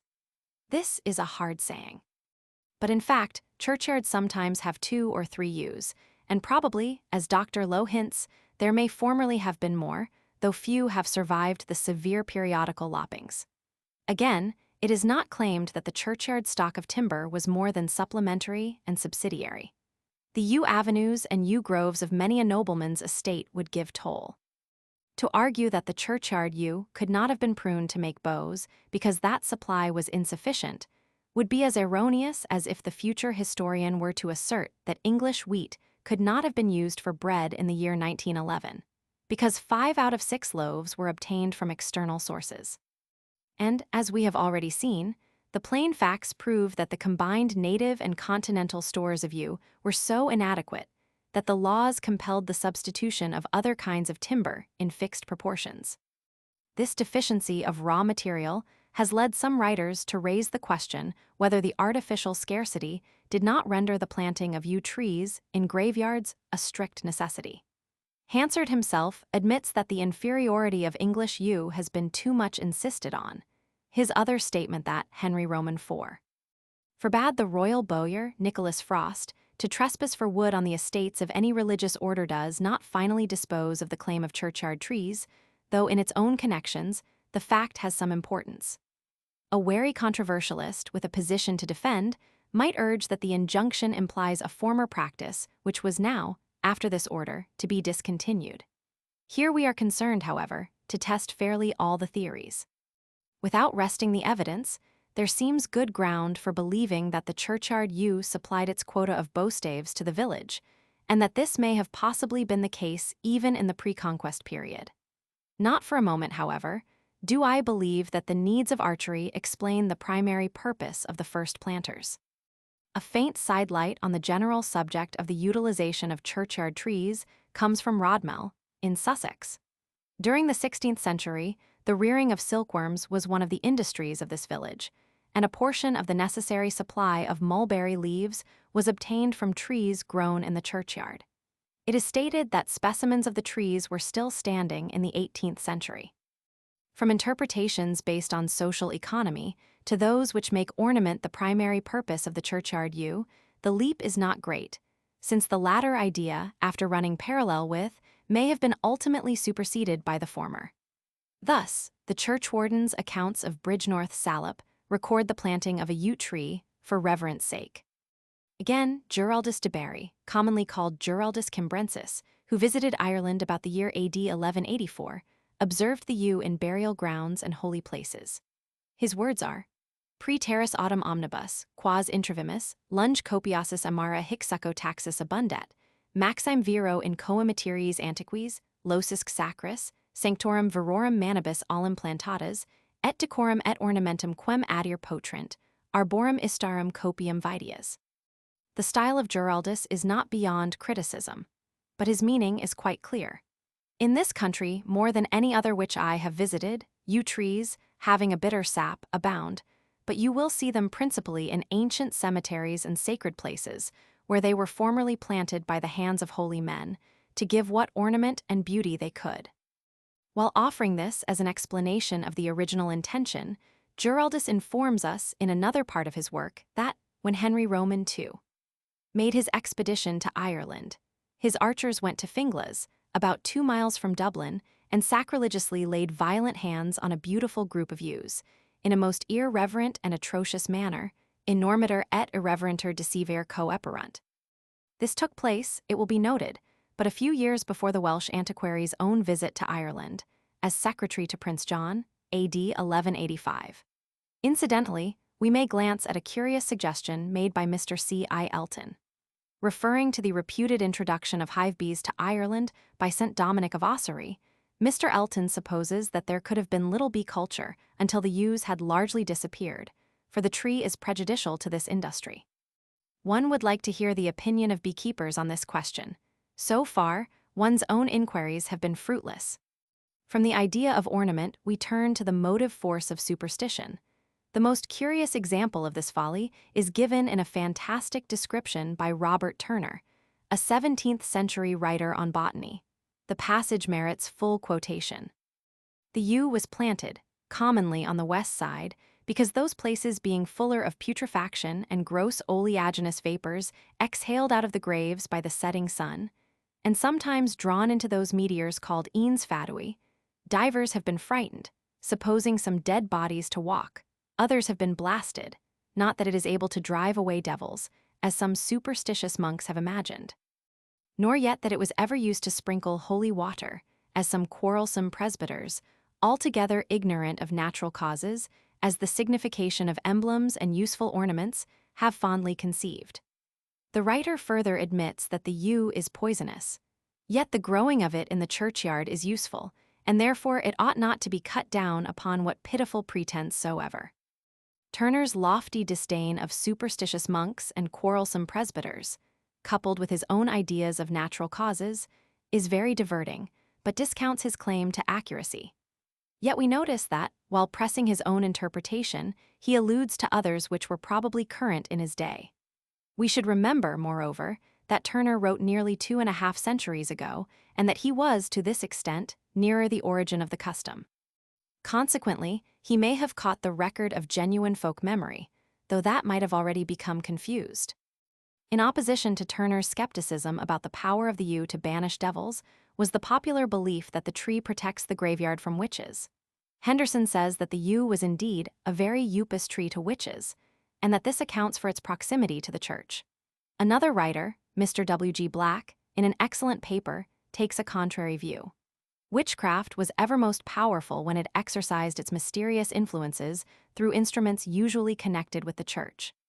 Hence the value of divination by church key and a book of psalms, hence charms by coffin rings and churchyard grass, cf.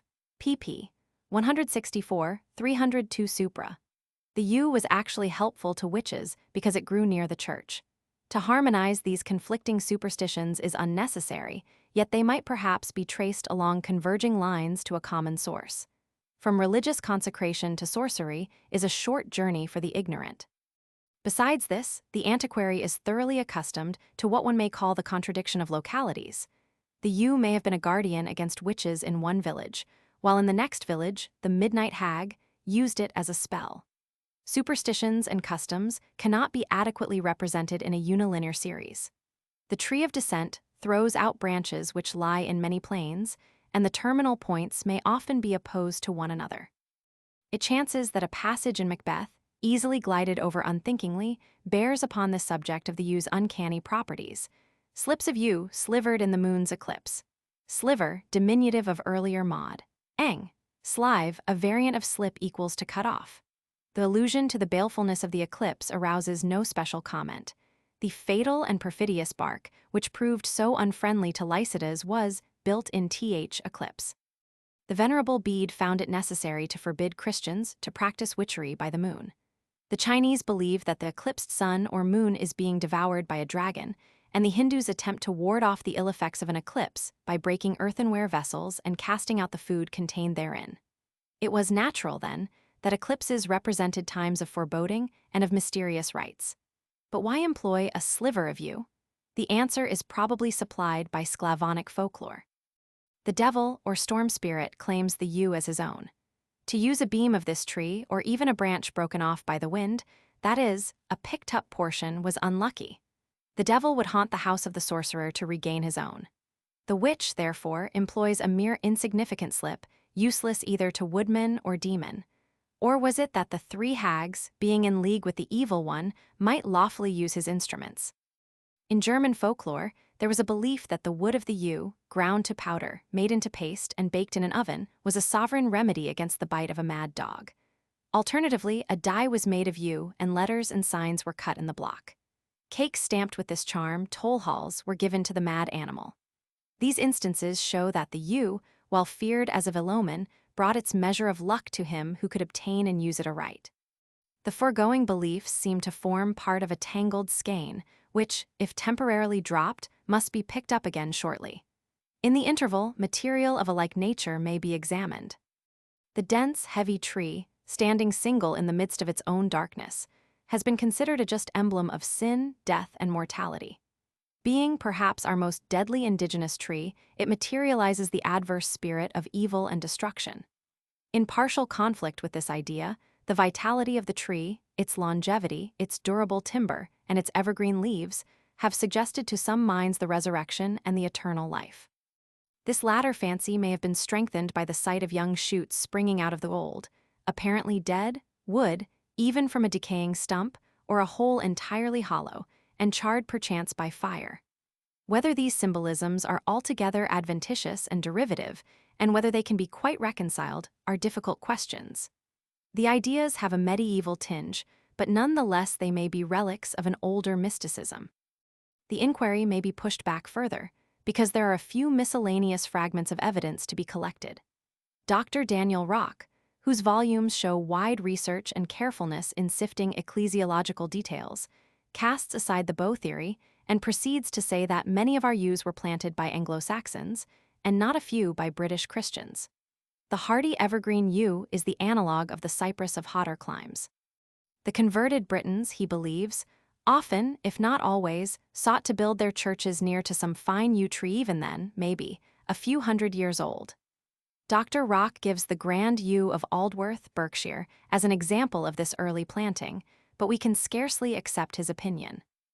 Although, by actual measurement, it was found, as already mentioned, that this tree has not increased in girth since the year 1760, yet this girth is but 27 feet, and will not satisfy the claim of so great an antiquity.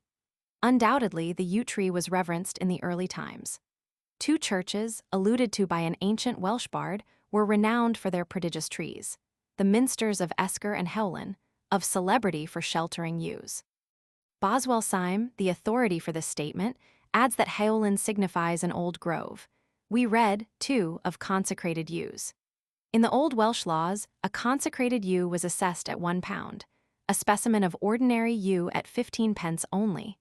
With these prices, we may compare those of a mistletoe branch and an oak branch, which were 60 pence and 60 pence respectively. In the north of Scotland, the yew was credited with a peculiar property. A branch of graveyard yew would enable one chief to denounce another, in such a manner that, while the clansmen standing by could hear the threats, the intended victim could not hear a word. Accumulated testimony shows that the yew was an object of veneration in pre-Christian times.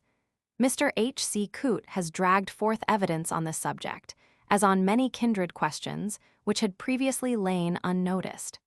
But of these old-world superstitions, he writes, that connected with the yew tree is the most interesting.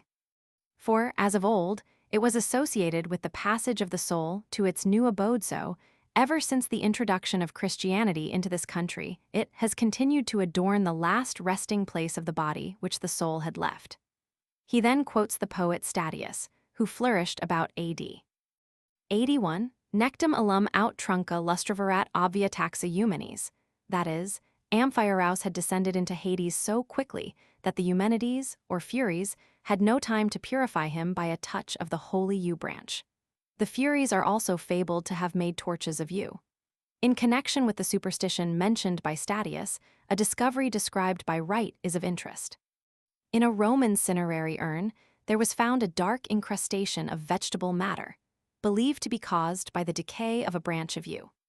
Since then, the yew called forth tributary respect in pagan times, we are led nearer the center of mystery, and the Cimmerian shades close in rapidly. Can we be sure of the primary cause of the veneration? The tree has been popularly associated with that much misunderstood priestly caste, which embraced the Druids of classical writers. Dr. Lowe contends that there is no evidence to show that the Britons held the yew in reverence. To disprove the notion, he adds, I have been unable to discover a single instance of a druidical stone being associated with a Christian church. If, as is fairly evident, druidical stone is to be interpreted as prehistoric megalith, a reference to Chapter 1, will show that such cases were probably not uncommon. Concerning the Druids and their sacred trees, our direct knowledge is scanty, but absence of allusions to the yew in connection with druidical rites is not completely conclusive against the ceremonial virtues of the tree. Besides, there are some half-hints which are not quite negligible. To speak of the worship of sacred trees would carry us far from our bearings. Those who desire to study this subject would do well to read Professor J.G. Fraser's Golden Bough and the famous 7th chapter of Mr. Grant Allen's Evolution of the Idea of God. From these writers, we learn not only the significance of tree worship and tree spirits, but we understand the inspiring motive of ceremonial tree planting. The first trees which grew on barrows may have become rooted there by accident, such as the chance visits of birds or the scraping together of the material of the mound. The trees would receive the more encouragement from the fact that the soil had been turned over and labored. Again, is it too fanciful to suggest that a sacred grave stake, freshly trimmed, might occasionally put forth leaves and take root? Whatever the origin of the practice, direct planting, with a fixed purpose, would eventually come into vogue. Shrubs, especially evergreens, would be placed on the graves of dead tribesmen, cf. p. 323 supra. Like practices have been recorded the world over. Greeks, Arabs, Etruscans, Phoenicians, Hindus, Chinese, and various American peoples furnish examples. A survival is seen in the English custom of thrusting slips of bay and yew into the green turf of Christian graves. Frequently, the round or Bronze Age barrows of the south of England are topped by the Scotch pine, a tree which is not indigenous to that region. In southern Europe, the cypress is the favored evergreen of tombs and cemeteries, but in Italy and Provence, the holm oak is equally a conventional graveyard tree. In northern Europe, it is the yew which receives the place of honor. Branches of cypress and yew were employed in ancient Greece and Rome as signals that a household was in mourning. No great stress can be laid on the passage from Macpherson's Ossian. The yew was a funereal tree, the companion of the grave among the Celtic tribes. Here rests their dust, Cuchulainn. These lonely yews sprang from their tomb and shaded them from the storm. Without daring to reopen the Ossian controversy, one may, however, hazard the opinion that the passage enshrines a genuine tradition. At Knowlton, Dorset, as stated on p. 13 supra, the church, which is now utterly ruined and which is of Norman, or, as some have supposed, perhaps even Saxon foundation, stood within a round British earthwork, one of a small group. The earthworks, which were first carefully described by Warne, are themselves now nearly obliterated, but a group of storm-swept yews, it will be recollected, marks the site. It is perhaps justifiable to suppose that our early ancestors, like the churchmen of medieval days, replaced dead or uprooted yews by fresh saplings. The group of yews at Kingley Vale, to which we have already paid some attention, stands in the neighborhood of 4 barrows, and numerous excavations, probably prehistoric, dot the turfy slopes of the hillside. Folklore lends a little help in attaching the yew to prehistoric observances. Sir John Rhys relates a story of an Irish hero who, by the aid of his druid or magician, defied the fairies, dug into the heart of their underground home, and recovered his lost wife. To accomplish this, the druid used powerful oghams written on rods of yew. Curry records a saga wherein the druids employ divination wands made of yew. Sir G. L. Gom thinks that the change from oak or mistletoe to yew was the result of Christian influence, and that druidism continued to exist long after it was officially dead. This may be so, but theory for theory, there is a little more reason for supposing that the early church diplomatically accepted a settled custom. Moreover, though the yew was planted in the graveyard, and though it was pressed into service on Palm Sunday, it is only in modern times that its branches have been admitted into the sacred building as a portion of the Christmas decorations. Even today, an East Anglian superstition says that if anyone accidentally brings yew into the house along with the other Christmas evergreens, a death will occur in his family within a 12-month. This refusal of a place of honor during the great period of joyousness and festivity seems to indicate that the tree was originally adopted by the Christians, not from choice, but from policy. In other words, a pagan emblem was adopted, but not unreservedly. Yew twigs were appropriate only to the more solemn services of the church. Again, the branches were doubtless proper decorations for a maypole, as one may learn today from outlying districts like the Åland Isles. But for centuries, the yew was not recognized at the great Christian anniversary. In a legend related to the king of Tara by Fintan, the cultivator and craftsman of the yew, it is said that the first household vessels were made of the timber of this tree. In the British Museum, London, as well as in the Science and Art Museum of Dublin, many early implements made of yew are exhibited. Ossian speaks of the war chariot thus: "Of polished yew is its beam, its seat of the smoothest bone." This tradition may point to a former abundance of the tree, or it may denote a slackening of ceremonial, followed by the employment of yew wood for economic purposes. There remain a few more half-hints. The Fordingle yew, P. 375 supra, had its career shortened by the lighting of Beltane fires against its trunk. The origin of Beltane fires is on all hands admitted to be at least pre-Roman. Another illuminating fact is that, when this aged tree had become separated into two portions, funeral processions were accustomed to pass between the limbs. Readers of Scott will remember that in The Lady of the Lake, Canto 3, Saint 8, the fiery cross by which clansmen were gathered to battle was made of yew, and we may assume that the poet had heard of the mystical associations of the tree. The lines run thus: "A slender crosslet formed with care, a cubit's length in measure due, the shaft and limbs were rods of yew."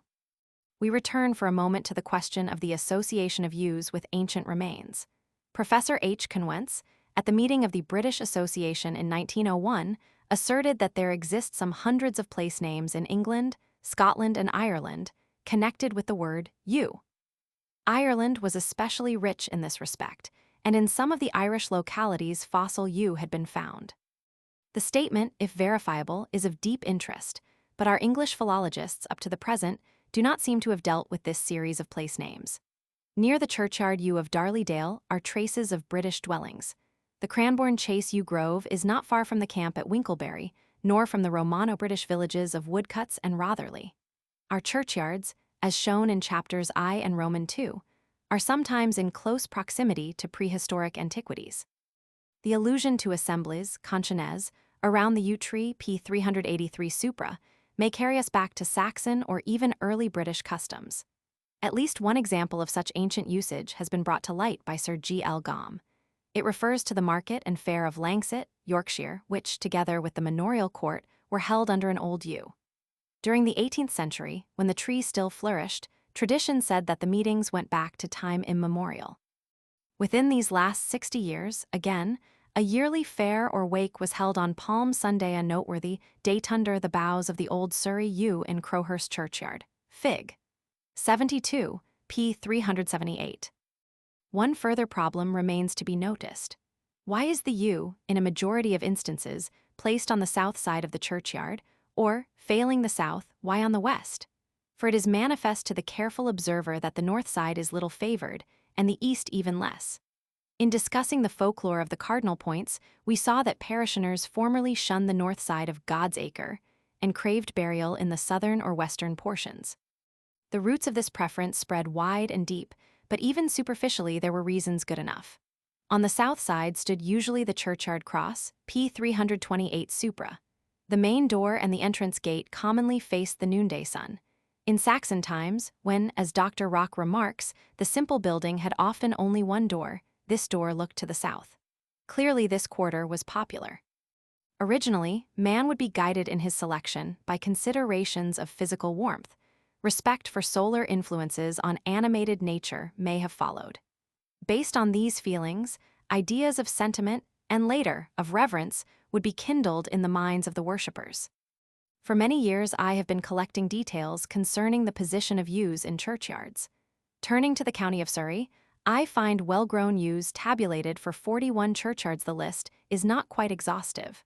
Of course, many churches lack the attendant yew. To simplify the question, we will imagine a median line passing east and west through the church and prolonged through the churchyard. Trees standing southeast and southwest may for our present purpose be considered to be on the south side. The northeast and northwest corners are similarly reckoned as north. There remain the yews which occur roughly on the median line east or west.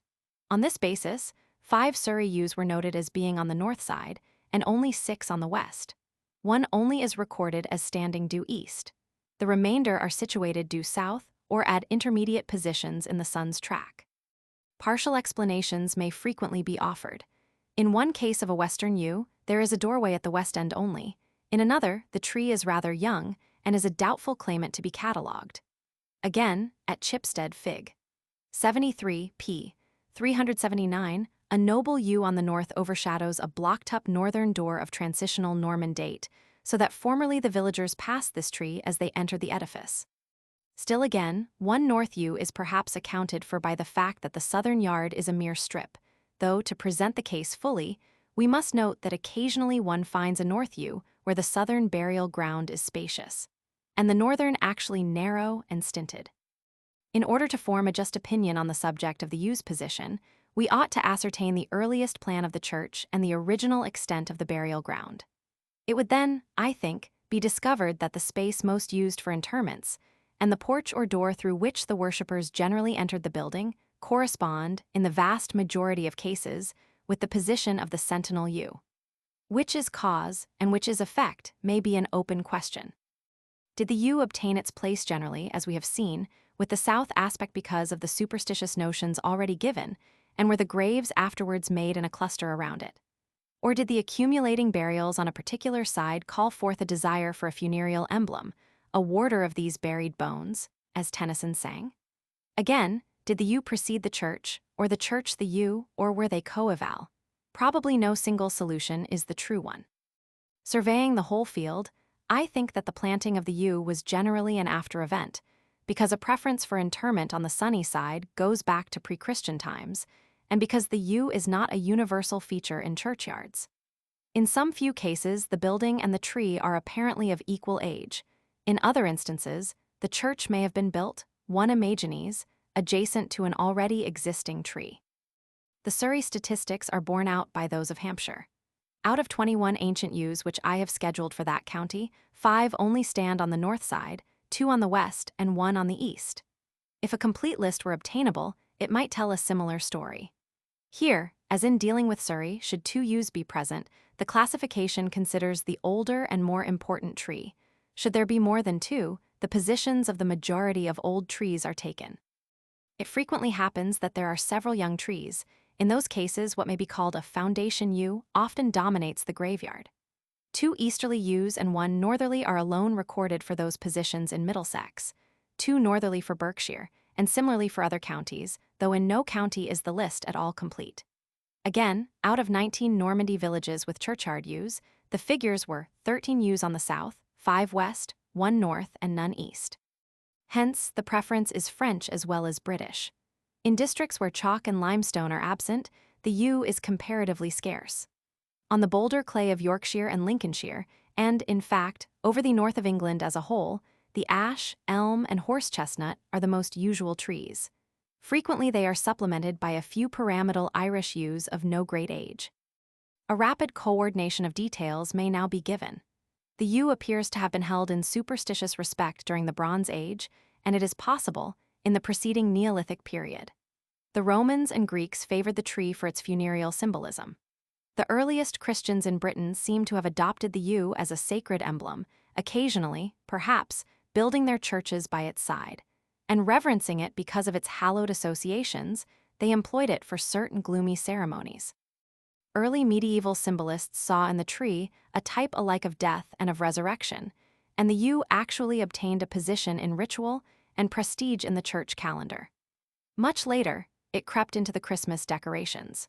Meanwhile, in harmony with the medieval practice of combining the secular and religious life of the community, the yew seems to have been, in some instances, a trysting place for open-air assemblies. It sheltered the church fabric from storms, and at a time when England was but a fling, but for the yew and the grey goose wing, it lent its aid in protecting the country itself. The sad, unsociable plant most likely increased numerically in churchyards, in avenues, and on upland wastes where it had flourished in Pleistocene times but had afterwards disappeared. History tells little of all these incidents, but in the minds of most men, ignorant or learned, there is an instinctive feeling, not dissonant with reasonable probability, that this mysterious, old-world tree derives its dignity and expressiveness from the customs of ages exceedingly remote. Well might Mr. William Watson, sitting not indeed under some aged tree in a sequestered graveyard, but beneath the shade of the monarch yew near Newlands Corner, in Surrey sing of the exceeding longevity of these sentinels, which guard their secrets with such jealousy. Old Emperor Yew, fantastic sire, girt with thy guard of dotard kings, what ages hast thou seen retire into the dusk of alien things? What mighty news hath stormed thy shade, of armies perished, realms unmade? Chapter 10. The Cult of the Horse. It is probable that the story of the horse fascinates more diverse groups of students than does that of any other domestic animal. Truly, too, has it been said, though with a touch of cynicism, that association with this creature will draw out all that is knavish in man, just as it will encourage acts of the finest heroism. But whether the cynic or the idealist be right, or each partly right, there can be no denial of the leading place taken by the horse in the history of man's conquest of nature, or in the decisive battles which have determined the supremacy of nations. To the expert paleontologist, who prepares the way for the patient workers in zoology and folklore, the descent of the horse is attractive because it illustrates, with great beauty and precision, the modern doctrine of development. From an examination of many collections of bones, derived both from the Old and the New Worlds, Huxley and Marsh constructed a general pedigree, of which the details, as discoveries have gradually accumulated, have been filled in by such workers as Sir E. Ray Lankester, Dr. C. W. Andrews, Mr. R. Lydekker, and Professor J. Cossar Ewart in Britain and in the United States by Professor R. S. Lull. We begin, far back in the lowest Eocene division of the Tertiary period, with a small hypothetical, or at least unidentified, plantigrade creature, perhaps no larger than a rabbit, with 5 digits on each of its fore and hind limbs. It would be difficult to produce a specimen of the exact ancestral animal which would satisfy all investigators, but its former existence is doubted by few. Still keeping to the Eocene formation, though mounting to a higher horizon the London clay, we come to Hyracotherium, which was an animal about the size of a hare or very small fox, and which fed on the soft, green vegetation around the margins of lakes and rivers. Hyracotherium fig. 80 had 4 toes on its 4 feet, with vestiges or rudiments, as they are unfortunately called, of a 5th. In Paleotherium of the Upper Eocene, there are 3 toes only, but these are nearly equal in size. It may be well to recall the geological systems of the Tertiary period. They are, in ascending order, Eocene, Oligocene, Miocene, Pliocene. In the Oligocene genus Mesohippus, of which the members were perhaps as large as a sheep, there is still a suggestion of a 4th toe in the 4-foot, but the 2 side toes which are actually discernible do not themselves quite touch the ground. In Hipparion of the Miocene and Pliocene formations, the lateral toes, each terminated by hoofs, were still shorter, and the earlier Anchitherium was in much the same plight. Both the last-named animals are now deemed to be off the direct ancestral line of our present-day horses, but they may stand as early types. Indeed, it is difficult to formulate a genealogy which is everywhere accepted. Chiefly owing to the migrations which must have occurred, no complete family tree can be prepared, and all attempts, while true as a whole, are only approximately correct as regards the detailed relationships. The general direction being clear, onward we go, passing creatures as large as a donkey, still preserving vestiges of the lateral toes, till at last we reach the horses of history, the horse which we know. Illustration, Fig. 80. The ancestors of the horse and its relatives, comparison of sizes and forms. A. Hyracotherium Lower Eocene deposits. B. Plagiolophus Middle Eocene. C. Mesohippus Oligocene. D. Merochippus Miocene. E. Pleohippus Pliocene. F. Typical modern domesticated horse, Equus caballus. From the Amer, Jour. Science, Roman 23, p. 167, by the courtesy of Professor R. S. Lull. Has but one central, solid-nailed or hoofed toe, but it retains, hidden beneath the skin, traces of two side toes in the form of the splint bones, as they are called by the anatomist and the veterinary surgeon. Thus we see that the primitive creature, which throve on the lowlands and in the damp forests, was succeeded by representatives which had lost the divided hoof. We infer that a change of habitat had occurred. The cloven, spreading foot was no longer necessary. Accompanying this modification, great structural changes were developed in the teeth, suggesting that the animal had begun to feed on harder, drier herbage.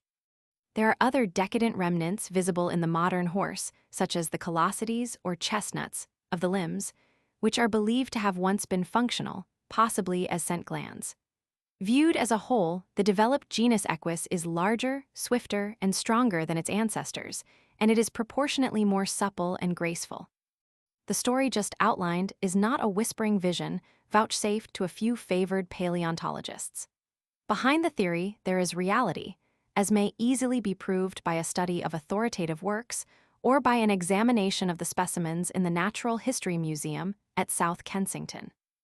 Our first intimation of human contact with the horse is furnished by the Solutrean and Magdalenian caves and rock shelters of France. Representations of the animal, both on the flat and the round, are not uncommonly found associated with remains of the latter period. The cavern of Bruniquel, Tarnet-Garonne, Magdalenian period, yielded sculptures of horses' heads, representing carved objects which were probably portions of javelin throwers. A fragment of a horse's rib from the same site was engraved with 3 horses' heads. From the cave shelter of La Madeleine, Dordogne, there was obtained a bone incised with the figure of a naked man, on each side of which was a horse's head. Other French examples might be given. Fig. 81a. Only one English specimen is on record, a polished fragment of a rib engraved with the head of a horse, found at Robin Hood's Cave, Cresswell Crags, Derbyshire. Fig. 81b. Illustration. Fig. 81. A drawing of a horse by a caveman, Dordogne, France. British Museum. The large head and the upright mane are especially noticeable. B. Horse's head, incised on a piece of bone, Limestone Cave, Cresswell Crags, Derbyshire. British Museum. Illustration. Fig. 82. Przevalsky's, or the Mongolian wild horse Equus przevalska. This animal has a large head, a short upright mane, and relatively long ears. The body color is yellow dun, merging into rufous brown. A narrow dark stripe runs down the back. The illustration may be compared with the caveman's drawing. Fig. 81a. From a casual inspection of these early and priceless works of art, we might conclude that the horse known to Paleolithic man was of a stunted breed, small and heavy, with a large head, rounded forehead, short neck, and an upright or hog mane. But this generalization would be lacking in precision. Professor Ewart has discriminated 3 types. The first type includes horses the features of which closely agree with those of the wild species, Equus przevalska, recently discovered in the Great Gobi Desert. There is a wide diversity of usage in spelling the scientific name of this animal, as also the name of its Russian discoverer. This horse, a specimen of which is to be seen in the Zoological Gardens, London, Fig. 82, resembles preeminently the cave horse just described. The second type embraces animals which resemble the broad-browed ponies often met with in the Western Highlands of Scotland, while the third type suggests the slender-limbed, narrow-headed ponies of Western and Northwestern Europe. Whether Paleolithic man, even during the latest cave period, had begun to tame the horse is a question which has been keenly debated. Bones found by M. E. Acute, Piet in the celebrated cave of Maz Dazel, on the left bank of the Ariege in southern France, were incised with drawings of horses' heads. In one example, there was a delineation of what are supposed to be halters, and in another, of some kind of trappings. I believe that the nature of these ornaments is not widely disputed, so that the controversy turns upon their exact signification. The trappings have indeed been thought to represent a hunter's fur cloak, carelessly thrown over a subjugated horse. And again, with slightly more reason, it is urged that the saddle is imaginary, the lines being merely a conventional finish to the drawing, comparable to the marks on early pottery. Again, the use of anything of the nature of a saddle could scarcely appertain to the earliest stages of domestication. M. Zaborowski has conjectured that the supposed halters are really lassos, and it has therefore been inferred that horses were kept semi-domesticated in a kind of compound, for purposes of food. We may notice, as bearing on this contention, the description given by Herodotus respecting the Sygarthians, an ancient people allied to the Persians in speech and in dress. The Sygarthians were in the habit of capturing their foe, be it man or be it horse, by the aid of lassos terminating in nooses. Canon Rawlinson tells us that this practice was common to many of the ancient nations of Western Asia. As to the horse of the cave period, Carl Vogt, Emil Cartilhack, and G. de Mortelet consider that its domestication would be possible only by the help of the dog, the first animal to be tamed, and since remains of the dog are lacking at Paleolithic stations, a presumably fatal objection is lodged. This view is not, however, uniformly accepted. M. Julian Frapont, for instance, grants that the drawings show that man had tamed the animals represented, but denies that this implies domestication. The creatures were probably captured young, but is not this tantamount to an admission that the first step towards domestication had been taken? Early man, as a modern humorist has remarked, would indeed at first take to his heels to avoid the heels of the early horse, but this fear did not last forever. Paleolithic man both hunted the animal and ate its flesh. At the rock shelter of Salutre, Seine-et-Loire, there was discovered, around the primitive hearths, a veritable wall of horse bones, the relics of thousands of animals. At La Laugerie, horses' teeth abounded. At the rock shelter of Cro-Magnon, remains of the horse were predominant. It has been urged that these remains were not those of wild animals. Professor N. Joly supposes that the horse would be sheltered and gradually brought to a less precarious condition of life. He also cites M. Toussaint, who boldly claims that the horse bones of Salutre are those of domesticated animals. Allowing for minor differences, it is submitted that the bones are quite similar to those of modern horses. The quantity of bones and the age of the horses which they represent 4, 5, or 6 years are deemed to indicate a domestic herd. The remains are assembled in one place, and it is therefore assumed that the horses were boiled, cut up, and eaten at that spot, just as would be the case with domesticated animals. Had the horses been hunted in a wild state, they would have been carried piecemeal from a distance, as is the case with the earliest caves of the Archaeolithic age. These arguments are by no means without a flaw, but they carry some weight. And English opinion, so far as can be gathered, is rather in favor of the theory that the Paleolithic cavemen had made tentative efforts in taming the horse. Our English authorities seem to lay more stress on the Maz-Dazzle trappings than do their French brethren. When we come to the Neolithic age, we find an anomaly. The horse seems to be a much rarer animal than in the preceding period. Yet horses of a type closely resembling those of the Paleolithic age were probably domesticated in several parts of Europe. Skulls obtained from Pleistocene deposits at Walthamstow, Essex, seem, on the one hand, to indicate a race allied to, if not identical with, the Solutrean cave horse of the Mongolian type, E. Prjevalske. Horse remains, however, from later superficial deposits, associated with Neolithic relics only, appear to be rare. Though found amid the ruins of Neolithic lake dwellings in Switzerland, bones of the horse cannot be declared abundant, even at those stations. The British evidence is so unsatisfactory that some writers, like Lord Avebury, have doubted whether the horse was known in Britain during the Neolithic age. Lord Avebury states that he knows of no well-authenticated instance of the occurrence of the horse in a long barrow. After analyzing the records of excavations made by Greenwell and Bateman, he concludes that the horse bones tabulated by these investigators belong to the Bronze Age, or even to a later period. Again, Professor Ridgway, after asserting that it is by no means clear that Neolithic man had tamed the horse, conjectures that the primeval horses had become extinct, and had been replaced by a reintroduced species only at the end of the Bronze, or the beginning of the Iron Age. Against these conclusions may be set the opinion of Canon Greenwell. I cannot understand how anyone with the evidence properly before him can doubt that the goat, sheep, horse, and dog were, in the earliest Neolithic times, imported as domesticated animals into this country and into Switzerland, a notable statement. Since it is the horse alone with which we are now dealing, I select some of Canon Greenwell's examples of barrows which yielded bones of that animal. In a round barrow of the East Riding, 2 pelvic bones were found associated with implements of flint and greenstone. Another round barrow contained the remains of 3 horses, accompanied, however, by a bronze dagger as well as pottery. The famous Rudstone barrow, in which horse teeth were discovered, furnished large quantities of implements, all of stone.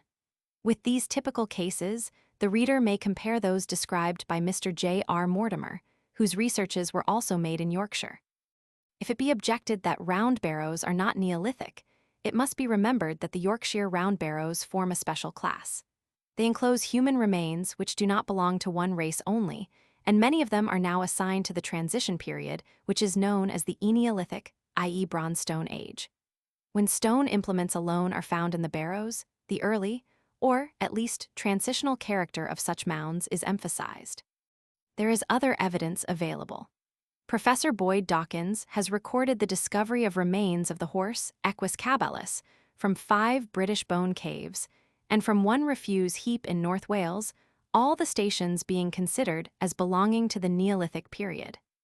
Mr. W. J. Knowles, in a letter to the writer dated February 10, 1909, states that he has frequently found teeth and bones of the horse at the White Park Bay site, Co Antrim. The associated implements found there are classed as early Neolithic or Mesolithic.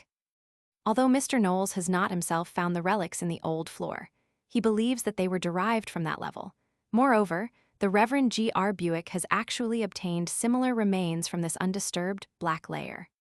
Again, Mr. Winter F. Gwinnell informs me that he has in his possession horse teeth, which there is every reason to believe were found in association with a flint celt, also in his possession.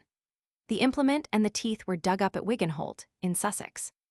Dr. A. Irving, again describing to the British Association, 1910, horse remains found at Bishop Stortford, claimed that the relics were those of a late Pleistocene type of animal, and further that this type persisted down to the early Iron Age.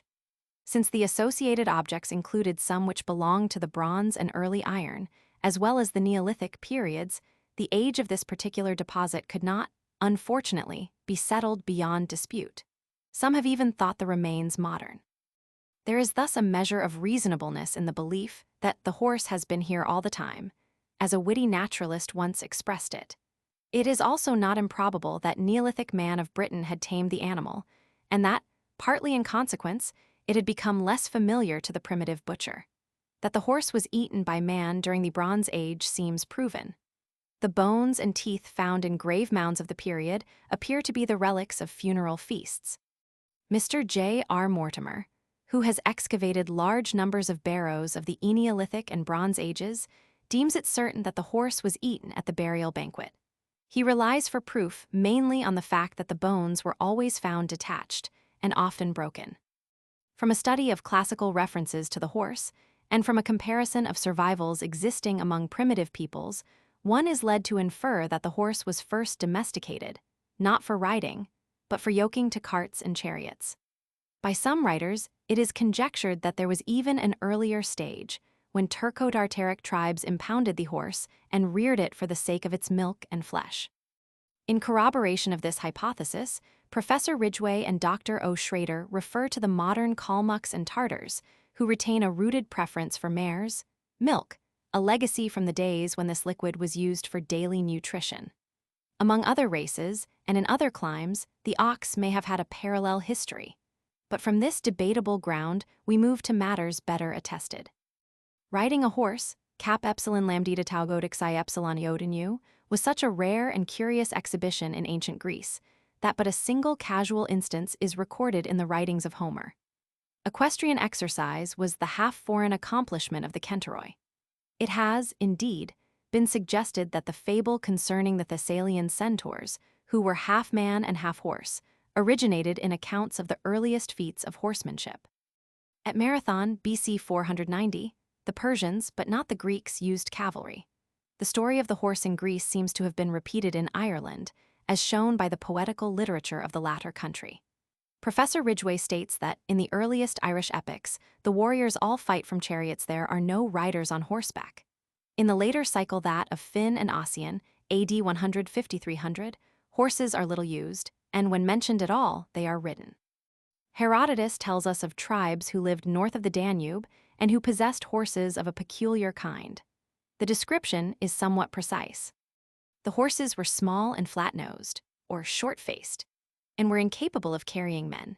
Sigma mu iota kappa rho omicron letter 1 F50, sigma delta letter 1 F10, kappa alpha letter 1 F30, sigma iota mu omicron letter 1 F50, sigma kappa alpha letter 1 F30, letter 1 F00 delta epsilon nu alpha tau omicron epsilon sigma, letter 1 F04 nu delta rho alpha sigma, phi epsilon rho epsilon iota nu.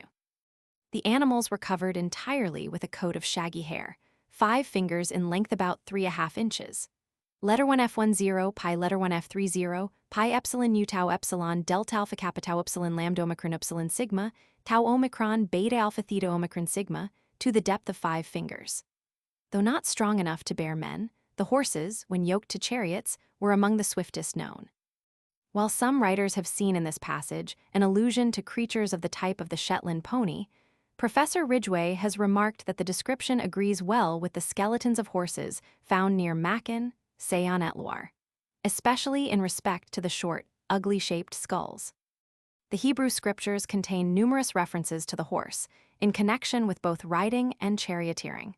Yet it is noteworthy that no mention is made of the animal at all until after the return of the Israelites from Egypt. Earlier enumerations of patriarchal wealth speak of sheep, oxen, camels, and asses, but not of horses. The first mention of the horse on Egyptian monuments appears during the 18th dynasty, c. BC 1520. After the Egyptian captivity, scriptural allusions begin to grow common.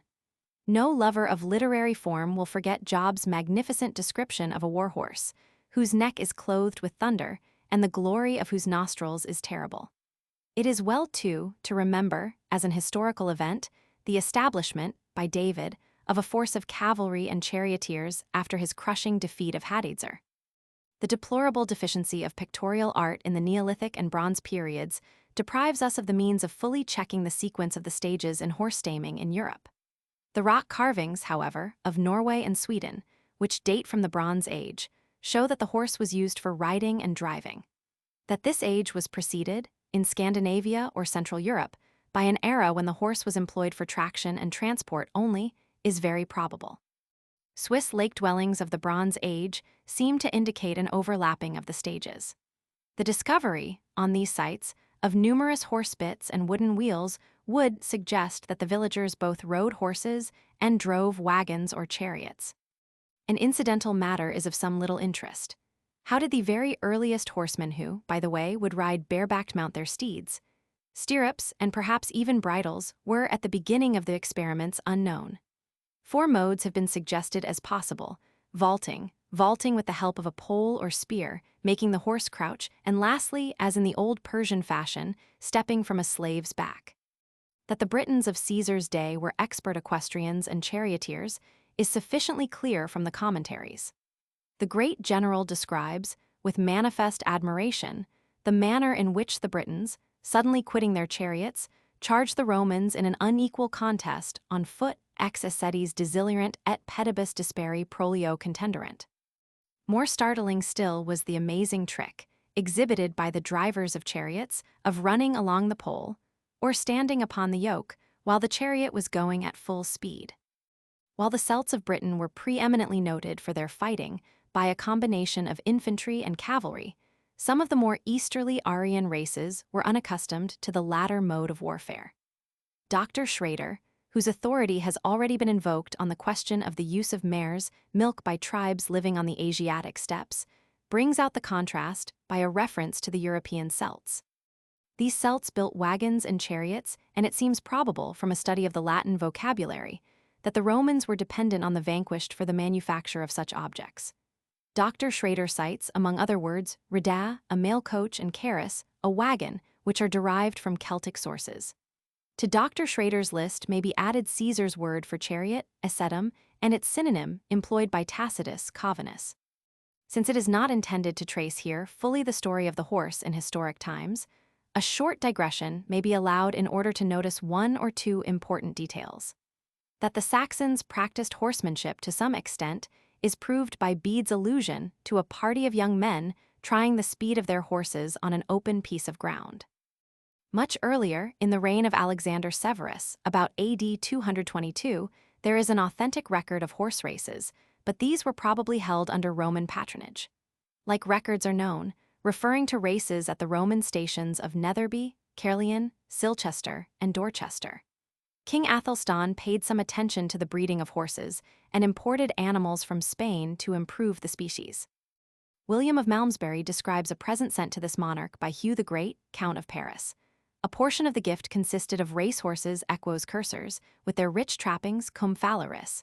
Again, William Fitzstephen, writing in the 12th century, supplies us with a spirited and detailed account of an English horse race. During the reigns of John and Edward Roman III, horse breeding received further encouragement. The latter king forbade the exportation of English horses. Henry Roman VIII made various enactments with a like general purpose, but stress was especially laid on the deterioration of breed due to promiscuous crossing of strains. The pasturing of entire horses on the common lands was therefore forbidden. Gradually, the English cart horse began to be developed to some extent, perhaps, from sires and dams of the old war horse type. By the time of Charles Roman II, James Roman II, and William of Orange, marked changes became apparent. But there is no space at present to pursue the subject. Else we might refer to the evolution of the modern racehorse and the rise of the bewildering breeds which one sees today. In the next chapter, however, it will be shown by what means the horse came to supplant the ox for work in the fields and on the high roads. A subsidiary matter must be lightly touched. Were the horses of classical times provided with shoes? Much contradictory evidence has been put forward in reply, and the case seems to depend upon the periodical swing of ancient opinion and practice, neither of which moved uniformly. At times, shoeing was entirely deprecated. Yet the feet of Roman horses of the 1st century BC were often clad with coverings of reeds or hemp, soli sparti, or, more rarely, with leather. These coverings constituted a sort of sandal, and it has been supposed that their use was temporary, as is the case today with the leather slippers worn by horses when drawing a mowing machine across a lawn. Thin soles or shoes of iron were also used, being fixed, according to Mr. Basil Tozer, to the leather cap just described. Whether this were the actual mode of attachment or not, we find Nero, in the 1st century A.D., shoeing his mules with soli of silver instead of iron, while his wife Poppaea, with the arrogance of wealth, used plates of gold for a similar purpose. Professor Ridgway supposes that the next advance from the sole of metal would be to cut a piece out of the middle, thus economizing material and giving the horse a firmer grip. This lies in the realm of conjecture, but of more direct importance is Professor Ridgway's opinion that there is no reason to doubt the Roman date of certain horseshoes found in France, seeing that the associated objects pointed to that period. Horseshoes of supposed Roman date are exhibited in various museums. 4 specimens are to be seen in the Guildhall Museum, London. One is sketched in Fig. 83e. Richard Berenger, A.D. 1771, in his History and Art of Horsemanship, states that a horseshoe was found in the tomb of Childeric I of France, d. AD 481. Berenger gives an illustration of the shoe, copied from de Montfaucon. It has 4 nail holes on each side and looks remarkably like the modern article. Mr. Tozer asserts that iron shoes came into regular use in the first half of the 6th century, A.D. Yet General Petrivers describes and figures horseshoes, Fig. 83 at 83b, which were found in the Romano-British settlements of Woodyates and Woodcuts, in Cranbourne Chase. He records other specimens and asserts that the people of that period shod their horses with iron. Professor Ridgway, while believing it improbable that the Angles brought with them any particular shape of horseshoe, reproduces from the proceedings of the Cambridge Antiquarian Society Professor T. McKenny Hughes. Illustration. Fig. 83. A B portions of small horseshoes, much corroded, found by Petrivers in Cranbourne Chase. The worn fragment B exhibits 3 holes with T-shaped nails. There is a calkin at K, formed by turning up the lower surface of the shoe. See ancient horseshoe found by Mr. E. C. Yowens at Edinbridge, Kent. The shoe, which is formed of wrought iron, is markedly concavo-convex, the convex surface being the lower one. The whale holes are very near the edge. There is no raised rim. D. Side view of the same shoe. E. Small horseshoe, Guildhall Museum, London, Roman layer city. The curve is sinuous, the holes are elliptical, and the calkins are well formed. Drawings of 7 Old English shoes, 2 of which, the circular and the split types, would appear to be rather primitive. We need not linger over the allusion to horseshoes in Domesday Book. The reference to the blacksmiths of Hereford, who were liable to be called upon to make horseshoes for the king at a fixed rate, is well known to most students. The circular horseshoe, which has just been mentioned, and which is occasionally dug up in the fens, is still commonly employed in Northumberland. Through the kindness of the Reverend Hastings M. Neville of Ford, Cornhill-on-Tweed, I am enabled to give illustrations of this form of shoe, Figs. 84-85. The shoe, which has been somewhat abraded by wear, is markedly convex on the lower surface and correspondingly concave where it is fitted to the hoof. In this respect, it resembles the broad shoe, Fig. 83c, d of the ordinary outline, discovered in making a main drainage trench at Edinbridge, Kent. This latter specimen is now in the possession of Mr. C. E. Yowens, of Dartford, through whose courtesy a sketch has been obtained. As in the Northumbrian example, the whale holes are very near the margin, but while the iron of the former shoe is carried completely round to give support behind, the Edinbridge specimen does not even possess calkins, that is, portions projecting downward at the heel.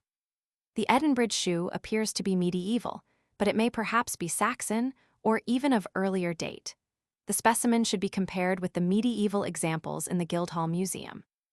The circular form of shoe, according to Mr. James Weatherston, the blacksmith at Duddow, near Norham, Northumberland, is advantageous to a horse which has a weak toe or heel.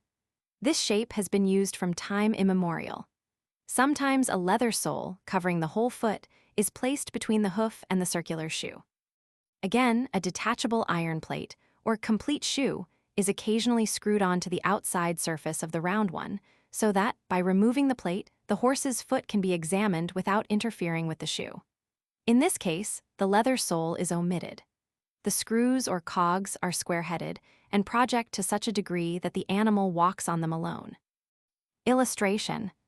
Fig. 84, round horseshoe, lower convex surface from Ford, Northumberland, greatest breadth 6½ inches. Illustration. Fig. 85, round horseshoe, upper concave surface, scale of inches shown. The purpose of the convexity of the round shoe is to break the shock as the horse's foot strikes the ground. The efficacy of this shoe is specially noticeable with foundered horses, those which have inflamed feet. An animal, thus suffering, tends to tread more on the heel than the toe, and the convexity allows a better grip to be obtained. Indeed, the ordinary form of shoe is sometimes slightly bent for the same reason.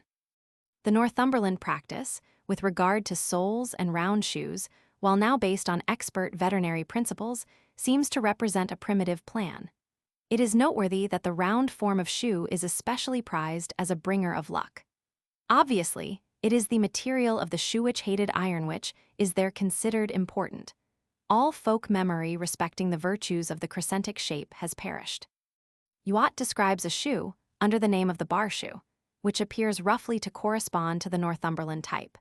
The observant person will occasionally see a London dray horse wearing a somewhat similar kind of shoe, the difference being in the hinder portion, which is either straight or slightly re-entering. This peculiar mode of shoeing, in all cases, seems to be due to the advice of the veterinary surgeon.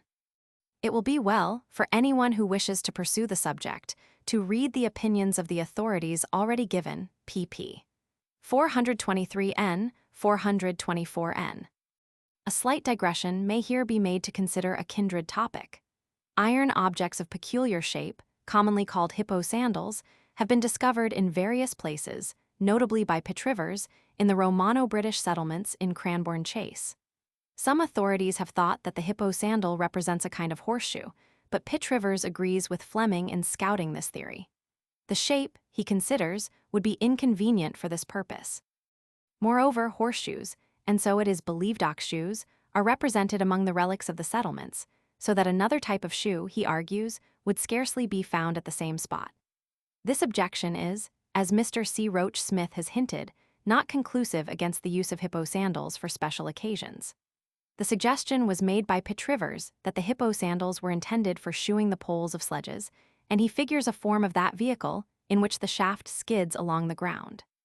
In a footnote, however, he betrays some uncertainty and admits that specimens of hippo sandals which are displayed in the museum at Mayence must have been fitted to the feet of horses, probably as splints when the hoofs had been accidentally broken.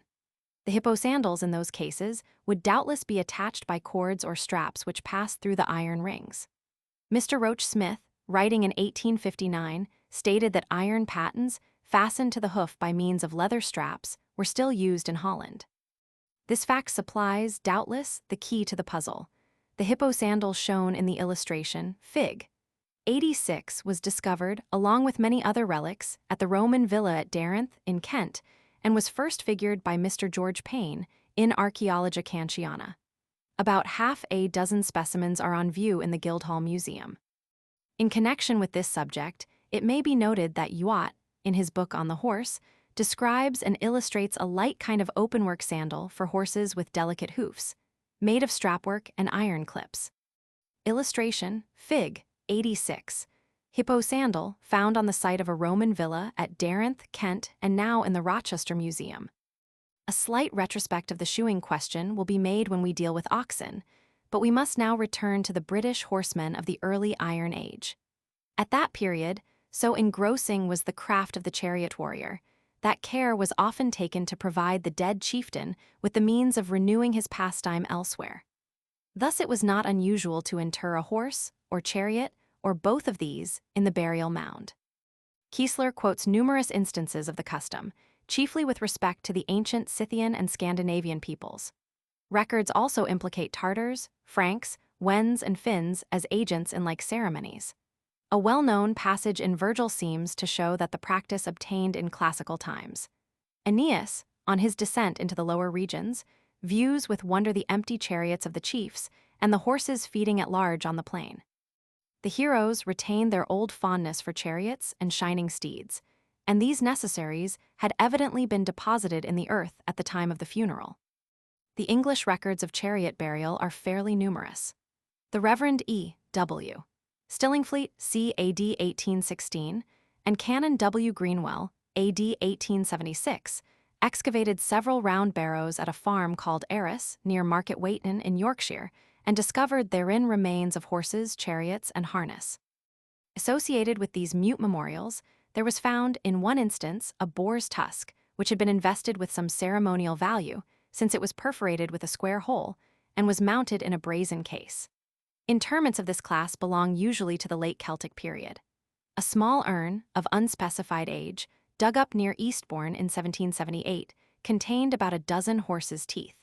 Mr. J. Romilly Allen compiled a considerable list of instances of chariot burial. Many others are given in the Guide to the Early Iron Age British Museum, as well as in the writings of Messrs. L. Jewett and J. R. Mortimer. So recently as 1906, a chariot burial was discovered at Hunmanby, in Yorkshire, and was described by Canon Greenwell in Archaeology. The trappings, found in connection with the other remains, comprised bridle bits, buckles, head ornaments, and similar articles. One of the Wold barrows, which was opened by Canon Greenwell, contained a whole chariot and the bones of 2 horses placed alongside a human skeleton. In another mound, the wheels alone had been buried. A third grave yielded wheels and an iron bit. Similar discoveries were made at Nanterre, in France. Horses were found entombed with portions of their trappings, together with tires of wheels and various bronze and iron objects, evidently betokening a transitional period. In all the foregoing cases, we must suppose that the horse was sacrificed at its master's funeral. The coincidence of natural or of violent death must have been exceedingly uncommon save in warfare. The custom of chariot burial persisted for centuries into the Christian era, and an assemblage of relics, kindred to those mentioned, is common in Scandinavian graves of the Viking Age, AD 700–1000, wherein unburnt bodies were interred. Again, an Anglo-Saxon grave at Reading was shown to contain the skeleton of a horse, human bones, and a sword remarkably rich in its ornament. At a still later date, AD 1389, when Bertrand du Guesclin was buried at St. Denis, several horses, which had been previously blessed by the Bishop of Auxerre, were sacrificed, or, as one account says, compounded for by the owners. Were we ignorant of the foregoing facts, certain modern practices of an analogous nature would have to be dismissed as inexplicable. Once acquainted with the ancient instances, however, the student can account for the atavism which here and there betrays itself. We cannot, of course, in the absence of overlapping evidence, be certain that the burial of the horse along with its master is a custom which has never died out. There may have been a continuous bond of tradition, or again, folk memory may have lain almost dormant for centuries, to be unconsciously revived at a later time. A few instances will now be rapidly surveyed. A surgeon, one Mr. Thomas Sheffield, dying in 1798, at Downton, in Wiltshire, left instructions that he should be interred in his garden, and that, when his favorite horse should die, it was to be laid by his side. Mr. Sheffield was buried as he desired, but in 1807 his body was removed to the village churchyard. We are left to infer that the horse was placed in its master's grave, as was undoubtedly done in the case, quoted by Southey, in which a man of Salisbury, in derision of religion, commanded that his horse should be slaughtered and buried with him. Again, so recently as 1866, when Queen Victoria's huntsman died, his favorite horse was shot, and its ears were placed in his coffin and buried in his grave in Sunninghill Churchyard, Berkshire.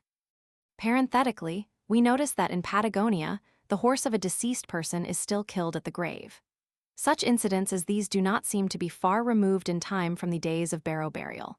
Not quite so apposite is the case of Wellington's horse, Copenhagen, which was buried, AD 1836, with full military honors at Strathfieldsaye, Hampshire, and which was commemorated by a tombstone bearing an appropriate inscription and epitaph. In thus honoring his charger, however, the Duke had a prototype in the Emperor Augustus, who, as Pliny relates, erected a tomb to his horse, on which occasion Germanicus Caesar wrote a poem. Turn the facts which way we will, they seem to tell of an ingrained instinct which unexpectedly reveals itself to the surprise of the majority of folk surprise, nevertheless, which speedily becomes tinged with sympathy. Not so distinctly a reversion, but still probably a custom derived from primitive observances, was the medieval ceremony, when a great person was buried, of leading his horse before the body and presenting the animal to the ecclesiastical authorities as an obituary due. Such legacies were very common, so that a single example will suffice.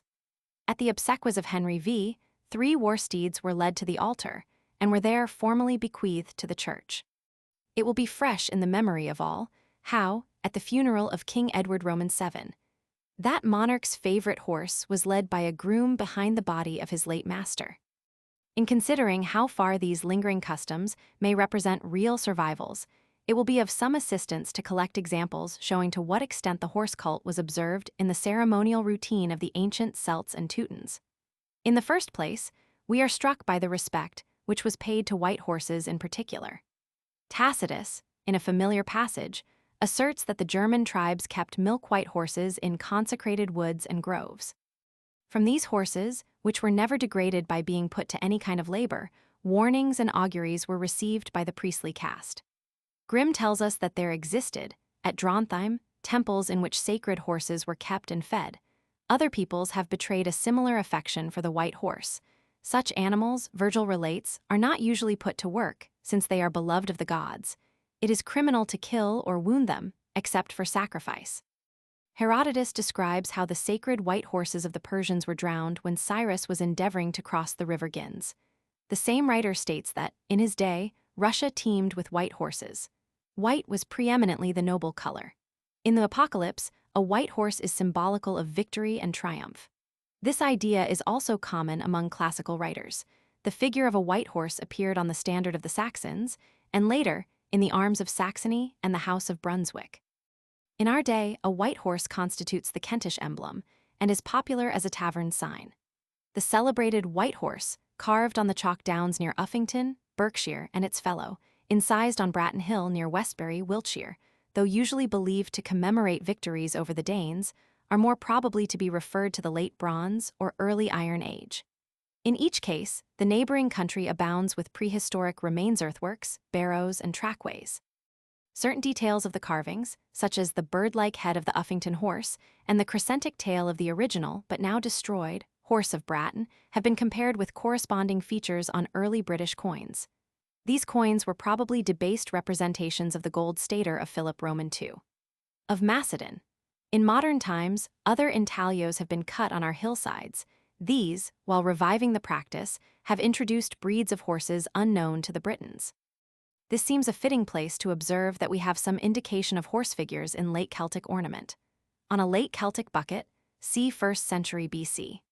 Unearthed near Marlborough in 1807 and enclosing burnt human bones, curious representations of the horse were carved. Belonging to about the same period are the queer horse-like figures depicted on a bronze-mounted wooden bucket coming from the late Celtic cemetery of Aylesford, Kent. And to conclude this section of our subject, we will note that the Anglo-Saxon tumulus in Taplow Churchyard, Bucks, cf. p. 81 Supra, yielded portions of a bucket decorated with horseshoe symbols. We find representations of supposed horses appearing later on church fonts. The celebrated 11th century font of Burnsall, in Wharfedale, will serve as an example. Our discussion of the white horse has carried us far afield and may have momentarily masked the general question.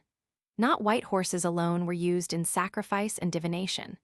The sacrifice of any horse was a most solemn event, attended with much ceremony, alike among Persians and Indians, among Teutons, Finns, and Slavs. In auguries, too, the animal bore an honored part. The Greeks, Strabo informs us, deemed the neighing of a horse an omen of good. In Germany, divinations by means of the horse lasted till the 7th century, for, when St. Gall died. Illustration, Fig. 87, capturing the white horse. In this scene the artist depicts an imaginary incident in connection with the legend of the White Horse of Kent. The animal, which is of a rather idealized strain, has broken the cords of the captors and remains invictus. Unbroken horses were charged with the burden of his coffin, and to their decision was entrusted the choice of a burial place. In Denmark, horse sacrifices lingered until the early part of the 11th century. A specific instance is given by Kiesler, on the authority of the historian Dithmer, who was the bishop of Mersburg or Merseburg, and who died AD 1028. Dithmer relates that the Danes were wont to celebrate the feast of the Epiphany by sacrificing 90 human victims, together with an equal number of dogs and cocks, in order to appease the infernal deities. The custom indicates a not infrequent kind of early compromise. Kemble states that, although bulls are known to have been used for divination in England, he knows of no allusion to augury by means of horses.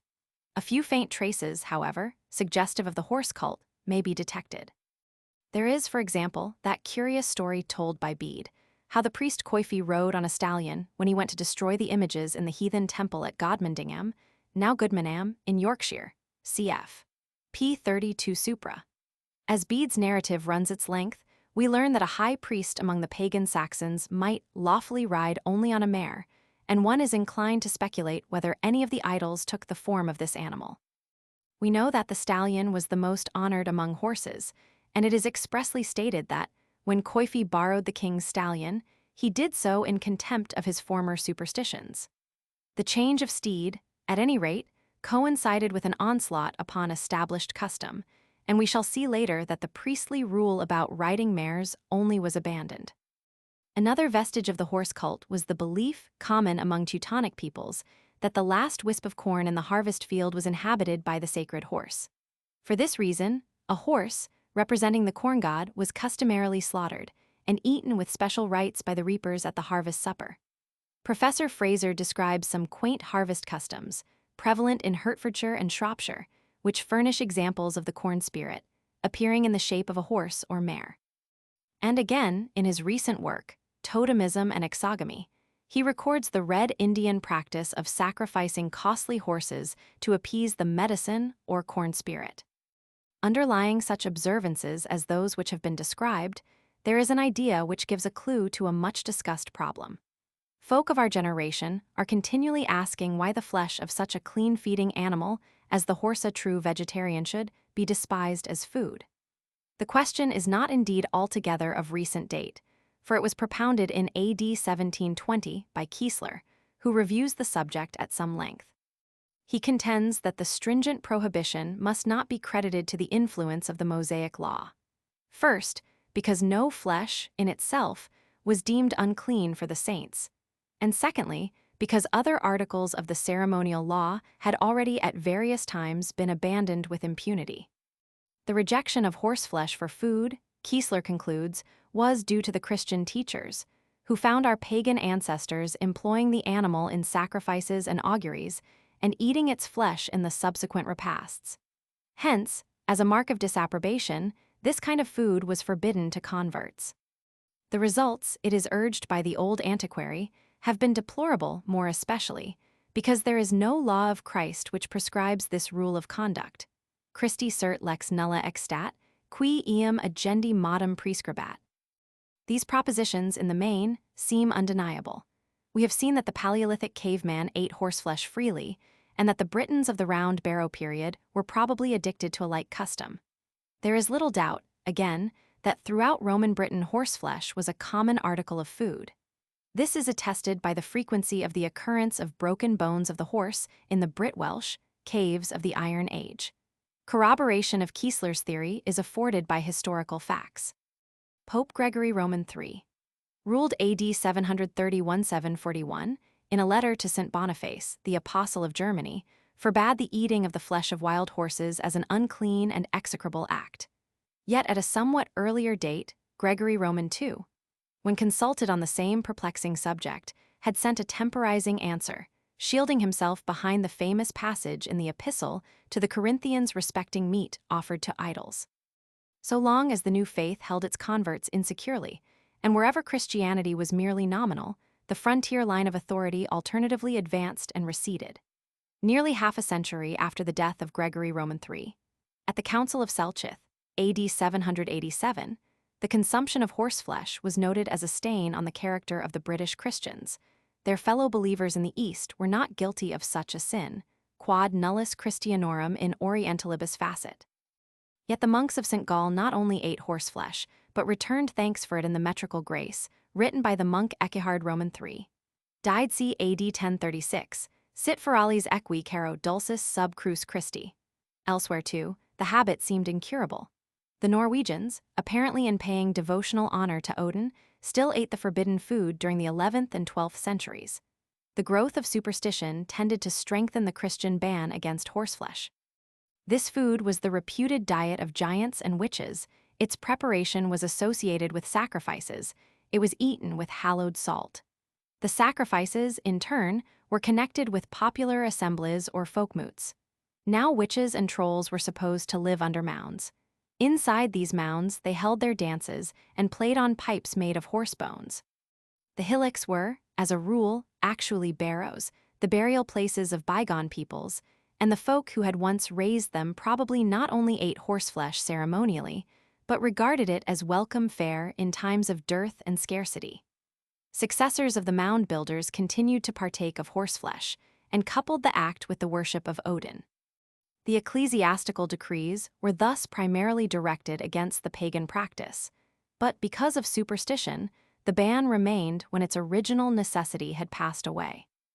L'Abbé Valentin Duffer, who in the year 1868 translated and edited Kiesler's valuable chapter on the eating of horseflesh, adds a few facts which bring the story down to modern times. He tells us that the sale of horseflesh was forbidden in Paris in AD 1739, no reason being assigned for the prohibition. When, however, in AD 1784, a similar promulgation was issued, the ostensible motive was to prevent disease there were certain maladies. Quae elusage de perils, chairs ni pouvait manquer d'occasioner. Since considerable importance was also attached to the assumed novelty of eating horseflesh, Duffer is at some pains to show that slaughterhouses, boucheries, ecorcheries existed, and that the forbidden flesh was vended during the early part of the 15th century. Statutes continued to be passed against the use of horseflesh in France until, in the early 19th century, 1814, 1816, 1817, the commodity was allowed to be sold by certain persons who had secured the special privilege. Scarcity of food was doubtless a factor in bringing about a relaxation. By some writers, it is supposed that the revulsion of feeling dates from the siege of Copenhagen, AD. 1807, when the Danes ate horseflesh from necessity, and that the habit gradually spread all over Europe. This may be true in the general sense, but, archaeologically considered, one may doubt whether the practice had ever been really quite extinct. The old pre-Christian veneration of the horse probably touches the groundwork of much of the folklore about the animal. Professor A. de Gubernatis, in his work on zoological mythology, deals fully with horse legends as exemplified in the Vedic, Greek, and Latin literatures, and particularly with the horse as the favorite animal of the solar hero. It is common, in ancient art, to find symbols of sun worship associated either with the horse or the chariot, or with both. All that can be done in this place is to supply the reference. One old story may, nevertheless, be noted, that which tells how the Emperor Caligula spoke of raising his horse to the consulship. The usual explanation attributes the remark to a passing caprice, but another interpretation is conceivable. May it not be that Caligula intended the observation as a compliment to British and Gallic opinions concerning the sanctity of selected horses, opinions with which he must have been well acquainted? We retrace our steps a little. Evidence seems to show that when the early Paleolithic cavemen hunted the horse, they were accustomed to carry into their shelters only the fleshy parts of the carcass, together with the head of the animal, and for ornamental purposes the valuable tail. The long bones, which were crushed to obtain the marrow, do not appear, as a rule, to have been taken into the caves. Light may be cast on the anomalous separation of flesh and bones by a study of ancient Egyptian custom as described by Herodotus. This writer states that imprecations were heaped on the head of the sacrificial victim, so that any impending evil might fall thereon. The Egyptians, in consequence, would never eat the head of any animal. Strict taboo, as imposed among common folk, is not inconsistent with ceremonial eating by privileged individuals, and numerous instances might be given in support of this antinomy of custom. Merely as a speculation, it might be suggested that the head of the victim was at one time a delicate morsel reserved for the chieftain.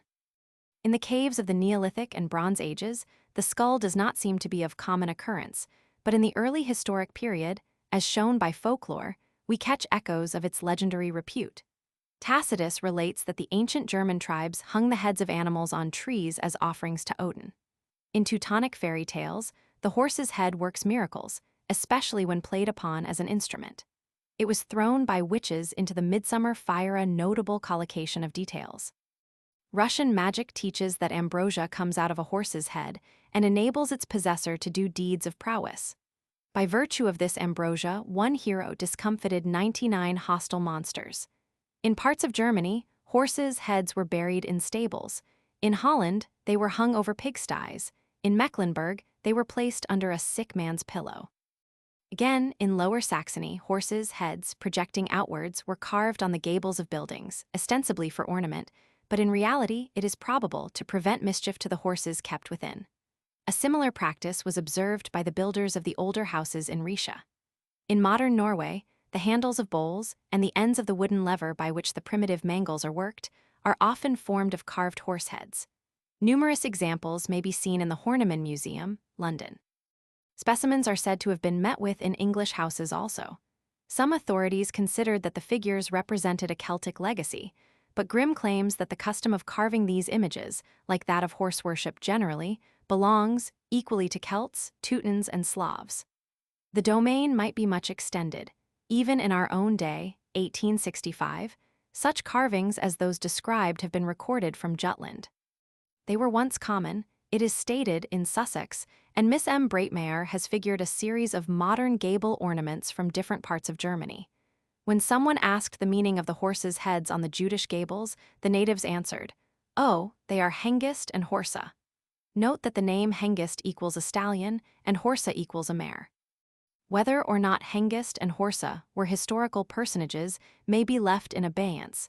The fact remains that they were sometimes represented by horses, heads carried in front of the army as tutelary deities. In certain parts of England, notably in Kent, there still survives the custom of a group of men going round at Christmas carrying a horse's head, crudely carved in wood and known as the hoodning horse. Sometimes, it would appear, a skull long buried in the soil and afterwards dug up by chance formed the wooser, wooset, or husset. Mr. P. Malem, who has carefully collated the records of analogous customs from both England and Germany, considers that the word hoodning is not, as popularly supposed, derived either from the Norse word Odin or the Low German form Woden. He prefers to connect it with those old performances in which the hobby horse and characters representing Robin Hood and Maid Marian were prominent. A writer in the Athenaeum ridicules this idea, and prosaically refers the name to the hood or sack which concealed the supposed body of the horse, really the body of the hoodner or performer. Yes, but why should the horse, hooded or otherwise, enter into the ceremonies at all? It is easy to deride the early school, of which Grimm is a representative, as old-fashioned and full of extravagances. But we have to face a series of converging customs, which were not begotten of a complex society like that of modern or even medieval England. Only by an appeal to some primitive form of the horse cult can an ultimate solution be really obtained.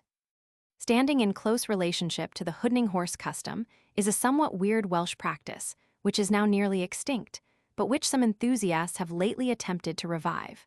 A horse's skull is dressed up and carried about by a performer who is enveloped in a cloak. He makes the jaws of the skull snap to the accompaniment of Welsh rhymes. Houses are visited, and largesse is demanded. The performance, known colloquially as Mari Elwyd, is traced by some to pre-Reformation usage. But doubtless it goes back, like the hoodning horse, of which perhaps it is a mere variant, to pagan times. Virgil relates a curious tradition which bears on our subject. As the Carthaginians were digging near a venerable wood, they dug up a horse's skulla, courser's head, as the phrase runs in Dryden's translation, and this discovery was accounted such a prosperous omen that a temple was raised to Juno on that spot. Professor Kennington, garnering his knowledge from several classical writers, gives us the additional information that the head of an ox was first lighted upon, and that this was thought to portend servitude, but after further excavation, the horse's head appeared an earnest of plenty, combined with success in war. From Vishnu mythology comes a contradictory item, for, in that system, the mouth of hell is conceived as a huge horse head. Before quitting this department of folklore, we may scan the wider field of skull superstitions in general. A fox's head, nailed to a Scotch stable door, was supposed to keep off the dreaded witch. I noticed an instance of this custom at Rottingdean, near Brighton, in 1908, but cannot be sure that any significance was attached to the fox's head. Why, again, does the gamekeeper suspend rows of weasels, stoats, cats, magpies, and jays on his gibbet? Certainly he does this, in the first place, to prove his zealous stewardship, and perhaps with some dimly conscious belief that similar evildoers will take warning. But from observation of other curious practices, scarcely to be discussed here, one suspects that the origin was ceremonial. We must also remember cases like that described by Mr. Baringgood, who once saw, hanging on a magnificent elm at Westmeston, under Ditchling Beacon, in Sussex, the carcasses of 2 horses and 3 calves. The reason offered for this custom was that the suspension of the bodies was lucky for cattle. Keeping, however, to a consideration of heads, we notice that Sir G. L. Gom records a peculiar instance from Hornchurch, in Essex, where the lessee of the tithes used to pay, as a Christmas tribute, a boar's head. This payment could not depend upon the intrinsic value of the toll, nor could the destruction of a single boar be counted meritorious in itself. The tribute was obviously symbolical. Camden relates that a stag was formerly paid as part of the rent of church lands situated in Essex. He adds that, when he was a boy, namely, in the 3rd quarter of the 16th century, the priests of St. Paul's Cathedral were accustomed to meet the stag as it was brought up the steps of the sacred building. The animal's head was then carried on a spear round the cathedral, which echoed meanwhile to the sound of horns. Of this curious ceremony, the young antiquary was an eyewitness. From a review of these facts, we may deduce that the head of a slaughtered animal bore an imputed sanctity. This was essentially the case when the animal had been offered in sacrifice, and it is to pagan and prehistoric ritual that we must look for an interpretation of the facts. The species of animal esteemed most sacred would vary with the time and the place here, the horse there, the ox. Later days brought other competitors for the position of honor. Only by keeping well in mind the widespread belief in the efficacy of skulls are we enabled to understand another series of records, which we now proceed to summarize. More than half a century ago, when the chancel of St. Botolph's Church, Boston, was being rebuilt, a quantity of horses, bones, and the jawbones of sheep were found under the floor. Again, we have seen that, on the site of the present St. Paul's Cathedral, a deposit of bones of oxen and other animals was discovered, indicating a pagan site, cf. p. 83 supra. Secular buildings have also yielded horse remains.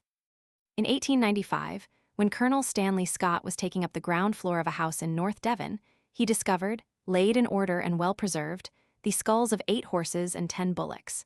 In Wharfedale again, under the floor of a house, probably from 200 to 300 years old, the workmen took up the skulls of 7 horses and a cow. With these discoveries, one naturally associates the Dutch and German customs already mentioned, p. 440 supra. And of course, the primitive idea must be connected with that which underlies foundation sacrifices, although complication arises from the unique merit attached to skulls. The foundation sacrifice is widely prevalent, but the burial of skulls is a more specialized custom. It will be noticed that of the last 2 examples, one is recent, and the other comparatively recent. Therefore, any folk memory associated with the deposition of the skulls was probably defective. According to popular belief in Ireland, the skulls which are nowadays placed under buildings are intended to cause an echo. Just as a public building has, or has not, a horse's skull buried beneath it, so will it be good or bad for the purpose of hearing. A certain field which possessed a good echo was commonly believed to have a horse interred in it. The tradition was sound, but it is not known whether the horse was buried for that purpose. Why, it may be pertinently asked, does a field need a good echo? On broad grounds, it is sufficiently obvious that the sacrificial idea preceded the economic, yet there must have been a period of overlapping. For not only was some variation of the custom observed, as we shall see, by medieval church builders, but the practice was kept up until our own days. Noticeably has this been the case in the Scottish Presbyterian Church. When the old Bristol Street Meeting House, in Edinburgh, was being demolished a century ago, 8 horse skulls were found concealed in the sounding board of the pulpit. Less than half a century back, the same class of object was put under an organ in a parish church in the province of Munster to increase the effect of the music. The modern theory of the acoustic purpose of the skulls fades as we trace the custom to more remote times. A small chamber in the belfry of Elston Church, Northumberland, appeared to have been built specially to contain 3 horse skulls, which had lain piled against each other for hundreds of years.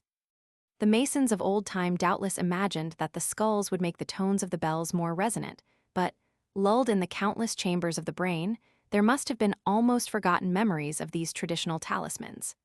These sacred and oracular heads, there can be little question, were built into heathen temples before the dawn of history, and the habit was passed on from one generation to another. Does this theory seem far-fetched? Consider the conditions at Elston. Here is a district teeming with earthworks and other British and Roman remains. The population is scanty, the moorland wild and pathless.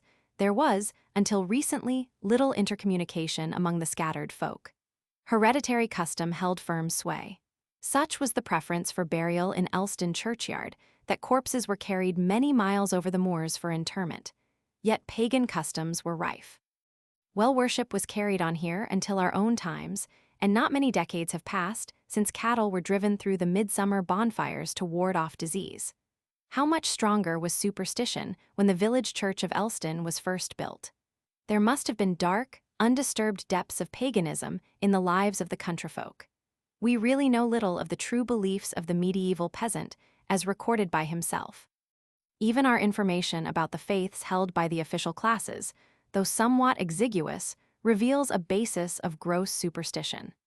The gap between the 20th century and the 16th is almost immeasurable as compared with that between the 16th century and the Neolithic period. Let us halt to draw a comparison from Brittany. Who, in the absence of direct evidence, would have imagined that, in our own generation, a people nominally Christian could have been found to set out dishes of cream for the dead on All Souls Eve, to employ grave earth for the cure of fevers, to pour out milk on tombs as a libation, to anoint menhirs with oil and honey, to scatter the ashes of the festival fires over the fields to ensure a fat harvest. Yet all these customs have been practiced by the Bretons in recent times. Well, worship, the blessing of oxen at Karnak, the ghastly reverence paid to images personifying death, and all such rites, we pass by as being everywhere somewhat persistent. The parallel which I wish to draw is between the medieval Englishman and the more modern Breton. Could we turn back and thoroughly understand the pages of history, I am convinced that even the 17th century peasant of the English Cornwall, for example, would be found quite as superstitious as the 19th century peasant of the French Cornwall. What is true of Cornwall holds good for the Highlands of Scotland, for Ireland and Wales, and, in a lesser degree, for the whole of rural England. To return, the acoustic idea had its birth so far back as Roman times at least, though at that period it was associated with the use of sounding jars. Probably horse skulls were still buried sacrificially, but the purpose was being forgotten. The belief in the efficacy of horse skulls as reverberators seems to have been derived from the employment of these jars, at a rather later time when the sacramental idea concerning skulls was obsolete. About the jars themselves there has been a vast controversy, which, even at the risk of being discursive, we must briefly notice. To take a Roman example first. Along the seats of the Colosseum, there was a peculiar arrangement of horizontal pots, which Sir E. Beckett, Lord Grimthorpe, believed were intended to augment the sound. As a result of experiment, this authority found that the vessels acted much in the same way as would a series of short, wide tubes if presented to a hemispherical bell when this was struck. Vitruvius mentions brazen vessels, perhaps comparable to the gong or kettle drum, as being in use in Roman theaters. Some writers have thought that the purpose was to make the voices of the actors more distinct. Others consider that the vessels were accessories in the imitation of thunder. Coming to medieval times, we find that the Church of the Celestins at Metz was furnished, AD 1439, with jars expressly to improve the chanting, but it is affirmed that experience showed them to be useless. Mr. Gordon M. Hills, in a valuable paper on this subject, says that the jars were a great disfigurement to the building, the marvel of all beholders, and the jest of fools. There are other continental records of acoustic jars from Strasbourg, Angers, Paris, and other places. L'Abbé Cochet discovered numerous specimens in the churches of Upper Normandy, together with cornets of baked earth in the church of St. Blaise, at Arles. Illustrations of some of these are given in Cochet's paper in the Gentleman's Magazine, and the statement is made that similar cornets are found in the interior walls and vaults of many churches in Sweden, Denmark, and Russia. Didrin, after referring to specimens from the two first-named countries and to those discovered at Arles and Metz, decides against the acoustic hypothesis. Si mode me semblate aussi pyral quinficace. And, seeing that the men of the Middle Ages made bells and organs so commonly, why, he asks, are not the sounding poteries of more frequent occurrence? In England, notable finds of jars are on record, though the number of churches concerned is but a trivial percentage of the whole. At St. Clement, Sandwich, the jars were built into the walls of the chancel, overlooking the altar.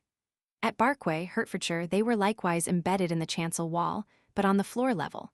They are also found in the thickness of the wall, a few inches below the floor level, as at Fountains Abbey, where they had been placed at the base of the old choir screen.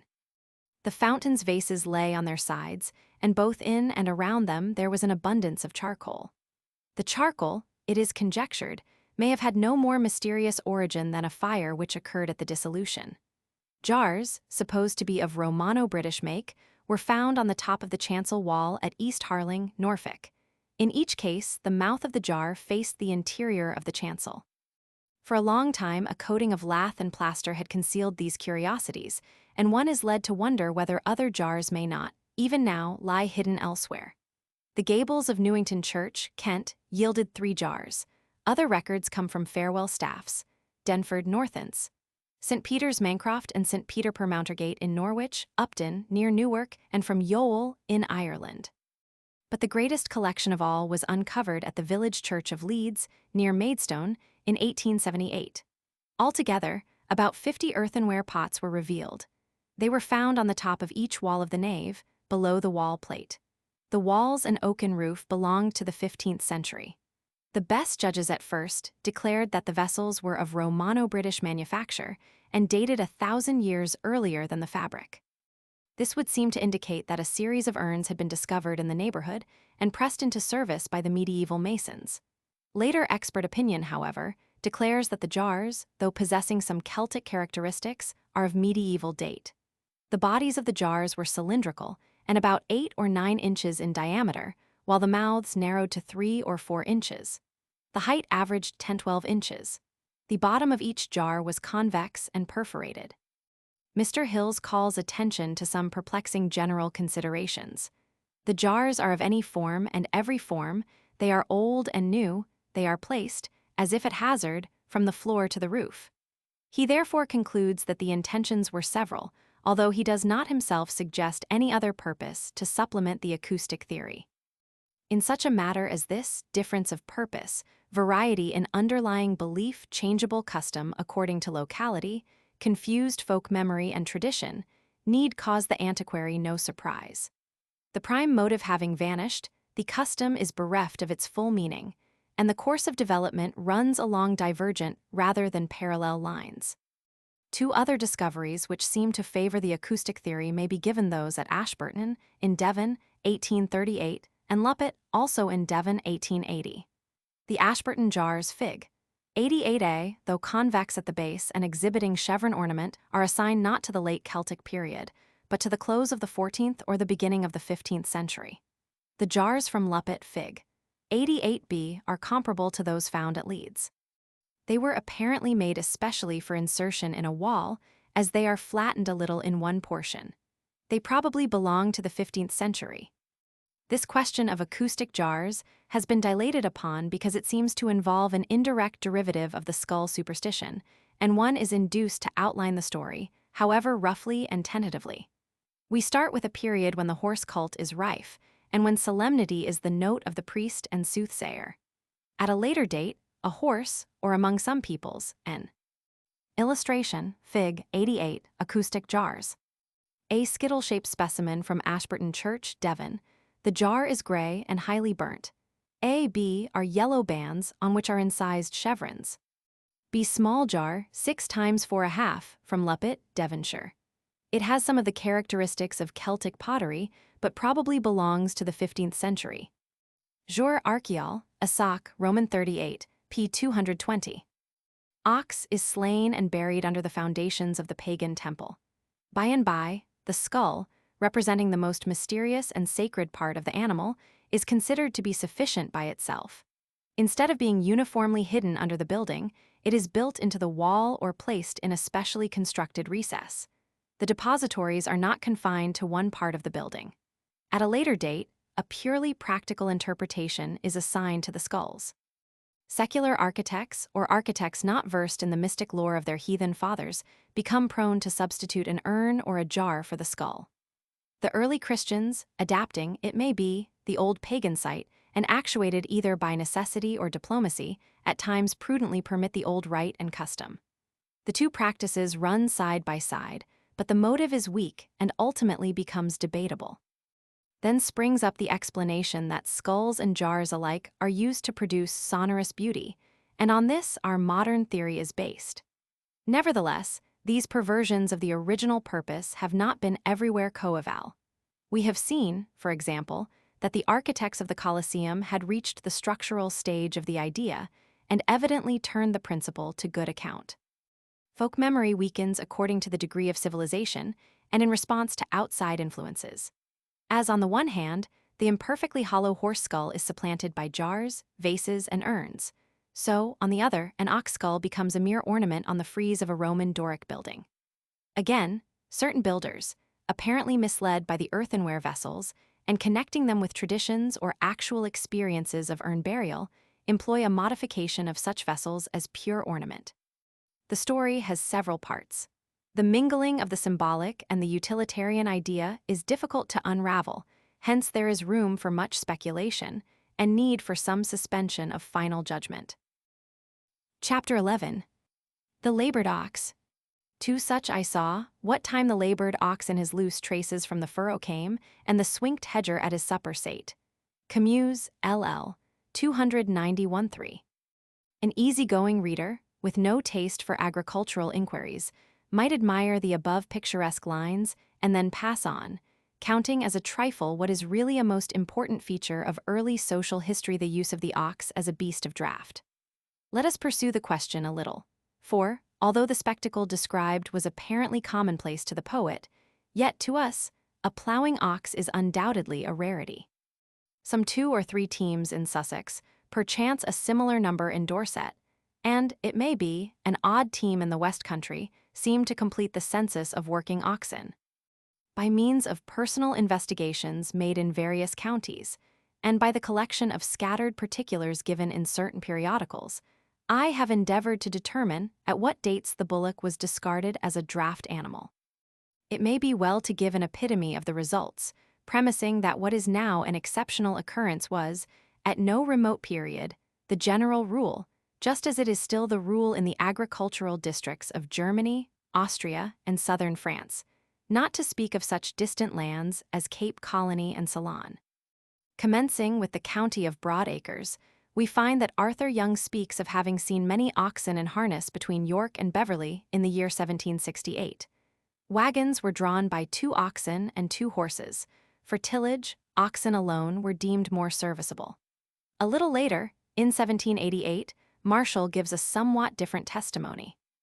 Oxen were still preferred for drawing farm carriages and timber wagons along the roads in the Vale of Pickering, but not a single ox was left at field work.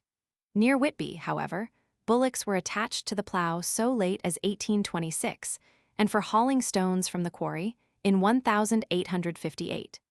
A single team was still engaged in quarry work in 1895. Coming to the neighboring county of Lincoln, draft oxen were still employed near Brigg in 1853, and 5 years later the writer's father saw a plough team in regular work at North, or Nunn, Ormsby, near Louth. The particulars from the Midlands touch more recent times. For Stratford-on-Avon, the last recorded year is 1895. A friend noticed a team at work near Oxford in 1881, and I have a record from Helmden, Northants, for 1902. At Hawcliffe, near Luton, in Bedfordshire, oxen were constantly employed by an eccentric farmer who died so recently as 1909. The feature was, however, admittedly an anachronism. The farmer in question would not use machinery and was, in other respects, a follower of old-world customs. The West Country supplies records for the year 1895. In the Vale of Pewsey, it is asserted that more ox teams than horse teams were seen at the plough in that year, though the ox was not used for road work. In 1909, I could not find a single team. Inquiries showed that the year 1897 or 1898 must have marked the changeover, so that either there must have been an abrupt reversal of custom, or more probably, the statement with respect to the year 1895 was incorrect. There, as in Dorset, red and white Herefords represented the breed most in favor. An eyewitness reports a team from East Ilsley, Berks, for 1906. During the years 1887-8, I occasionally saw oxen ploughing on the Cotswolds, and a few years previously, Devonshire farmers still chose bullocks for heavy land. Laboring oxen were not uncommon in Hampshire and Dorsetshire about 20 years ago. 2 oxen were yoked to the plough, while, to increase the speed, a horse was attached as leader. The case of Essex is peculiar. One is bound to believe that bullock labor was formerly as common in that county as elsewhere. Nevertheless, Arthur Young informs us that the Essex farmers of the 18th century ridiculed Lord Clare's introduction of oxen to his estate at Braintree. It was only when the experiment resulted in a great saving of money, as compared with the general expenditure on horse labor, that the example was reluctantly copied. Young says that the importation of the oxen from Gloucestershire, where Lord Clare had purchased them, with all their jeers, was a stroke of agriculture most unusual in Essex. On one occasion, a wagon drawn by horses became set in the village. The horses were taken off, and the oxen clapped 2 sick, who, to the amazement to the beholders, drew it out in triumph. One cannot help thinking that the popularity of horse labor around Braintree was a chronological inversion, applicable only to a limited area. At whatever period introduced, working oxen remained in the Essex districts of Romford and Ilford until the year 1830, and probably later. In the sister county of Kent, bullocks were worked near Tunbridge Wells until the year 1886. It is to the county of Sussex, however, that we must look for the lingering exploitation of ox labor. During the summer of 1908, remembering what I had witnessed about 20 years previously, I made careful inquiries about the disuse of working oxen by Sussex farmers. The result proved that 2 teams at least were still under the yoke, one at Housdean Farm, Falmer, and the other, which I did not actually see, at Itford Farm near Rodmell, a few miles north of New Haven. The latter team has now been disbanded. In February 1910, Dr. W. Henigleg of Ringmer informed me that teams could still be seen daily near Brighton. Later, in August of that year, I found a single team retained for sentimental reasons, probably at Exeat New Barn near Westdean. The Falmer cattle are black, long-horned animals, apparently of Welsh breed. The old Sussex red cattle are no longer employed. The oxen are not shod at the present day, though it is but a few years since the custom was abandoned. This is a point to which we shall return. At Pyacombe and Pangdian, bullocks were last worked and shod about 8 years since. A few years ago was the answer given at Saddlescombe and again at Sompting. At Staining, the blacksmith had not shod oxen for 20 years, nor had his brother craftsman of Ditchling treated bullocks for a decade or more. Here the details may stop. It is perhaps well that they should be given as an aid to the future historian. But what of the past? For it is practically certain that from the earliest historical times onwards to the 18th century, the ox was preeminently, nay, almost entirely, the beast which was yoked to cart, plough, and harrow. There were, it is true, some exceptions to be noted in a moment. The old illuminated manuscripts show pictures of oxen only, and the famous embroidery known as the Bayeux tapestry furnishes similar evidence. The animals there shown as attached to the plough, whether they represent oxen, horses, or asses, are very different from the finely drawn horses exhibited throughout the rest of the tapestry. Until the 8th century, as was stated in Chapter 10, the horse was often used for food, and it was likewise kept for the saddle. Thus we may say that, while the hunter, the warrior, and the pilgrim claimed the horse for riding, the husbandman in the field was content to use the ox for draught. The language of Domesday Book corroborates the testimony of the early manuscripts. In general, the records of that remarkable survey indicate that a painstaking assessment was taken of farming stock. The terms used in the minute inventories are extremely suggestive. The amount of land which an ox could till is called an oxgang or bovata, lat.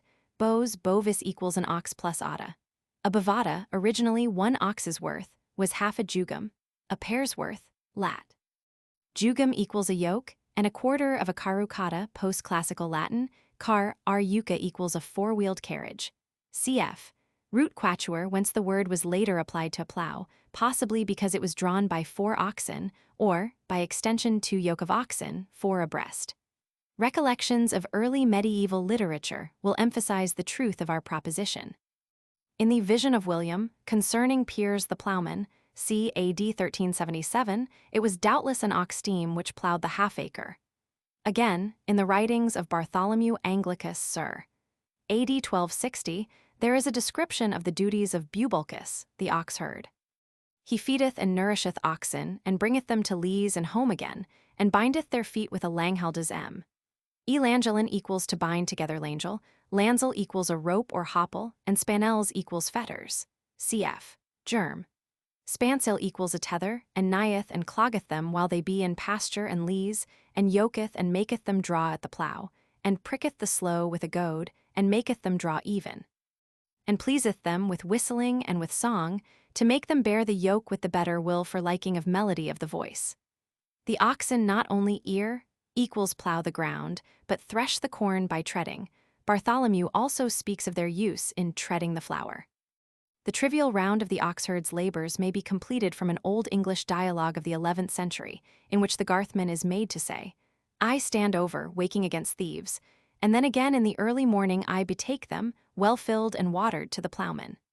A like story is told in the anonymous Seneschalcy, or the Office of Seneschal, Temp. Edwa. I, wherein it is stated that oxherds must sleep with their oxen to guard them. If we pass by a few centuries, we get, in a passage from Shakespeare, an allusion to the traffic in draft oxen at the great fairs of England. Shallow inquires of Silence, "How a good yoke of bullocks at Stamford Fair?" And moving forward again, we have Robert Burns singing thus: "And O's and Frey, the furrowed field return sae dauf, and wary o." In short, through all the centuries down to the middle of the 18th, it might have been affirmed, in the words which Richard Carow used of his own county of Cornwall. For meat, draught, and ploughing, oxen; for carriage and riding, horses. But there must have been exceptions, perhaps even a little more numerous than the foregoing paragraph would seem to imply. Fitzstephen, who, about the year AD 1174, wrote a short account of the city of London, describes a market at which one could buy all kinds of commodities, and he remarks, incidentally, "Stant ibi apti eratris trahis et bigis equi. There stand the mares, fit for the plough, the sledge, and the cart." Letters written in A.D. 1222 to Ralph de Neville, Bishop of Winchester, contain repeated requests for mares to draw the carts, which were to convey marl to the fields. The employment of mares for draught is directly at variance with their early heathen allocation to the priestly body, one instance of which was given on p. 436 supra. This old usage does not, of course, imply that all mares were reserved for the priests. Moreover, traditions respecting such animals were doubtless fading away. But to return to our subject, the evidence adduced is sufficient to prove that horses were partly employed in agriculture during the Norman and Plantagenet periods. Moreover, Walter de Henley, writing not later than AD 1250, advised the farmers of his day to plough with 2 oxen and 2 horses, if the ground is not so stony that the oxen cannot help themselves with their feet. Si la tir ni sate si peros qui buffs ni si pussent iter des pes. As already noted, this plan was followed in Yorkshire, Hampshire, and Dorsetshire until modern times. When all exceptions are allowed for, however, the broad fact remains that the bullock was the main beast of draught during the earlier periods of English history. Even in the Yorkist and Lancastrian periods, horses, we are assured, were hardly ever used for fieldwork. They carried corn to the mill or the market on their backs, and they served the packman on his journeys through the country. In the fields, the ox was master. Concerning the number of oxen which were grouped to form a team, usage has varied. The Doomsday terms bearing on the subject have caused much controversy. Canon Isaac Taylor argued that 8 oxen made up the team. This view is supported by Dr. J. H. Round and, to some extent, by Professor Vinogradoff and Professor Seebohm. The last-named authority believes that 8 oxen, yoked 4 abreast, made up the full manorial plough team at the time of Doomsday, as well as in the 12th and 13th centuries. He admits, however, that the villains had apparently smaller ploughs, with about 4 oxen to the team, Fig. 89. He also cites records to show that, occasionally, the plough team consisted of 10 or 12 oxen. Mr. W. de Grey Birch contends that the number was 4, and that 4 bullocks were the equivalent of 2 horses. Illustration. Fig. 89, ploughing in the 11th century, from MS, Anglo-Saxon calendar, early 11th century. Strut. It will be observed that the team consists of 4 animals. Other illuminated manuscripts also tend to support Mr. de Grey Birch's theory. Fortunately, there are precise statements extant respecting the medieval practice. In the cartulary of Revolks Abbey, founded A.D. 1132, 8 is given as the number of the full team or draft. Idem etiam menaci habunt in idem pastura quatuor carocatas baum, unamquamque de Roman 8 bobis. A team of 8 was also known on the high road, as we learn from the rhyming life of St. Cuthbert, c. A.D. 1450. We find the following description of the conveyance of a huge beam to Durham Abbey. It was of 8 oxen drat equals draft, it was in a wain rat equals worked put. This quota was, however, often exceeded. A great bell, cast in London, was brought to Durham on a truck. Oxen 20 and twa war drowen this bell full thra equals vigorously. By a curious coincidence, 22 was the strength of the ox teams which formerly drew timber along the proverbially wretched roads of Sussex. Mr. R. E. Prothero tells us that. Illustration, Fig. 90, Sussex oxen, showing the wide space required when turning the headland with a team of 6. Thou art not for the fashion of these times, as you like it Act 2, SC. 3. In the 18th century, from 8 to 10 went to a plough. A trace of these large teams may be seen, he asserts, in the old crooked ridges visible on grasslands. The enormous length of the team, together with the use of unwieldy ploughs, necessitated the allowance of a vast width of hedgerow on which to turn, Fig. 90, hence there was a marked deflection or curvature of the furrow. The furrow, in fact, took the form of a flat reversed S. The Lincolnshire tradition says that only the tops of the ridges were cultivated, and that the oxen were attached to each end of a long pole, which stretched across the land. Thus yoked the animals walked along the grass in the furrow. How the ridges and furrows were originally formed, we are not told. Ram says that the old-fashioned plow was drawn by 6 oxen, and that barely half an acre was turned in a summer.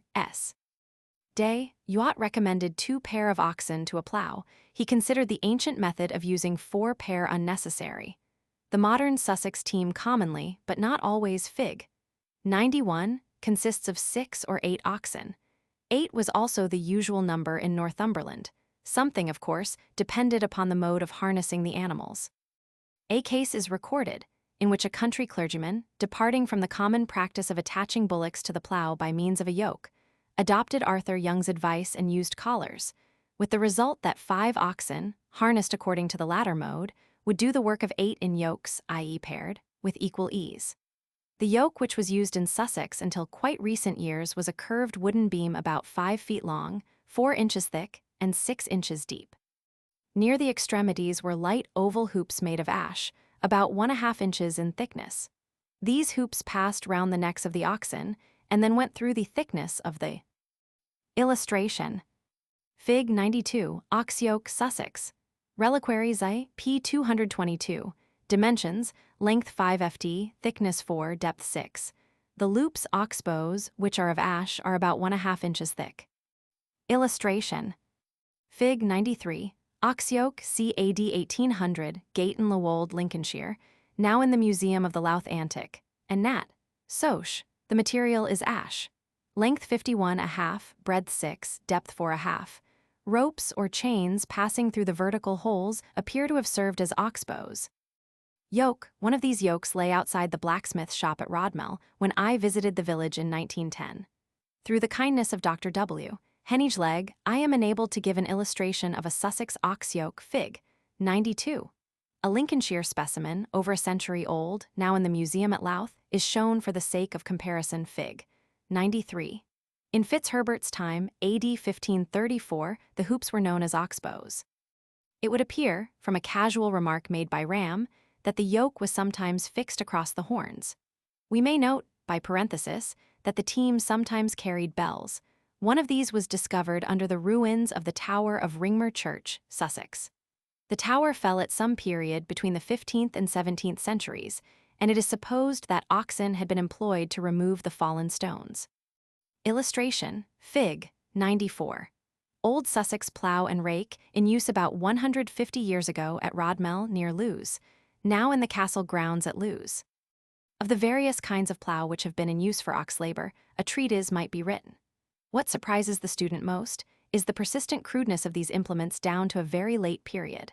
In the grounds of Lewes Castle, there is to be seen a specimen of the old Sussex plough. Fig. 94.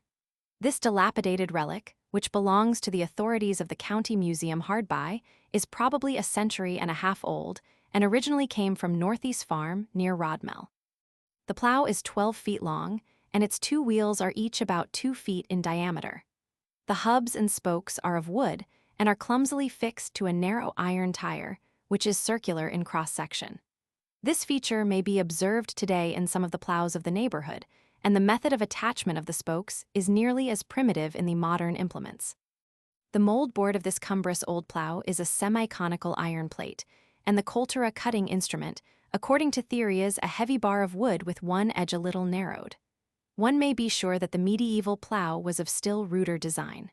The Saxon and Roman ploughs, Fig. 95, drawn by oxen, are of an extremely simple pattern. Illustration. Fig. 95. A bronze representing Roman ploughmen, said to have been found at Piercebridge, Durham, Lord Londesborough's collection. Right. B. Saxon ploughmen, from the Psalter of Eadwine, Temp, Stephen, Strutt. In both cases, the oxen represented evidently belonged to a Shorthorn breed. Opinions have always differed as to the age when a bullock's services are most valuable. A Sussex steward informed me that the age for commencing work was 4 years, and that the ox would continue to be of use for 7 or 8 years afterwards. Another account gave the starting age as 2.5 years and the working period from 3 to 5 years. Youatt cautiously remarks that the working life varies with the breed. The Yorkshire plan was to break in the animal at the age of 2 or 3 years and work it till it was rising 6 years. But Marshall, while agreeing with the harness age just given, contends that the beast might be worked until it was from 15 to 20 years old, when it would be in its prime. He adduces this instance. An ox which I worked several years in Surrey might at 17 or 18 years old have challenged, for strength, agility, and sagacity, the best-bred cart horse in the kingdom.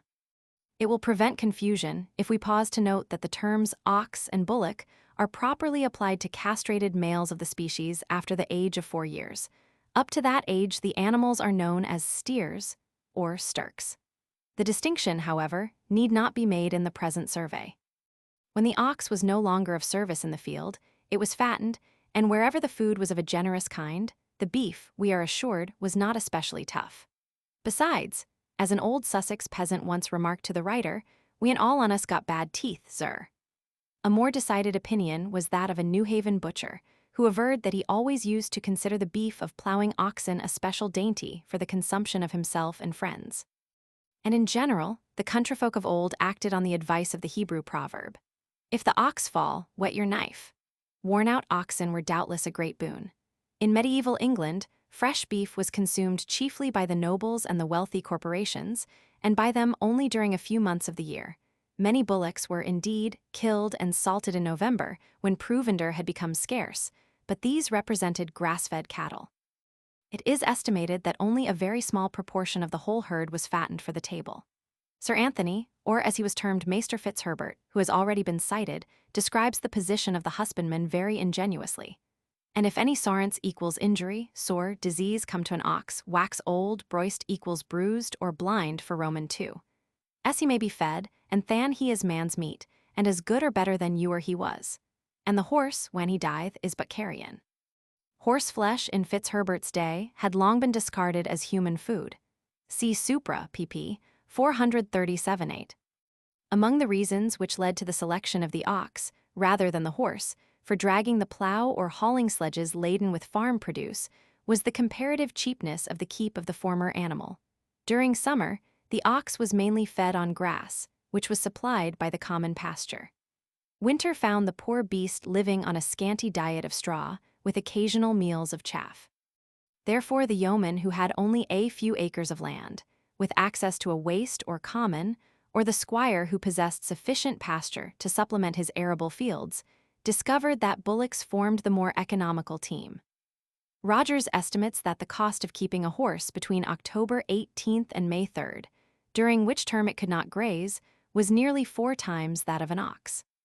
Again, beast for beast, the bullock was deemed to have proportionately a greater capacity for draught, that is, the strength of an ox was utilized to better advantage when the animal was put in traces, though for carrying burdens the horse was superior.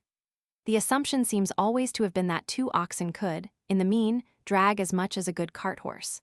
Though slow, the ox was sure-footed, and on the old, undrained fallows it was invaluable, because its hoofs spread out as it tramped along. Not indeed that all breeds of this creature are invariably sluggish. The trotting bullocks of India are familiar to most folk, and Youatt relates that a British ox ran 4 miles on Lewes racecourse in 16 minutes. Walter de Henley actually asserts that the ox is as quick at its work as the horse, but the context shows that this statement must be interpreted in a peculiar manner. He is comparing oxen with horses which are pulled by sullen, prejudiced workpeople. Besides, so runs the comment, a plough of oxen will go as far in a year as a plough of horses, because the malice of ploughmen, la malice des charreurs, will not allow the plough of horses to go beyond their pace, no more than the plough of oxen, alier hors del ponent qui la charrue des buffs. Generalizations respecting such a subject as ox labor must obviously, however, be accepted under reserve. The problem is not really simple. Arthur Young prepared elaborate tables to show the relative values of ox labor and horse labor, as applied to different soils under varying conditions. The balance of opinion, as expressed by Young's calculations, is in favor of the ox, but there are some important conclusions in a contrary sense. Fitzherbert anticipated Young's verdict, though his assigned reason seems to indicate that he was parrying a difficult question. For in some places, an oxen plow is better than a horse plow, and in some places, a horse plow is better. Oxen are preferable, he tells us, where there exist pastures into which the animals can be put on their return from work. Horses are better when the team has to be tethered on leas and bocks, equals unplowed, grassy strips, though in practice, strange to say, they were not usually so tethered. A more cogent plea for the bullock is appended to this somewhat weak reason. And oxen will plow in tough clay and upon hilly ground, whereas horses will stand SDLL. This explanation carries weight, for it is on a steep hill slope that the superiority of the ox team was always best seen. After the teachings of Jethro Tull, Lord Coke, and James Smith of Deanston had borne fruit, and farmers had begun to drain their land, the horse came into serious competition with the ox. Even then, however, a cause which had, all along, operated against the horse continued for some time to exercise a partial influence. This cause lay in the fact that too little attention had been paid to horse breeding, but so soon as this art began to be practiced, and powerful draft horses were, in consequence, developed, the change of system began in earnest. An illuminating piece of evidence was afforded when the transition was taking place in Italy. The husbandmen in the neighborhood of Rome, copying French and English customs, abandoned ox labor. But they had not learnt how to rear horses strong enough for heavy field work, and much cruelty resulted from the change. Another reason for the preference given to cattle requires careful examination. Mr. W. J. Corbett, relying apparently on Walter de Henley and Fitzherbert, states that the ox did not require shoeing, and that thus expense was saved. It may be doubted whether this cause was ever generally active.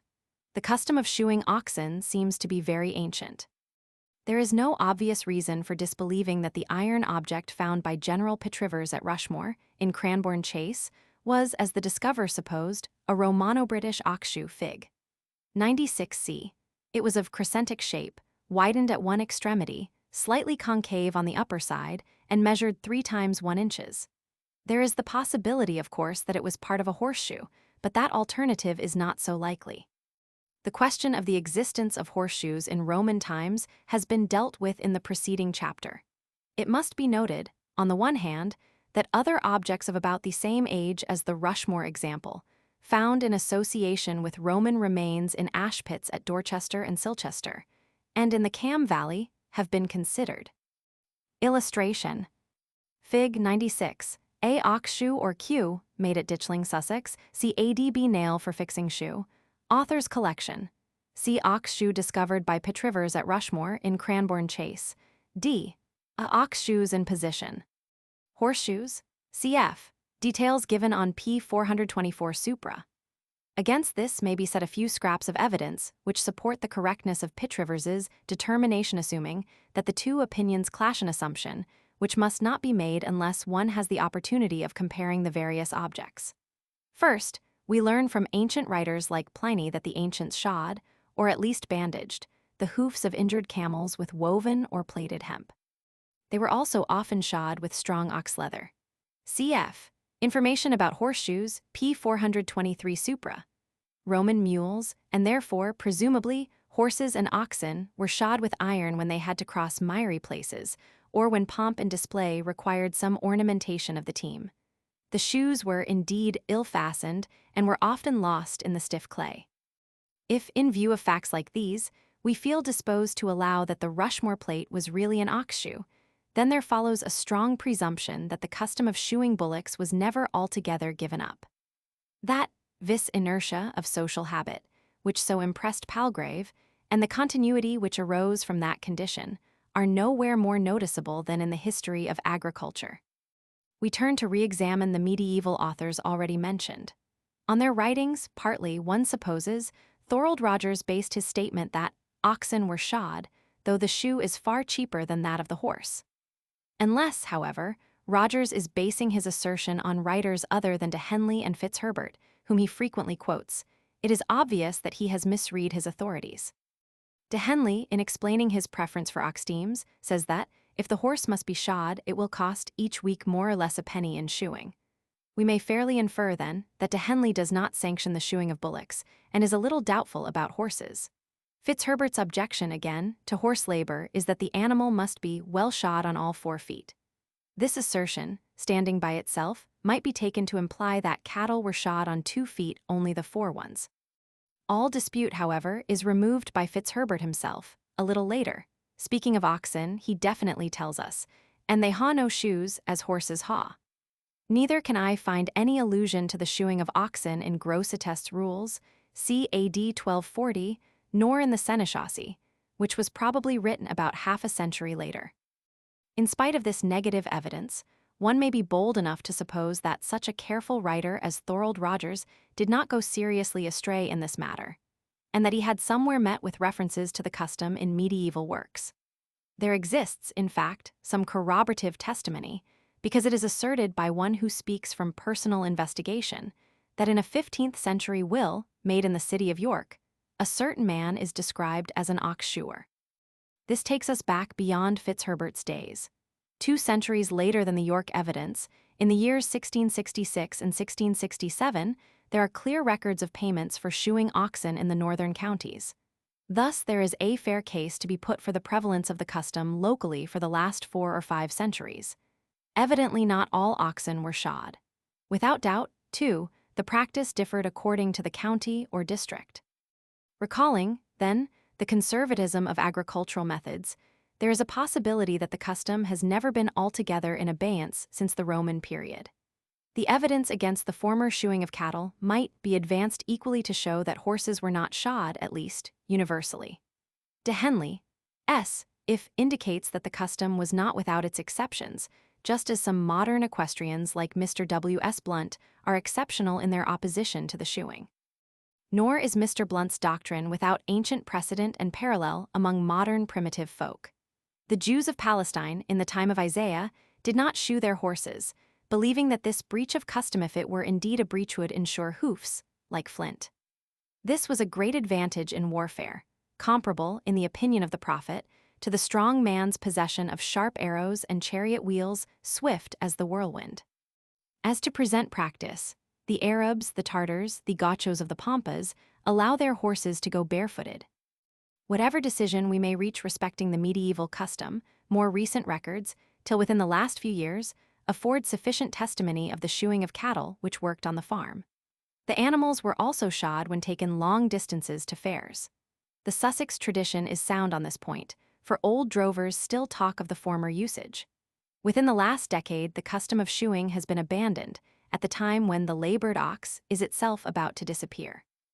A Sussex farmer told me, 1908, that shoeing is unnecessary, save for bullocks working on the hard road. If the creature's feet become tender, it should simply be allowed to rest for a day or 2. A second authority puts the matter tersely.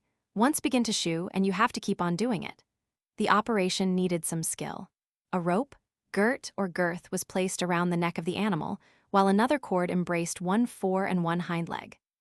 Then, by passing the ropes over a beam, evidently, by the aid of a pulley block, the beast was thrown on its back. To prevent struggling, a man sat on the bullock's head and neck. Not unfrequently, the long horns would be snapped off by the impact, in such a way that the horn cores and skull were injured. If this were followed by excessive bleeding, the ox had to be slaughtered. Each foot was supplied with 2 shoes, or, as the Sussex folk term them, queues or cues. You can't call them shoes, sir, they are like a queue, and the shape of this letter doubtless originated the nickname. The word queue, as proved by the English Dialect Dictionary, is common in the southern and western counties. Sometimes only the outer toe of each foot was shod, since the exterior edge was believed to get the greatest strain and pressure. The shoes, as we will continue to designate them, are in the form of a rough crescent or a comma much widened at the head. Fig. 96a. The nails look like tiny hammers. Fig. 96b. One relic of folk custom is curious. Before being driven in, each nail was thrust into a piece of fat pork, the belief being that this made the nail enter the hoof more easily. Moreover, if the quick were accidentally pierced, the hurt would be speedily healed. One blacksmith declared that he was glad when the shoeing of oxen was given up. He did not want to shoe any more of the vicious creatures. On the contrary, the aged blacksmith of Ditchling, now long past work, averred that he would rather shoe 2 bullocks than 1 horse, although each bullock required 8 queues with 5 nails in each, 40 nails, as against 4 horseshoes with 28 nails. But perhaps this worthy, in his retirement, looked back on his bygone labors through the pleasant haze of years, and remembered only the happy occasions. The ditchling blacksmith, however, unconsciously had the support of an authority on cattle, Youat, who, while of opinion that shoeing was a necessary evil, justifiable only because it increased the speed and endurance of the bullock, declared that the task was not difficult. He alludes, adversely, to a contrivance recommended by Bakewell for aiding the blacksmith. This arrangement, the trevis, O French, traversin equals a crossbeam, was apparently some kind of modification of the crossbeam described by the Sussex blacksmith. In the Vale of Pusey, the ox was placed in a kind of rectangular cage made by fixing horizontal bars in 4 uprights. The animal's leg having been fastened to one of the posts, queuing was an easy matter at least, so the Pusey blacksmith considered. Still another method was to throw the animal on his back, tie his legs, and hold down his horns with a pitchfork. Youat declares that the trevis is dangerous both to the ox and to the smith. What the bullock suffers from is fear, not natural indocility, therefore prepare the beast gradually for the ordeal. Often handle him, lift his feet, and strike them gently with the hammer. By and by, as he finds that no harm is done, he will most likely submit meekly to the process of real shoeing. Little skill is required on the part of the artisan, but much patience. There is no weakness of particular parts of the hoof, no corn, no tenderness of the frog, no contraction to be studied. One has simply to fit the metal to the sole. The shoe of the hind foot should be thinner, narrower, and lighter than that of the forefoot. It should also be less curved and more pointed. If we now inquire why the bullock was, little by little, driven from his old position, we may find it partly in the 2 improvements already mentioned, the drainage of arable lands and the evolution of the draft horse.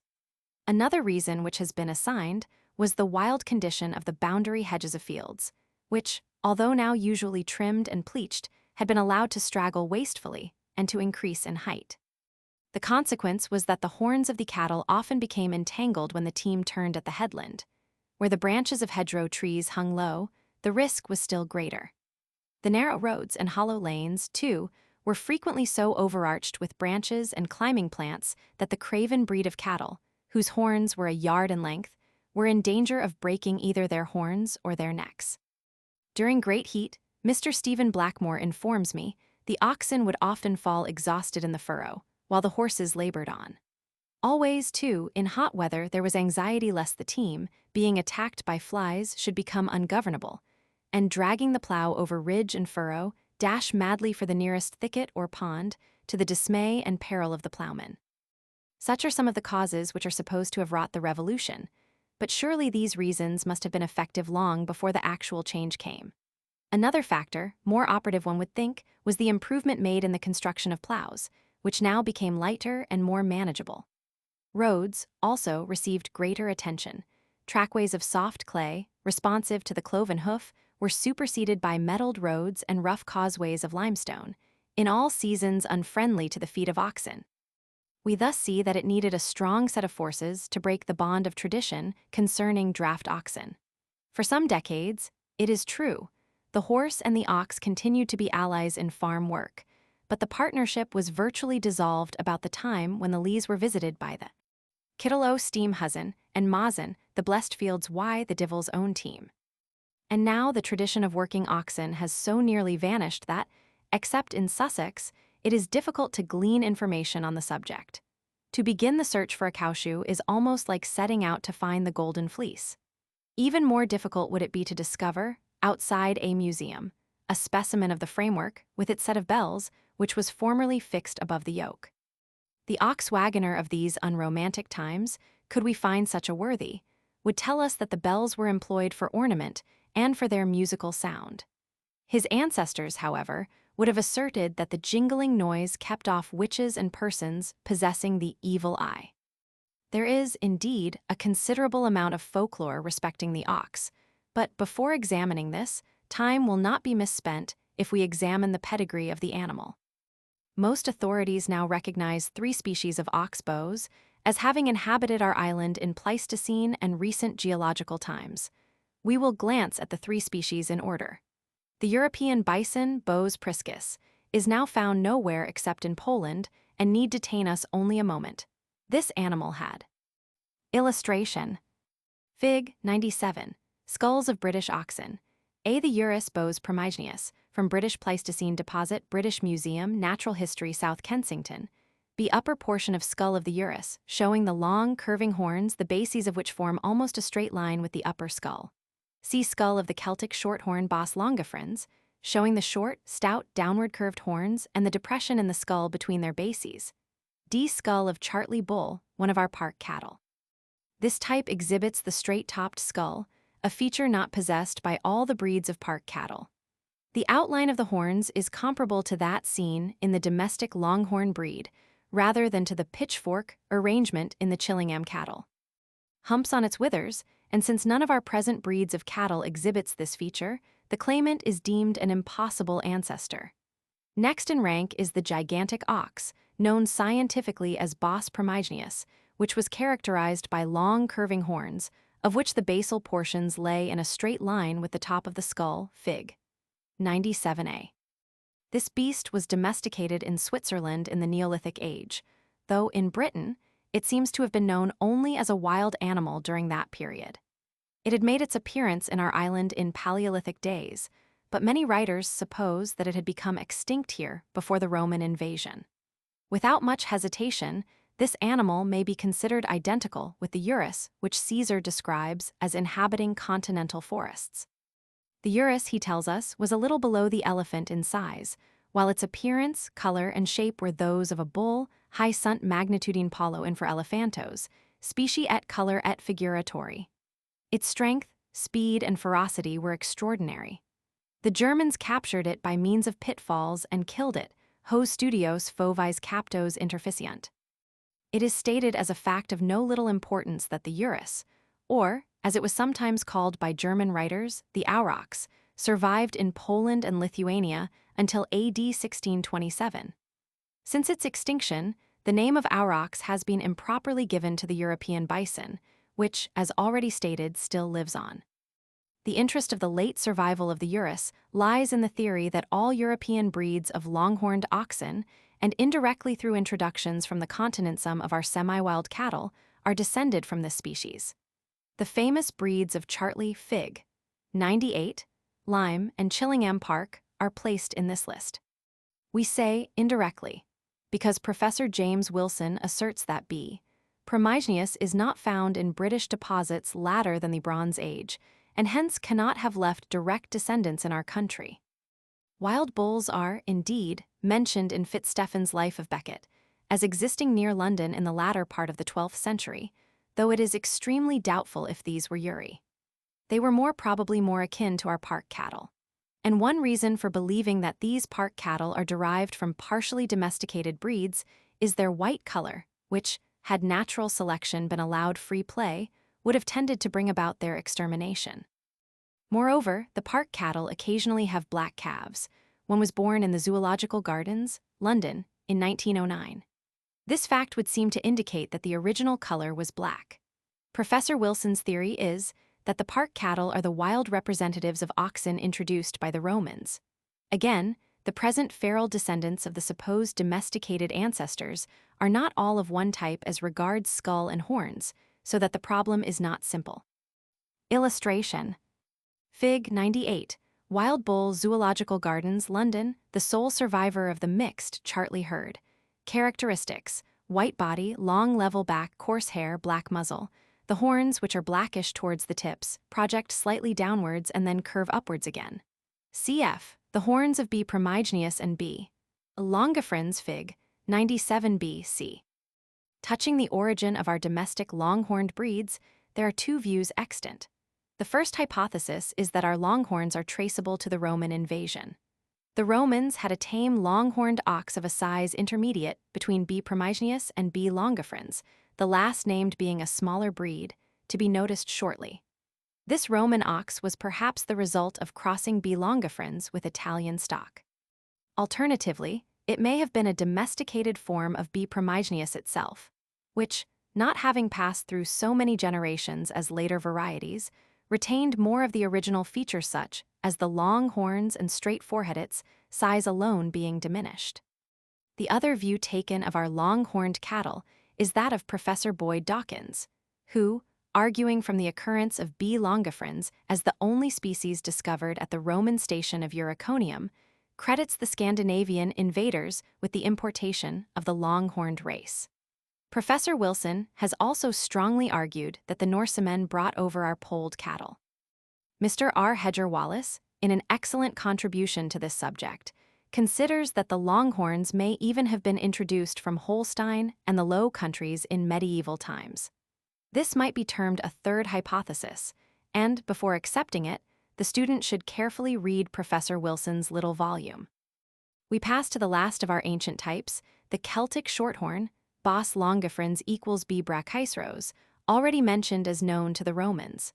This smaller ox had an abnormally developed forehead, hence its name longifrons. The short horns and the depressed curve of the upper portion of the skull frontal should be compared with the corresponding features in the Urus fig. 97c. The Celtic shorthorn was domesticated in Britain in the Neolithic period, and during the Bronze Age it was our characteristic, if not our only ox, and occupied this. Illustration. Fig. 99. Highland cattle, Perthshire. These cattle are mixed descendants of the Celtic shorthorn, Bos longifrons. They have a shaggy coat, and the horns, which are set widely apart, have a tuft of hair between their bases. The animals shown in the illustration are of a tawny brown color. Position on the arrival of the Romans. Its remains have been found in vast quantities among the ruined lake dwellings of Croyland, and also in turbaries in various parts of England. In short, if Professor Wilson be correct, this ox represents our original native breed. The ox described by Nilsson under the name of B. frontasis is believed to be the same or a closely allied species. From the black Celtic shorthorn are black cattle of Wales and the Highlands, Fig. 99, are probably derived, though interbreeding has doubtless much diminished the purity of the strain. It is curious to find that B. longifrons is, by some, supposed to have been originally a stunted variety of B. primigenius. Actual crossing of the breeds is unproved. The larger animal, it is believed, became locally dwarfed by unfavorable environment and was hence more easily subjugated by Neolithic man. Once having tamed the ox, early man soon used it for purposes of haulage and carrying burdens. The paintings on ancient Egyptian sepulchres, which go back nearly to the days of polished stone implements, exhibit several breeds of the ox tribe, both bearing the yoke and drawing the plow.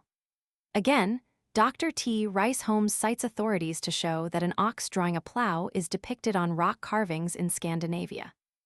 And that the animal was used as food, there is abundant testimony, afforded by the nature and condition of the bones unearthed from barrows and primitive settlements. With the position of the ox in prehistoric times is intimately connected its status in folklore and history.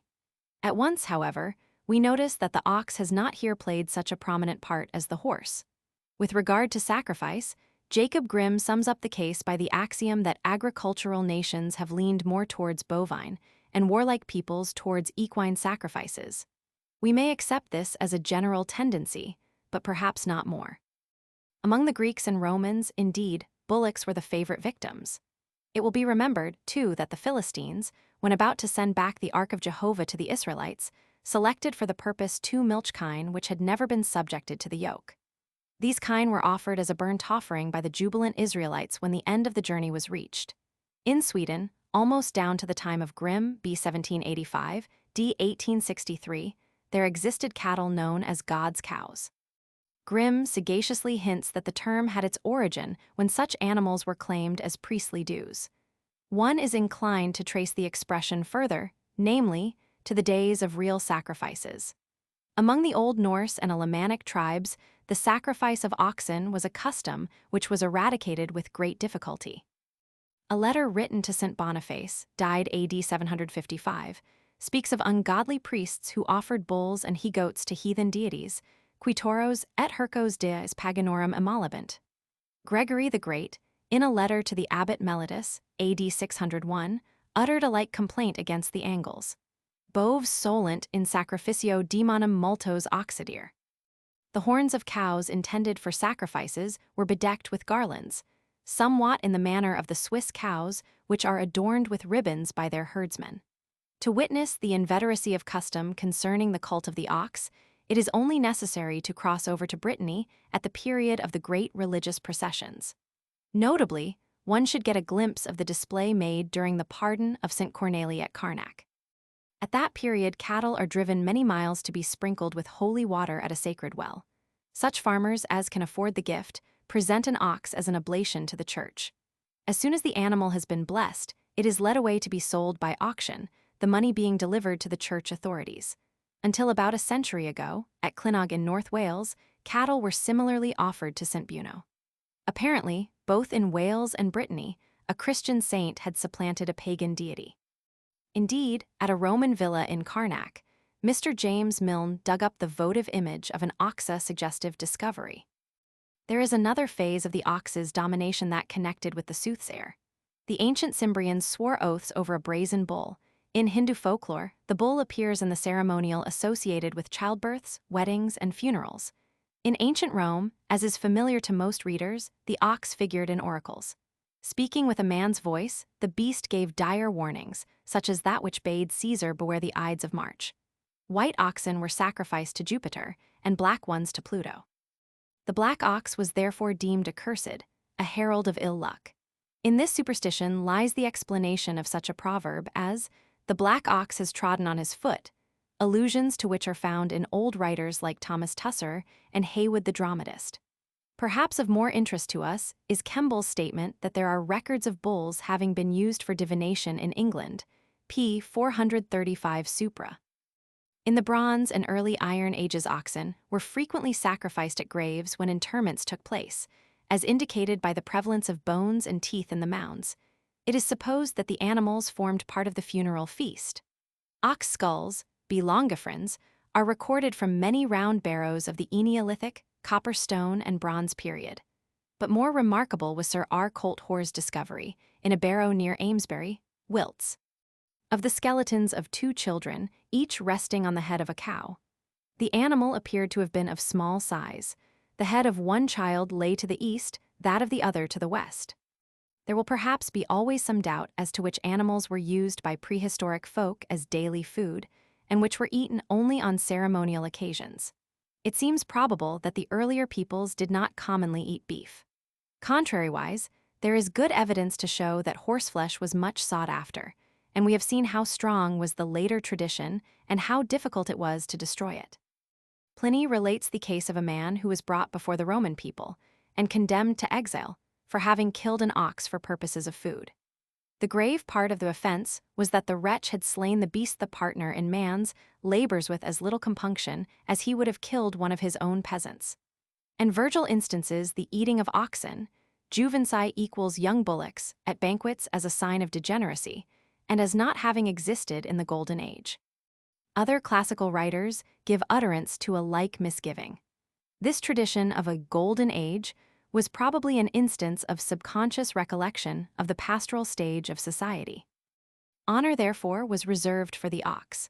Labor did not diminish its dignity, but since wealth sprang from labor, whether of man or beast, the Athenians did not deem it amiss to stamp the figure of an ox upon their coins.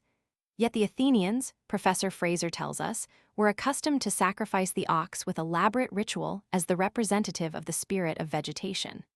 The sacrifice was known as the murder of the ox, beta omicron upsilon phi omicron u, ode alpha. Apart, too, from actual sacrifice, there was a mysterious virtue imputed to the animal. Thus, the Egyptian reverence for cows, which were regarded as embodiments of Isis and which were never killed, has been fully established by Professor Fraser, who attributes the worship to either the pastoral or the agricultural stage of Egyptian development. The kings of northern Europe were accustomed to take with them, when set on great enterprises, 1 or more sacred cows, to yield a supply of potent elixir that would ensure success. Bulls drew the chariots of Frankish monarchs. At this point, the past is revealed in the present, for Defoe records how he witnessed, near Lewes, the strange spectacle of an ancient lady of very good quality being drawn to church in her own coach by 6 oxen. This was done, however, not from frolic or humor, but from necessity, the roads being so deep and miry. In the same county, 2, it was the custom, down to our own days, for a farmer who had employed oxen on his land to be drawn to his burial by an ox team. The symbolic side of our subject deserves a word or two. The figure of an ox was emblematic of St. Luke, and in later times, a similar device was representative of St. Fridswide, St. Leonard, and St. Sylvester. As the ox gradually lost its prestige, and the symbolic was replaced by the secular, fables superseded the older reputable beliefs. All are familiar with the celebrated dun cow, said to have been slain by the doughty Guy of Warwick, cf. p. 199 supra. It was about 4 yards in height and 6 in length, with a head proportionately large. As described in the old ballad, "On Dunsmore Heath I also slew a monstrous willed and cruel beast, called the dun cow of Dunsmore Heath, which many people had oppressed. Some of her bones in Warwick, yet still for a monument do lie." The basis of this legend of Sir Guy, according to good authorities, belongs to a period previous to the Norman conquest. In Chapter 4, we had occasion to refer to the bones of the dun cow. In recalling the story, the subject of ensigns deserves a moment's notice. The bull, whether black, white, or red, is very popular on tavern signboards, but it is a little curious that the ox is not common, and is, in fact, now becoming rare. The cow takes the place of the ox, and is represented as of various colors: red, white, brown, dun, and spotted. The wild bull is met with, to say nothing of the chained bull and the bull and chain. There is reason to believe that the ox signs formerly held a more favored position. In nursery rhymes, the animal was certainly prominent. The cow that jumped over the moon has its fellow in the childish jingles of other lands besides ours. There is also a German counterpart of the bull who tolled the bell when pussy was drowned, for in a 12th century manuscript, the bull is made to read the gospel over the dead body of the wolf. The tradition that oxen talk in their stalls on Christmas night is old, but is probably post-Christian, there being no likely pagan basis for the story. We may conclude with a notice of a pleasant custom, once common, the giving of pet names to oxen and cows. Richard Carew, 1769, states that Cornish folk were much addicted to the practice. "Each ox hath his several name, upon which the drivers call aloud, both to direct and give them courage as they are at work." With dairy cows, the nomenclature was quite as diversified. Excluding the fancy names of the Breeder's Herd Book, we find such appellations as Whitelock in a will c. AD 1546, Philkit, AD 1551, Cherry and Cherry in wills, AD 1546-1585, Shakespeare, AD 1793, Phil Bowl and Phil Pan, AD 1809. Such names as Daisy, Damsel, Grizzle, and Straighthorn are representative of Old Hampshire. Then there are the names made familiar to us in literature, for example, Jetty, Lightfoot, and Whitefoot of Jean Ingelow, Brocky and Gowans of Sir Walter Scott. Pet names are still given to milch cows, as Mr. Edward Thomas has observed in his South Country. Monotonously, persuasively, the cowboy calls in turn to such cows as linger to crop the roadside sward. Whoa, Cherry, now Dolly, whoa, Fancy, Strawberry, Blanche, and so on throughout a pleasant roll call. But now that the ox no longer drags his burden along the dusty turnpike, he receives no nickname. He is merely merchandise, the subject of transactions between the butcher and the grazier. Not the least lamentable feature in his history is the fact that no one remembers, or cares to remember, his social services in the past. Knowledge of the ox as a toiler of the field has all but departed, and with oblivion kindliness perchance has diminished. "Thou shalt not muzzle the ox when he treadeth out the corn," said the Mosaic law. Nowadays, one hears of societies whose work, imperatively necessary, consists in watching, with friendly eye, the interests of dumb, driven cattle. It is a little doubtful whether any hardships connected with the use of draft oxen ever exceeded, or equaled, the cruelty which is oftentimes, if reports be true, associated with the lives of fatted kine. Chapter 12. Retrospect. We are now in a position to see whither the lines of our inquiries converge, and to draw a few general conclusions. Since each chapter has been provided with its own summary, the retrospect will not detain us long. We began by reviewing the facts with regard to the existence of Christian churches on ancient pagan sites. It was soon discovered that the chief testimony was afforded by tangible relics. These objects comprise, on the one hand, rude stone monuments, ancient burial mounds, prehistoric earthworks, and sacred wells, existing in close association with parish churches. and on the other of scraps of treasure trove, such as bones, urns, coins, and implements, thrown up by the spade. The material relics, it is true, did not complete the evidence. A little was learned from place names, and more, perhaps, from folk stories concerning the deeds of fairies and witches, giants and demons who balked the efforts of the early builders. These traditions, widespread and genuinely spontaneous, are in whatever way we may choose to explain and interpret them valuable records of true folk memory.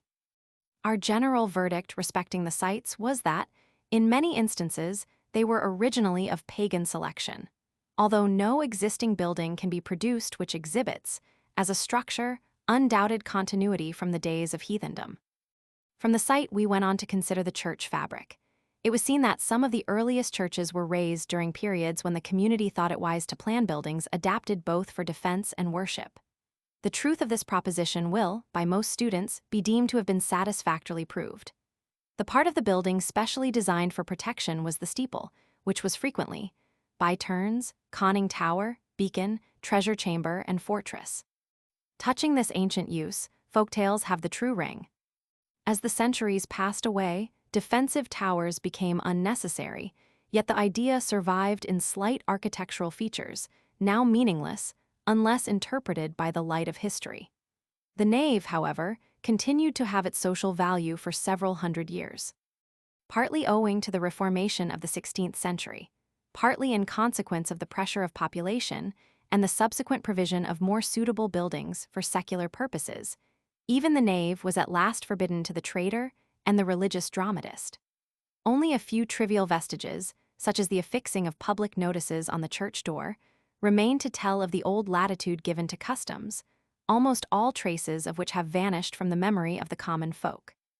We must accept from this oblivion the village chatter about Cromwell's soldiers stabling their horses in the nave, the gossip about dog whippers and dicing, and the numerous bits of scandal coming down from the less creditable periods of church history. All of these stories possess a germ of reality.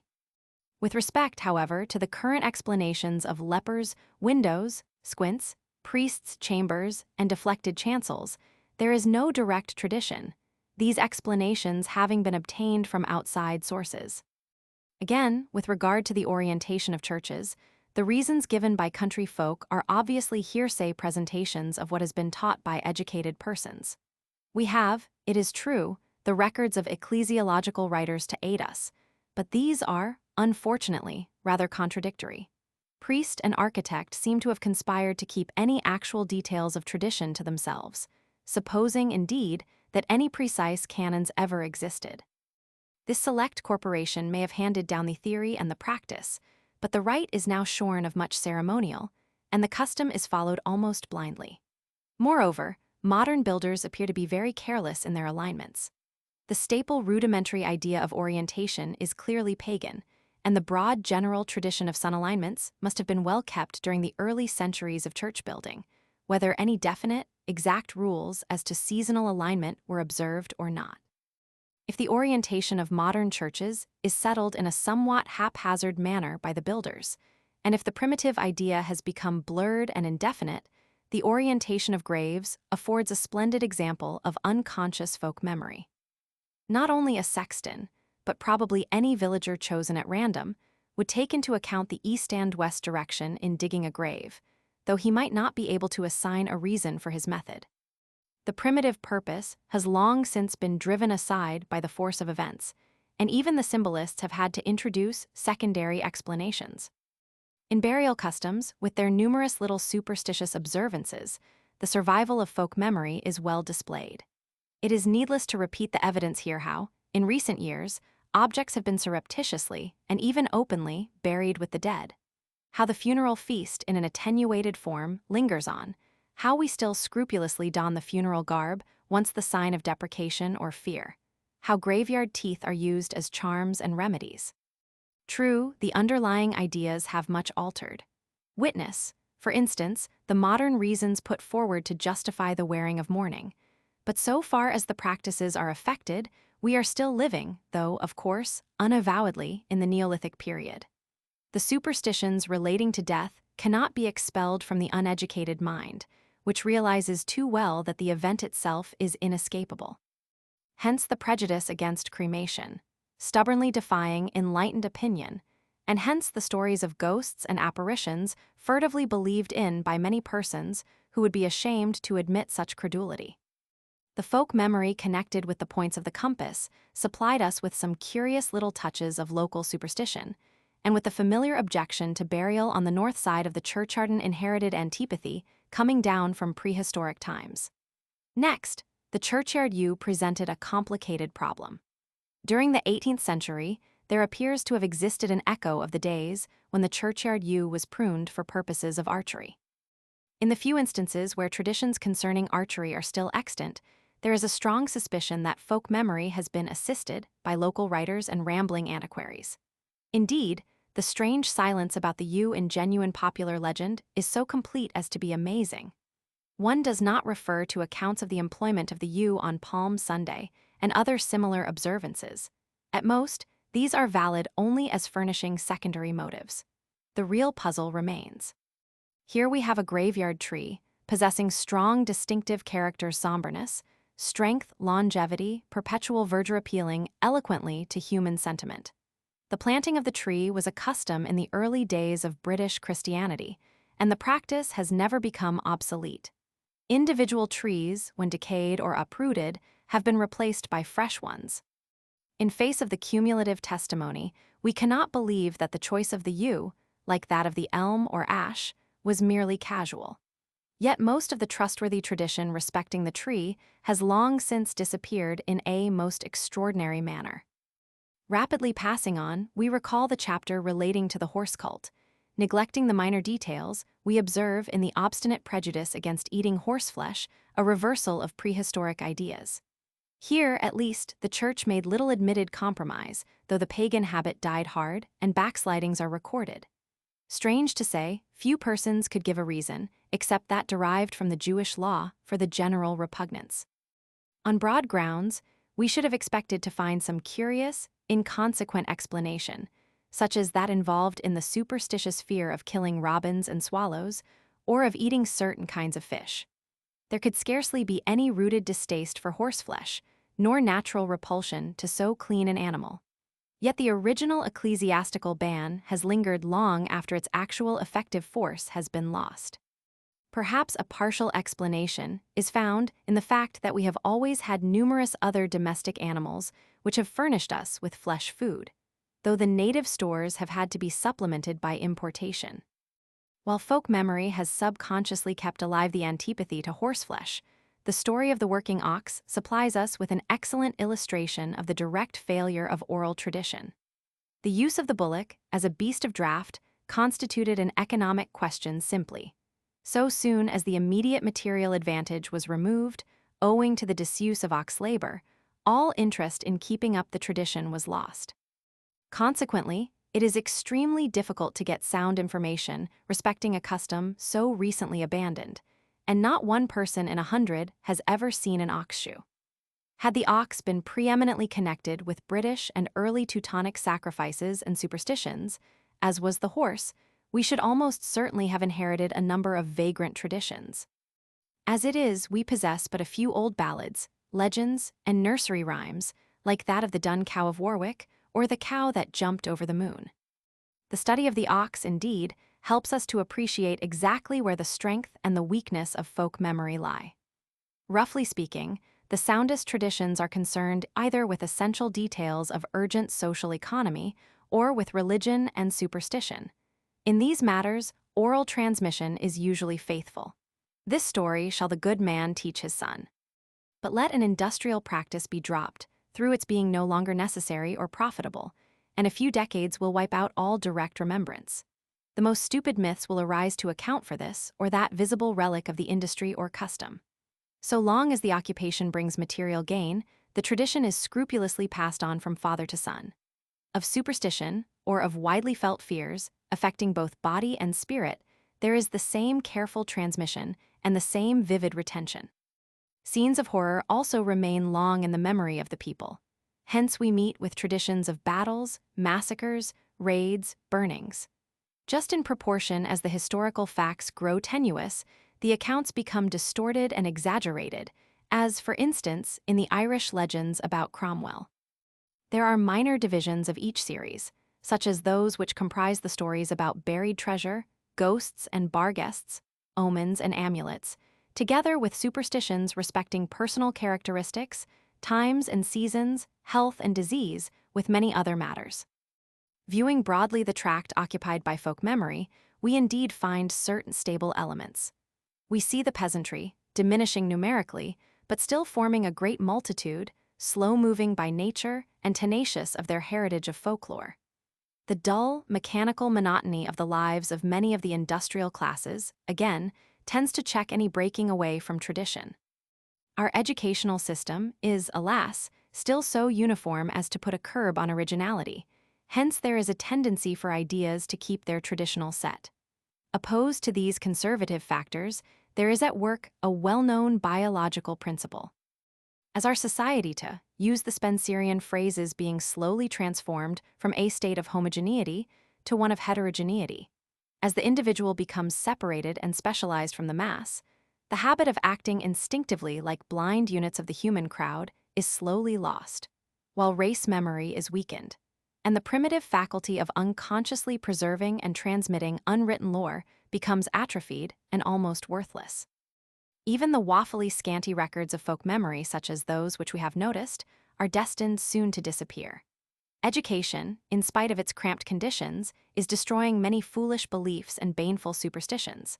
But it is doing more than this, for the printed book and the daily newspaper not only obliterate folk memory, but remove the need for its lawful exercise.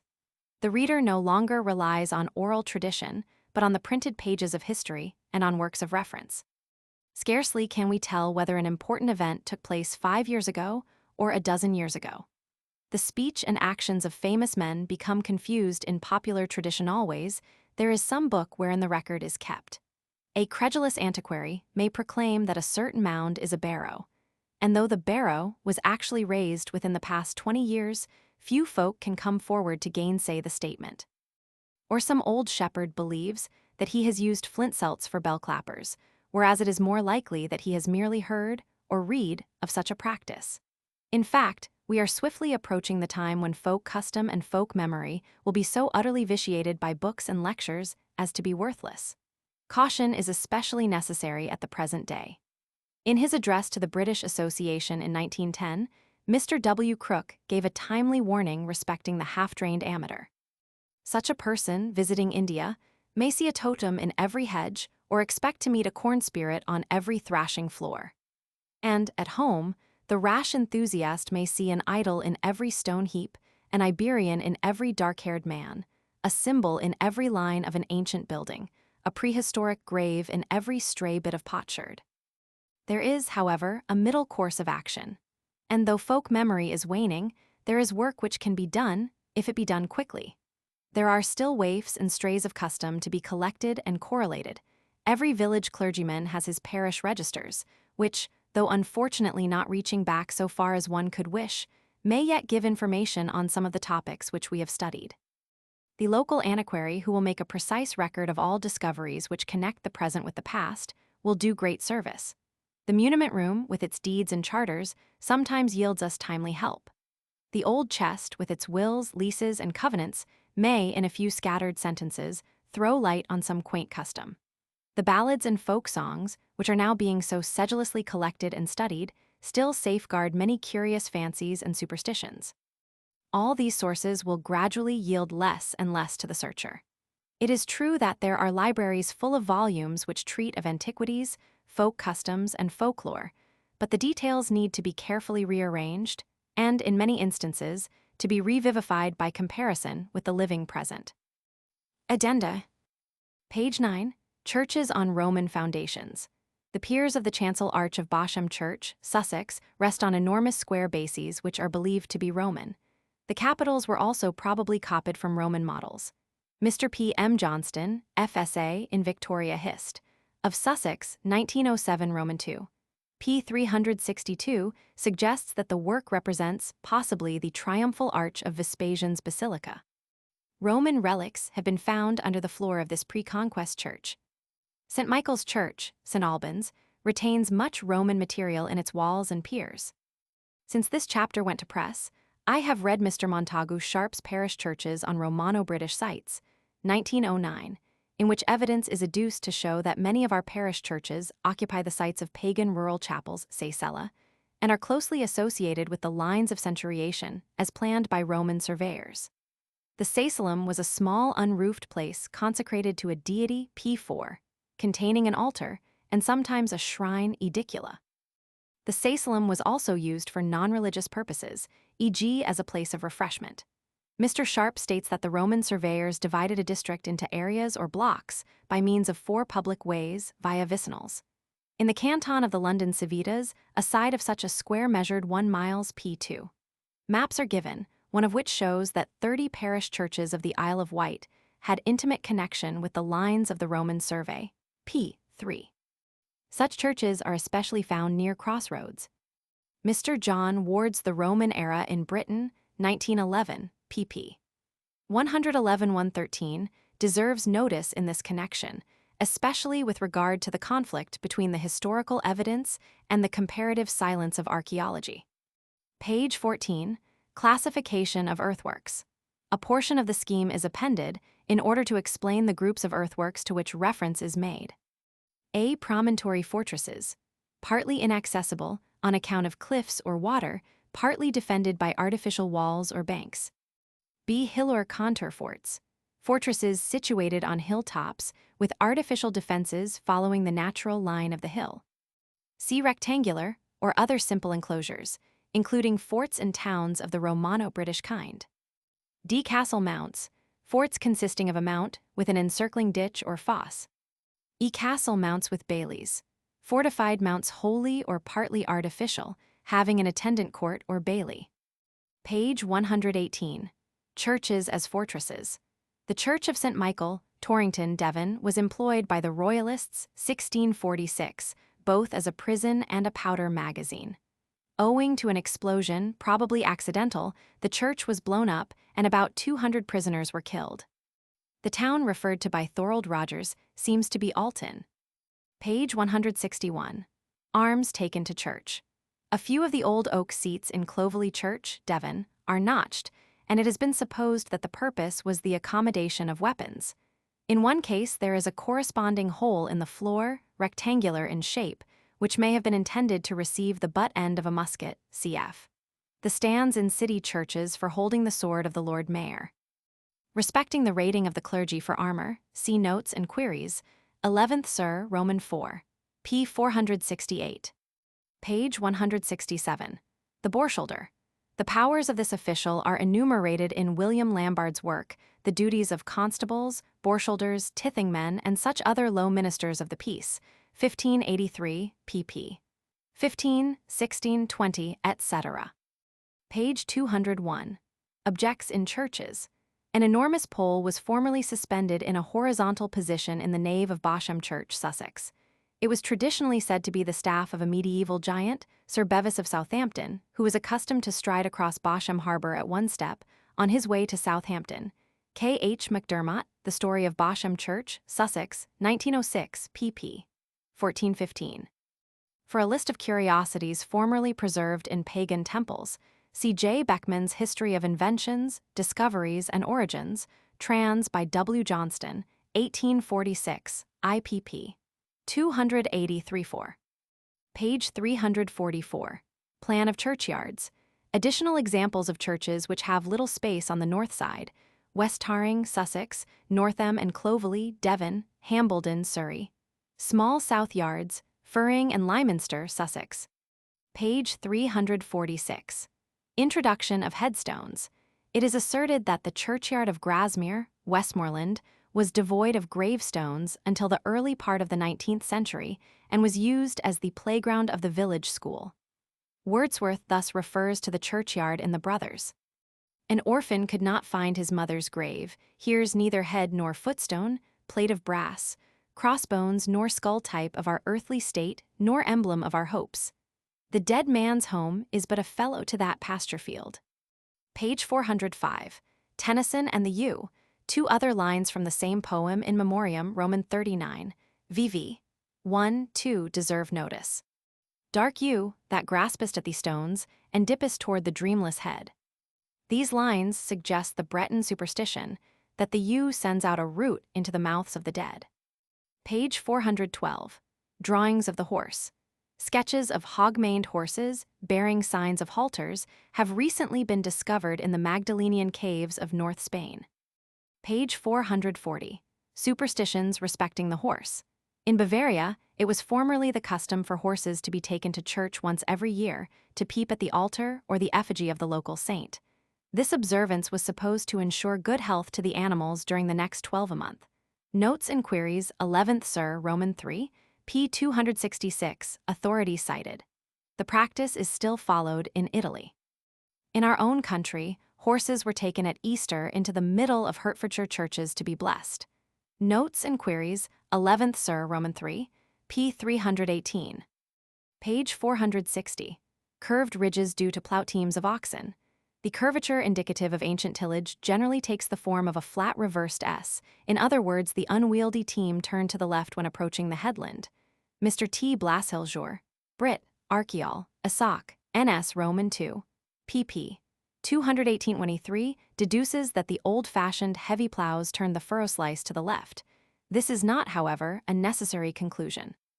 A reversed S-curve might be associated with a right-handed mold board. Moreover, Dr. W. Freem, Elements of Agriculture, 1892, p. 45, asserts that none of the old ploughs turned a furrow. They stirred the earth but did not turn it over. In such a conservative occupation as agriculture, one would scarcely expect to find such a revolution as Mr. Blashill postulates.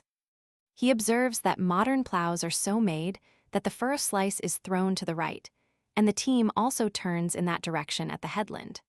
A similar feature is noticeable in old cultivation ridges in many parts of the continent, where the curve is more frequently that of a flat S, not reversed.